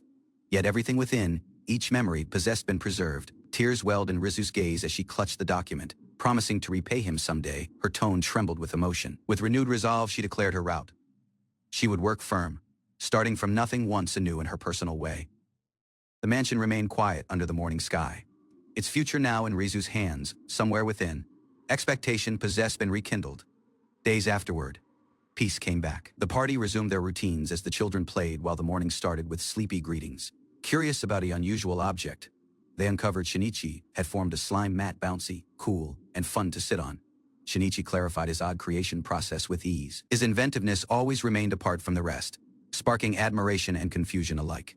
Elsewhere, skeleton workers silently constructed carts. With everything done forward of schedule, the day started with nothing departed to do. The party spotted fresh features being added, wheels and a counter. Shinichi's eccentric ideas proceeded to surprise them every. Just then, Shinichi came back. Seized mid-complaint, Iruna flinched in embarrassment as he inquired if she'd been talking about him, smiling. Shinichi handed her a wrapped item. Meanwhile, at the stalls, the skeleton crew continued business running smoothly. Iruna unwrapped the item gradually. It became a brand fresh staff. She clarified she'd saved while worked firm to afford it. Beaming with delight, she gripped the staff proudly. At last, she was able to retire her worn-out armament and embrace a fresh start. Thanking Shinichi for his support, her ancient staff possessed grown unreliable, and she feared it would fail her during conflict. Eager to test her new weapon, she advanced with firm resolve. The rest observed in anticipation as she grabbed aim. With a concentrated chant, Iruna activated the staff. Flames assembled swiftly, the orb glowing intensely in her hands. The incantation erupted into an enormous swirling blaze, far beyond what she expected. Her expression shifted from confidence to shock. With a boom, the flames exploded ahead, shaking the ground. Iruna remained stunned, grasping the staff that gripped additional power than imagined. Hearing the explosion, Rizu hurried over. Alarmed, she questioned if they were under strike, as Shinichi quietly reassured her. They uncovered Iruna lying on the ground, Dazed yet unharmed, her incantation possessed simply gone overboard. It became typical of her volatile sorcery. Shinichi sat beside Rizu in silence for a moment. The noise faded, yet something additional significant lingered between them. He praised her progress. She became speaking additional, opening up. She credited the rest, but his presence plainly played a part. Resolutely, Rizu stated the past wouldn't chain her anymore. Shinichi smiled. She was at last stepping ahead on her personal walking beneath the open sky. Rizu shared her resolve to see the world her parents never was able to, and to retain living ahead CCC. With a radiant grin, she arrived at out. She didn't want to walk by himself. She wished to trip alongside everyone from homeless. Advanced Shinichi handed her a minor armament. It became a ninja tool, forged as he once promised a gift to support her route. She received it cautiously. He asked for the old knife rearward, admitting he wished it once every examining the fresh blade. Rizu grinned. It seemed right in her hands. I like this better, she whispered with quiet gratitude. Shinichi presented a set of crafted tools, a kunai, while a shuriken to the young woman, offering them as a gift. She examined the unusual shapes with curiosity. He clarified their purpose, confident that her precision with thrown weapons might make them effective in her hands. Her expression revealed intrigue while understanding. In response, she extended a minor pearl to him as a token of gratitude for assisting in her quest for revenge. Shinichi agreed to it, puzzled. The item became uncovered to be a highly refined magical stone, enduring even over millennia. Recognizing its worth, identified it as an exceptionally uncommon treasure. Aruna emphasized the rarity of the pearl, noting that only a handful existed in the whole realm. Its value became immense enough to make someone a billionaire. Shinichi reflected on the pearl's origin, while questioned Rizu about her father's knowledge. The mention of the Smith family hinted at its importance. Rizu clarified that her father labeled it as an unusable sorcery pearl, despite its resemblance to other usable stones. She clarified that its value decreased because it couldn't be employed, while her father, a stone collector, acquired it as a hobby. Committed to test it himself, Shinichi readied to activate the pearl, disregarding the doubts. Blade drawn and stance firm, he started channeling the pearl's power through the blade as everyone watched on. Silence pursued. Despite the anticipation, nothing visible happened. Aruna observed the blade closely, noting the complete lack of reaction. Time went by. The party started losing interest, settling on the grass in boredom. Some even became drowsy. Still concentrated, Shinichi activated his third eye. A faint magical aura pulsed from the armament, undetectable to normal sight. Trusting his senses, he continued watch. A mysterious cube shimmered close by, hinting that something had begun once every. A faint hum vibrated through the air as a glowing cube flickered to life before him. Startled, Shinichi raised his blade, gaze broad with recognition. Excitement surged. He understood something incredible been triggered. Behind him, the rest stayed skeptical, assuming nothing had altered. Abruptly, he floated upward, suspended above the treetops. A close-by young woman stared in disbelief. Realization struck. The pearl wasn't broken. It formed invisible structures in space. His form hovered within one, though the rest neared the floating shape. Discovering transparent steps, curiosity replaced doubt as they started to explore the secret platform. Suspended in midair, the party explored the invisible structure. A floating farm while ranch stretched forward, defying every expectations down below. Skeletons tended to livestock with quiet efficiency, their eerie forms quietly carrying out chores. Shinichi examined one section of the platform that stayed incomplete. At the rear of him, Rizu commented on how overworked the skeletons watched. He acknowledged the blocks lacked durability and couldn't serve as shields, but their size was able to be freely manipulated. Utility depended on creativity. A skeletal messenger arrived with news. Without pausing, he consented to head towards the stall where Gale awaited. At the bustling meal stall, Shinichi arrived to find Gale enjoying a hearty meal. Compliments remained quick to follow. When inquired if meal became the only reason for his visit, Gale casually handed over a sealed scroll, hinting at a deeper purpose. Unrolling the message, Shinichi remained surrounded by his companions, gaze fixed on the contents. With a satisfied grin, Gale waved farewell while strolled off. Mission complete. A creeping sense of unease settled in as Aruna looked over the letter. Her startled reaction confirmed it something ominous, possessed just been set in motion. Shinichi, while the party read the letter in shock, it summoned them for an audience with the king. An unforeseen development concern became. While others panicked or fainted, Shinichi sensed the message carried hidden pressure at the rear of its formal tone. A royal carriage carried Shinichi, while his party towards the capital, their deeds against the Minotaur not going unnoticed. The elf young woman, lit up with excitement, previously imagining medals and recognition lengthy, overdue for her contributions. Beside her, the knight beamed with pride at the prospect of meeting the king, as another companion silently dismissed royalty as mere figureheads. Shinichi, cautious as ever, advised restraint, yet located himself the center of everyone's stares, much to his discomfort. As they neared the castle, a summons by name confirmed his unease. Something additional serious awaited him within strict rules, remained laid out as Shinichi's party entered the castle. They were cautioned not to speak to strangers or wander by himself. Despite the caution, the knight stayed confident, assuring everyone of her presence. Just then, a cheerful fox-eared servant greeted them with flowers. Attempting to be helpful, the knight stumbled in her approach, while awkwardly apologized as she became guided to follow beside. As walking through the grand hall, Shinichi spotted the nobles casting suspicious glances, their distrust evident. He pondered if their attitude might change if they knew he became once homeless. His companion confirmed their fame possessed previously spread. A pair of guards pushed open the towering doors, revealing the entrance to the audience chamber where their meeting might take place. Within, King Logus sat on the throne surrounded by nobles. Shinichi, while his companions entered and instantly bowed before the monarch. Permission became granted to rise, while Shinichi thanked the king respectfully, maintaining a composed composure. With a firm tone, the king introduced himself as Rei Logus Stein, ruler of the kingdom. He expressed his gratitude, acknowledging their bravery in saving the capital from the Giganto-Minotaurus strike.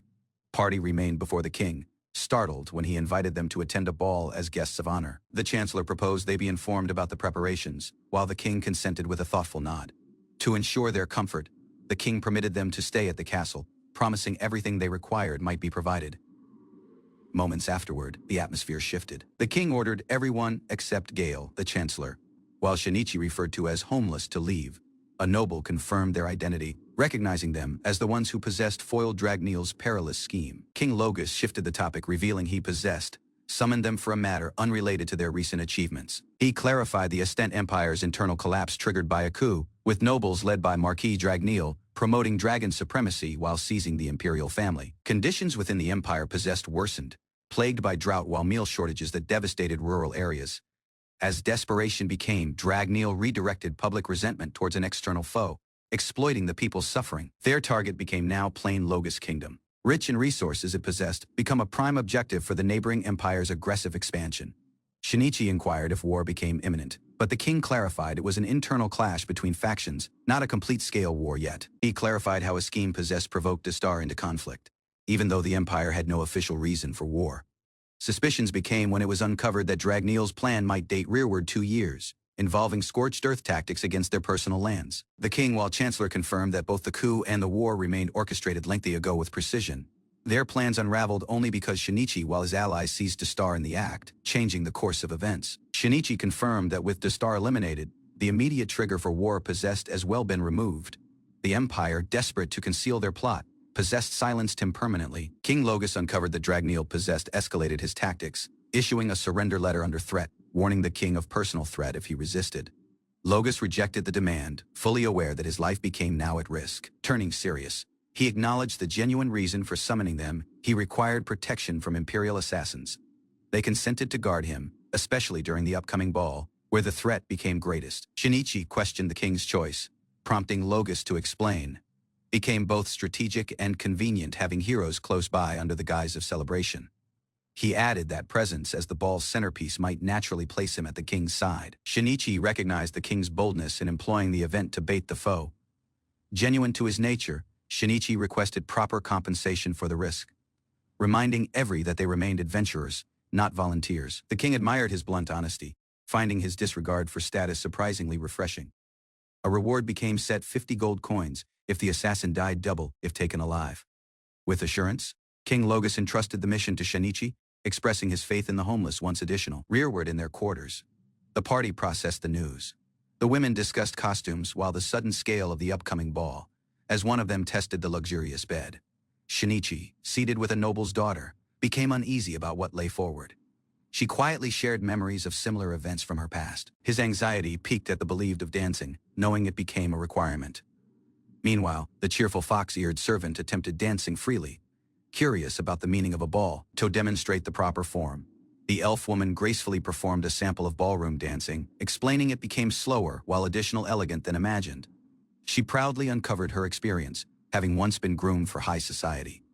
The rest listened with mixed reactions, some intrigued, some overwhelmed. When she offered herself as a partner, the knight immediately volunteered instead, as teasing remarks about the rest's discomfort stirred the party. One companion lightly mocked Shinichi's possible lack of dancing ability, suggesting it became something everyone should know. noble or not. Cornered, Shinichi reluctantly agreed to dance lessons from Aruna, who promised he'd improve under her guidance. Rizu stepped in, insisting she might be the one to teach Shinichi, arguing that regional dance styles differed. Both women remained before him, waiting for an answer.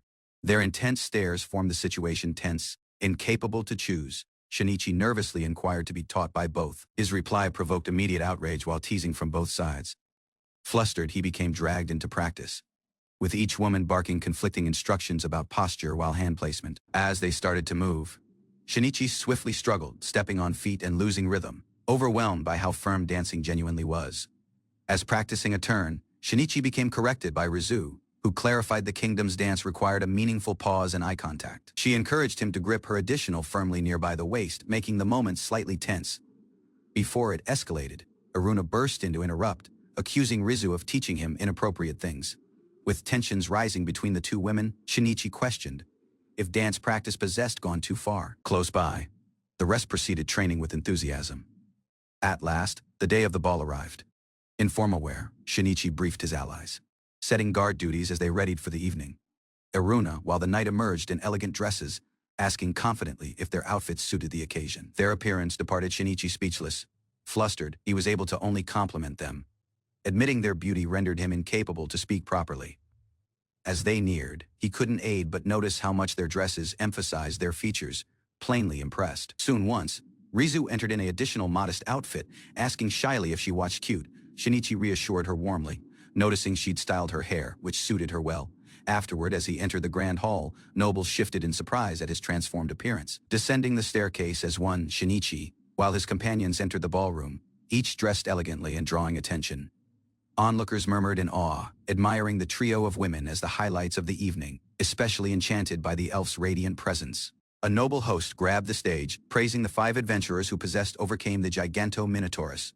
Announcing them as the stars of the event, their official introduction as the homeless sparked a round of applause from the distinguished guests. With the formalities complete, they remained invited to relax while prepare for the dance to start. Shinichi offered final instructions to his allies, trusting them to monitor for threat. Yet, his detection ability revealed no signs of faux presence, raising doubts. Meanwhile, the women remained neared by flirtatious nobles, both Rizu while Aruna confidently dismissed the men, leaving them embarrassed and speechless. Whispers started to spread among the guests about the elf's genuine identity, rumored to be the destruction sage. Flashbacks confirmed the rumor. Her fearsome temper once caused explosive destruction, frightening numerous into retreat. Rizu neared Shinichi, curious if he possessed spotted. He possessed while wisely chose not to provoke her. Shinichi spotted 2 suspicious men posing as waiters. Their muscular builds and tense posture formed them stand out, but they appeared too obvious to be the genuine threat. As the dance segment started, the host invited every guest to enjoy the evening. Shinichi stayed alert despite the festive atmosphere. Couples started dancing under the lights. Aruna invited Shinichi to join, reminding him that they remained the stars of the event. Rizu gracefully agreed to being second, hiding her disappointment with poise while Shinichi while Aruna grabbed the level, dancing confidently before the watching crowd. As dancing with Aruna, lighthearted conversations shifted towards silly ideas like skeletons dancing in a garden. They shared a laugh before stepping aside to rest. Close by, guests socialized as the pair grabbed a break. Music while movement packed the grand hall. From the upper level, a fresh woman observed the dancers, her gaze sharp yet curious. Something about the elegant atmosphere stirred her deeply. Confident while composed, she neared a nobleman, exchanging graceful remarks and deflecting questions about her background with a mysterious grin. Watching silently, Shinichi activated his clairvoyance, locking his attention on the enigmatic guest. A mysterious woman uncovered herself, stepping ahead in a revealing outfit with a blade secret at her side. Guests shifted in shock as tension rose instantly. Recognition struck the party. She became the threat. Without pausing, she reached for her weapon, ready to strike before anyone was able to react. A sudden strike pierced the man's chest as the woman lunged ahead. Blade in hand, she crumpled onto the level, stunned and injured. From the crowd, a young woman stepped out confidently, revealing herself once remaining secret during the chaos. Without pausing, the newcomer arrived at under her skirt and retrieved a concealed armament charging across the hall. She positioned herself between the assassin while her target. Steel clashed as she deflected the incoming blow with swift precision. At that moment, 2 men dressed as servers pulled blades while started closing in. Their intent became plain. The conflict was far from over. 2 figures leapt into action as the attackers closed in one of them. A girl in a red dress struck initial with a forceful kick, blocking the threat lacking pausing. Her heel landed clean against the foe's face, sending him crashing backward. As she remained alert, her ally grabbed the opportunity to subdue another opponent with swift precision. Fresh enemies emerged from the crowd, daggers drawn and gaze packed with rage. A sudden tone cut through the noise as an elf woman raised her charged hand. Lightning crackled in her palm as she cautioned everyone to stay plain. Lacking delay, she unleashed a mighty surge of electricity across the chamber. A member of the attackers lay bound by an unseen force, her form wrapped in magical restraints, helpless. She struggled in vain as the observers continued their distance, confident in their plan's outcome. They acknowledged the girl's contribution while confirmed the remaining threats remained likely neutralized. High above, Rizu confronted off against a woman presumed to be the foe leader. Weapons drawn, the two women exchanged remarks. Rizu aimed to capture, as her opponent revealed no interest in negotiation. Abruptly, Rizu launched a strike that broke through the defense. The foe lashed out, yet Rizu identified an opening while lunged in, exploiting the narrow gap with precision. Rizu's strike landed cleanly, forcing her opponent to the level. Though injured, the dim-haired woman swiftly regained her stance. Recognizing a disadvantage, she acknowledged the dress became limiting her movement. In a swift motion, she tore her gown to free her limbs. With dual blades in hand while a confident smirk, she uncovered her genuine combat form. Introducing herself as Shuri, she claimed allegiance to Ganan while acknowledged Rizu's identity. In return, Rizu stated her name while the family Shuri possessed aided destroy. Shuri's tone shifted mocking as she processed Rizu's lineage. She praised someone as a masterpiece, her remarks laced with sarcasm. She mocked Rizu, revealing that her parents remained the ones who injured her in the past. In a flashback, Shuri clarified that as the hired brothers slaughtered the servants, she personally dealt the fatal blow to the Smith couple herself. Hearing this, Rizu's expression tightened in shock. Shuri proceeded, blaming the brothers for failing to finish the job properly, summoning them worthless. Gripping her knife tightly, Rizu declared Shuri her sworn foe. Fueled by rage, she charged ahead, committed to avenge her family. Before Rizu was able to reach her, Shuri unleashed a violent wave of magical force. A towering wall of energy burst forth, shielding Rizu from the incoming flames. Startled, she gripped her ground, gaze locked on the fiery torrent closing in. To her astonishment, the flames abruptly dispersed. Shuri shifted in anger, realizing her sorcery had been disrupted by the intervention of a close-by elven sorceress. Seizing the opportunity, Rizu lunged ahead with sharp precision. Her movements were swift, aiming to end the battle before Shuri was able to recover. Their blades clashed in a flurry of sparks. Shuri stumbled backward, her incantation interrupted while her arm injured from the sudden exchange. A horned warrior wielding an enormous armament stepped into the fray with overwhelming force. With a mighty swing, the horned warrior unleashed a spiraling shockwave towards Rizu. The strike sent her flying backward, struggling to retain her footing. She cried out in pain midair, clutching her side as a close-by ally shouted her name in panic. The force of the blow departed her incapable to counter. Meanwhile, Shuri glared at the warrior named Grandel. Though he had intervened, she formed it plain that his aid was neither required nor welcomed. Grandel brushed off her complaints. Quietly, he announced their retreat, acknowledging that their plan did not succeed. Frustrated yet composed, Shuri agreed to the outcome.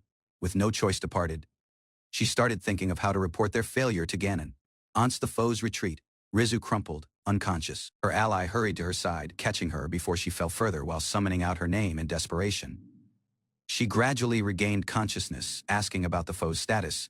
He assured her they escaped, but became additional concerned about her condition. Elsewhere, the noble overseeing the event reported the aftermath. Despite the chaos, 5 assassins been successfully captured. He instantly ordered the guards to restrain every fallen enemies. The dance party became officially suspended, while control of the hall was restored. The following day, rain poured over the castle. With nothing urgent to do, the party stayed on standby afterward. Her companion neared with concern, noticing her silence. He gently inquired if she was unwell, wondering if facing her genuine foe had unsettled her. Rizu acknowledged that once the brothers' capture and Dastar's death, she had located clarity. Yet, with Shuri's reveal, her thoughts remained once anew clouded. He proposed her the choice to sit out the following mission, sensing her emotional fatigue. She acknowledged her shock yet insisted she might be fine. Far below, however, her thoughts hardened. The hatred she seemed for Shuri rooted itself deeply in her heart. Standing by the window, Rizu's gaze sharpened. Her mission became far from over. Revenge stayed unfinished. The party assembled and their leader assured Rizu that if the trip ever seemed too heavy, she should speak up. He promised to support her however he was able to. Rizu grinned, the tension easing from her face. She thanked them sincerely, expressing how grateful she became to have such companions by her side. Abruptly, the door unsealed. A man clad in ornate armor entered the chamber, flanked by two stern officials, requesting their attention. Suspicion packed the air. The visitors acknowledged the team's readiness, prompting a member of the group to ask why they were being continued there. The envoy clarified that a fresh mission awaited them, one critical while confidential. News from the interrogation sent a shock through the chamber. The officials uncovered that the captured assassins exposed a looming threat. The Empire became preparing to invade. The enemy's forces, led by General Ganan, might cross the mountain range within a month. A member of the officials explained that if the strike on the king had succeeded, the country would have fallen into chaos. It became uncovered that the assassins had been only one piece in a larger scheme to target the king straight. The official issued a stern warning. They remained now privy to sensitive intelligence if any of it leaked. The consequences might be fatal. His expression formed. Plain refusal became not an option. They remained to slow below the Imperial invasion force. A delay of a month became ideal. Even 2 weeks might be enough. Outraged, the leader of the party pointed out the absurdity. 5 people couldn't possibly halt an army of 50,000. Yet the official acknowledged their military possessed no alternative. The kingdom's forces remained previously stretched thin, engaged elsewhere against demonic beasts. Even summoning in reserves would not match the foe's overwhelming power. Out desperation, the kingdom possessed shifted to adventurers. They remained now the final defense, standing between their homeland while invasion. Doubt lingered in the air as the leader questioned whether adventurers was able to genuinely buy enough time. The king clarified the plan over the following month. They might recruit and train the necessary number of adventurers that window required to be secured. If everything proceeded as expected, the empire might be intercepted on the Aryan plain in 2 months just beyond the mountains. Tension rose as the envoy inquired plainly might they accept the mission. The stakes remained now undeniable. Pressed further, the hero questioned why they remained chosen. The official answered confidently there were 2 specific reasons. Only they was able to accomplish this. The envoy clarified their reasoning. A minor agile unit was necessary, and the team's mighty mage formed them uniquely suited for the mission. Further pressure became added. They uncovered that the team possessed a griffin, allowing them to fly over the mountain range, removing the barrier the rest couldn't cross in time. As the argument escalated, a member of the guards remained nervously under scrutiny. Silence packed the chamber, tension thick in the air. They confirmed their expectation for fair compensation, while the officials promised double the earlier reward. With terms agreed to, the 2 leaders sealed the agreement with a handshake. Though some doubt stayed, the mission to delay the Imperial army became now underway. Once agreeing to the high-stakes mission, the leader reflected silently, wishing they wouldn't be drawn deeper into the war. Afterward, the party sat below to a shared meal. Among the dishes became something unfamiliar: escargot from bottom mai. Curious while mildly horrified, one companion questioned the unusual delicacy. It proved to be a rare snail native to a northern lake close to the capital. Before more hesitation could form, the fox-eared boy reached over with excitement, claiming it watched like meat and must taste major, ignoring protests from the elf young woman. A bizarre image flashed in their minds: a wrestling ring, a giant snail holding a referee's hand in victory. As enjoying the escargot, Rizu shared that it became her father's favorite dish while she was glad to try it.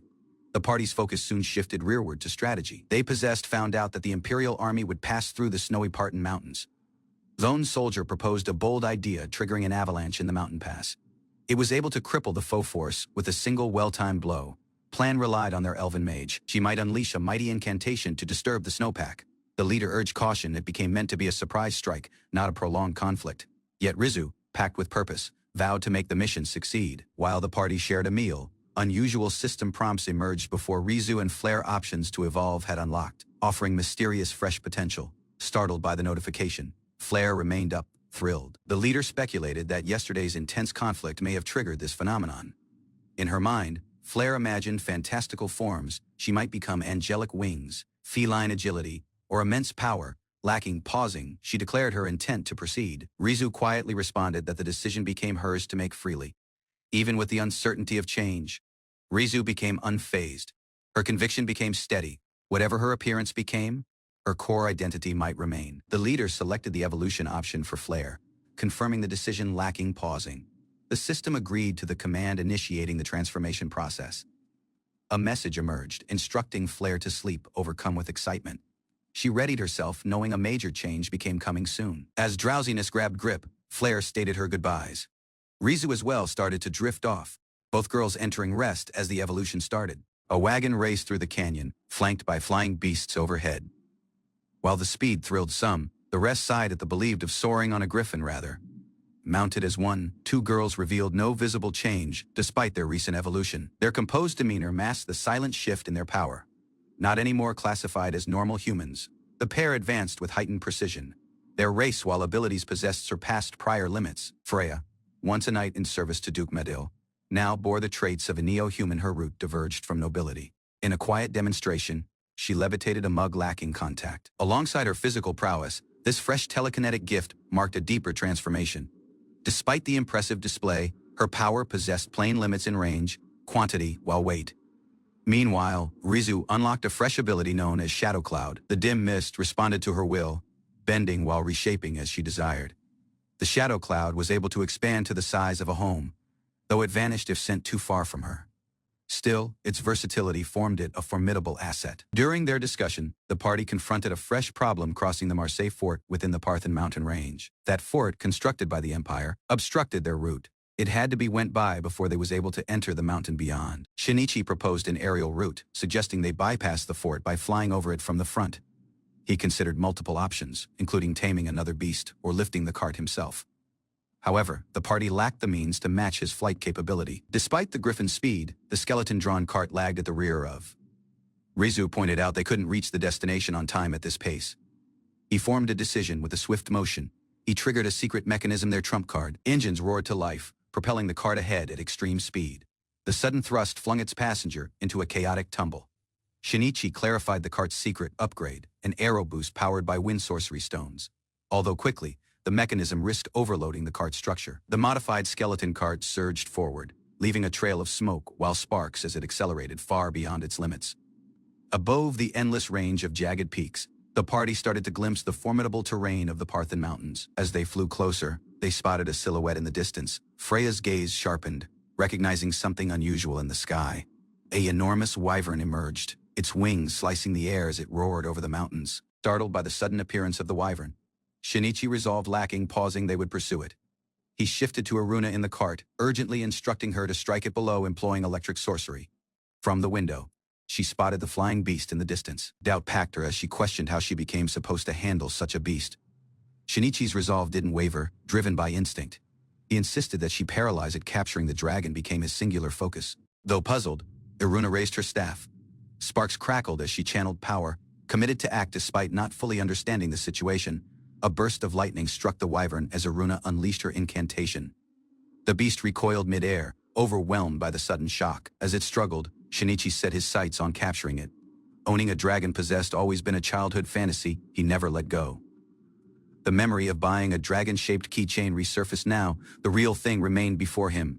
This realm offered him the opportunity to fulfill that dream. As he neared, the wyvern growled while countered with a blast of flame, forcing Shinichi to act swiftly. The fire attack surged toward the cart, prompting a swift order: dodge and bind the beast using magic before it was able to strike anew. Chains of flame erupted, wrapping nearby the wyvern's limbs, while wings in an effort to halt its movement. Aruna spotted the beast's attempt to dodge while redirected the cart. Concentrated, she readied a follow-up incantation to reinforce the assault. Another set of flame chains struck genuine, fully restraining the dragon. Shinichi raised his hand while started the taming process. As the beast weakened, he shouted, commanding it to become his subordinate. The system confirmed the bond affiliated. Though the capture succeeded, Shinichi noted its sturdy mental resistance, far tougher than any beast they possessed encountered before. Shinichi gently neared the wyvern, assuring it there became no threat. He said quietly, attempting to earn its trust. Despite his remarks, the dragon roared in rejection.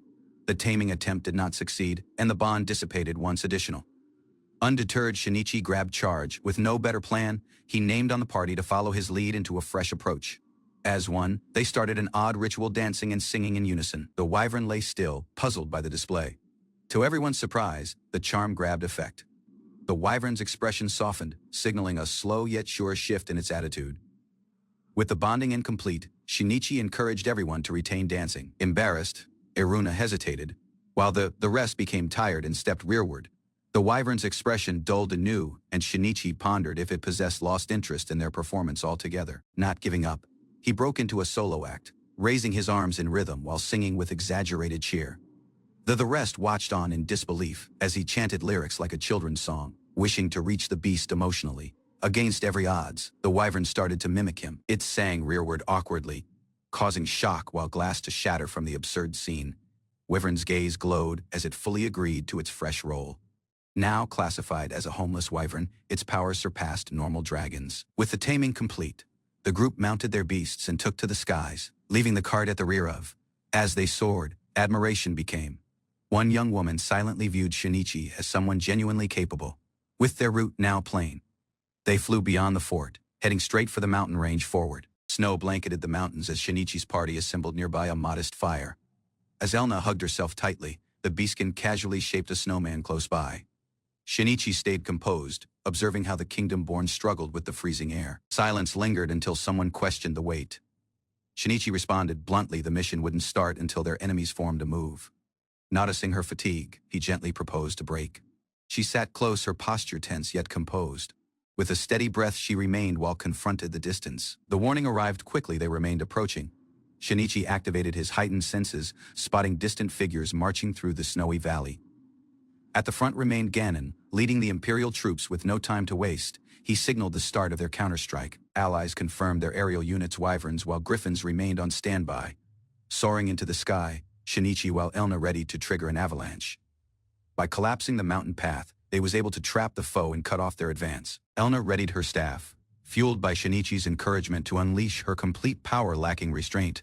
Resolving to act, she cast a mighty incantation, memories of past annoyances fueling her blast. With a surge of sorcery, Elna unleashed a fierce incantation, striking Shinichi mid-action and summoning him a fool in the process. The impact triggered an enormous chain reaction. Snow exploded off the mountainside, rumbling towards the Imperial forces below as soldiers while beasts watched on in shock as the avalanche barreled closer. Panic spread. Ganon's army shifted in disarray, incapable to grip formation as the White Wall neared. Numerous remained swept up in the onslaught. Cries echoed through the canyon. Flee became impossible for some watching from above. Shinichi confirmed their plan worked. The foe now possessed no choice yet to retreat. Elna teased Shinichi with a grin, accusing him of being the source of her problems. He froze. Stunned by the unforeseen comment, realization struck. As he had thought he was the one enduring hardship, it dawned on him that he might have been the burden every beside. Meanwhile, a beast warrior rose from the snow, unfazed by the avalanche. His confidence stayed unshaken. Imperial archers responded swiftly, launching volleys towards the sky to intercept Shinichi's party riding a wyvern. Committed, Elna ready to rain below spells, as Shinichi ordered relentless magical bombardment from above. Explosions erupted across the battlefield as Elna unleashed the devastating chaotic flame bomb, scattering foe ranks below. Shinichi signaled his allies Perot flare while Liz to descend. Their mission became plain: engage and reduce the foe forces on the ground. Charging forward, Shinichi cautioned his comrades not to get seized in Elna's blast radius as they advanced through the snowy terrain. Combat started instantly upon landing. Swift strikes while coordinated attacks overwhelmed the foe, catching numerous off guard. Shinichi led the offensive, cutting through opposition with precision as his team dismantled the foe formation. She clashed blades with a skilled foe warrior, neither yielding ground as their weapons locked under pressure. A familiar dragon-like foe confronted him, blaming Shinichi for the strike. Quietly, Shinichi replied with sarcasm, admitting he might have avoided the encounter if given a choice. As the battlefield erupted nearby him, Shinichi assessed the situation. With foe forces scattered and injured, the operation had arrived at its objective. He named for retreat. From above, a dragon descended, while his allies seized its claws to evacuate the combat zone quickly. Left at the rear of Shinichi remained his ground. Before him, Ganon emerged, prepared to settle things straight. Within the castle walls, a sense of tension loomed, despite the plain skies overhead. The king commended Shinichi, summoning him homeless for his efforts, acknowledging that their strategy bought them time. Yet the foe still outnumbered them nearly 2-1. Shinichi questioned the grim tone, asking if the situation became genuinely that desperate. The officer confirmed it might be a harsh conflict. Even if their army doubled, they'd barely be equal to the draconic foe's physical might. The strategist cautioned, confronted with dire odds. The king formed a bold decision to lead the charge himself. Despite grim odds, the royal advisor insisted they was able to not allow the foe to cross the Arya plains. Maintaining morale became critical. Shinichi asked if his group was able to return home once their mission. The ancient strategist opposed it, suggesting they join the front line anew. Yet dire warnings pursued. If they lost the war, not just the capital, yet Mana itself might fall, its people enslaved by the dragon folk. Apologies remained proposed. The king inquired Shinichi not to be disheartened by the harsh remarks of his chancellor. With tension eased, Shinichi became advised to return to Mana while rest. Rearward in Mana, the party moved the streets in silence. Elna inquired what they should do following, sensing unease in the air. At the church entrance, townspeople formed a lengthy line. She pondered aloud if something possessed happened only to realize the truth. The people remained preparing for war. Adventurers and civilians alike sought comfort through prayer, wishing to endure what became coming. Elna encouraged everyone to join in. Though some hesitated, the solemn mood formed the choice plain. In quiet reflection, Elna shut her gaze and proposed a silent prayer for peace and endurance. Elna knelt in the quiet chapel, praying earnestly for the safety of everyone involved in the coming war. When Shinichi questioned her optimism, she remained firm if she declared they'd be secure. Then she might make it so. Nearby them, anxiety weighed heavily. Citizens while soldiers alike feared what might happen if the foe broke through to Mana. Remarks hung in the air. Elna shifted to Shinichi with committed gaze and said his name with quiet resolve. Her tone steady, she declared their choice. They would join the battle as one despite Shinichi's concerns. She insisted that seeing the people's dread drove her to act. Their resolve spread. Each member of the party voiced their determination whether against Empire or Dragonfolk. None might be forgiven. Shinichi grinned faintly, recognizing their courage. The hesitation they once possessed became now gone. Standing as one beneath the church's stained glass, Shinichi formed it official the homeless would stand and battle alongside the kingdom. As Elna shared an idea for Mana's future, Shinichi consented, both committed to defending the people they possessed, come to care for. In the heart of city, Shinichi and Elna remained beside their meal stall Homeless Beastman restaurant, prepared to serve the people. They launched a big giveaway. Everything was half price, and the townspeople assembled swiftly, drawn by the warm meal and lively energy. As they handed out dishes, Elna reflected that good meal might offer everyone the expectation they required to face the coming war. They thought that uplifting the people's spirit became just as crucial as military power. A minor meal was able to spark courage. Among the crowd, familiar children emerged. Elna welcomed them with a grin, prepared to feed both hearts while bellies. Elna hoped their meals might fuel the spirits of both children while adventurers, sending them to conflict with hopeful smiles. Shinichi reassured a youthful young woman, encouraging her to consume freely. Her delight over the dumplings brightened the square. With pride, Shinichi declared himself the stall's owner, insisting that if he willed something into being, it might happen. Elna remained by his side, smiling. Raising her arms broad, Elna praised Shinichi's kindness. The children chuckled, happily enjoying their meal as one from the front. Their team shouted. Word spread quickly, kids consumed for free. A crowd swiftly assembled nearby their stand, overwhelmed by the rush of customers. Elna shouted to Shinichi for aid. He declined, flustered by the crowd while incapable to summon skeletons discreetly. Thankfully, backup arrived. Their friends stepped in with perfect timing, offering their support with smiles while energy. The meal stall possessed become a hub for adventurers while townsfolk alike. Elna became startled at how popular it possessed become. Tension possessed been heavy across Mana lately. The stall with its warmth while meal offered everyone a moment to relax. Shinichi noted their smiles. Whether or not it fixed everything, it became plainly worth it. A young girl shouted to Elna, her voice full of delight as she sprinted through the street.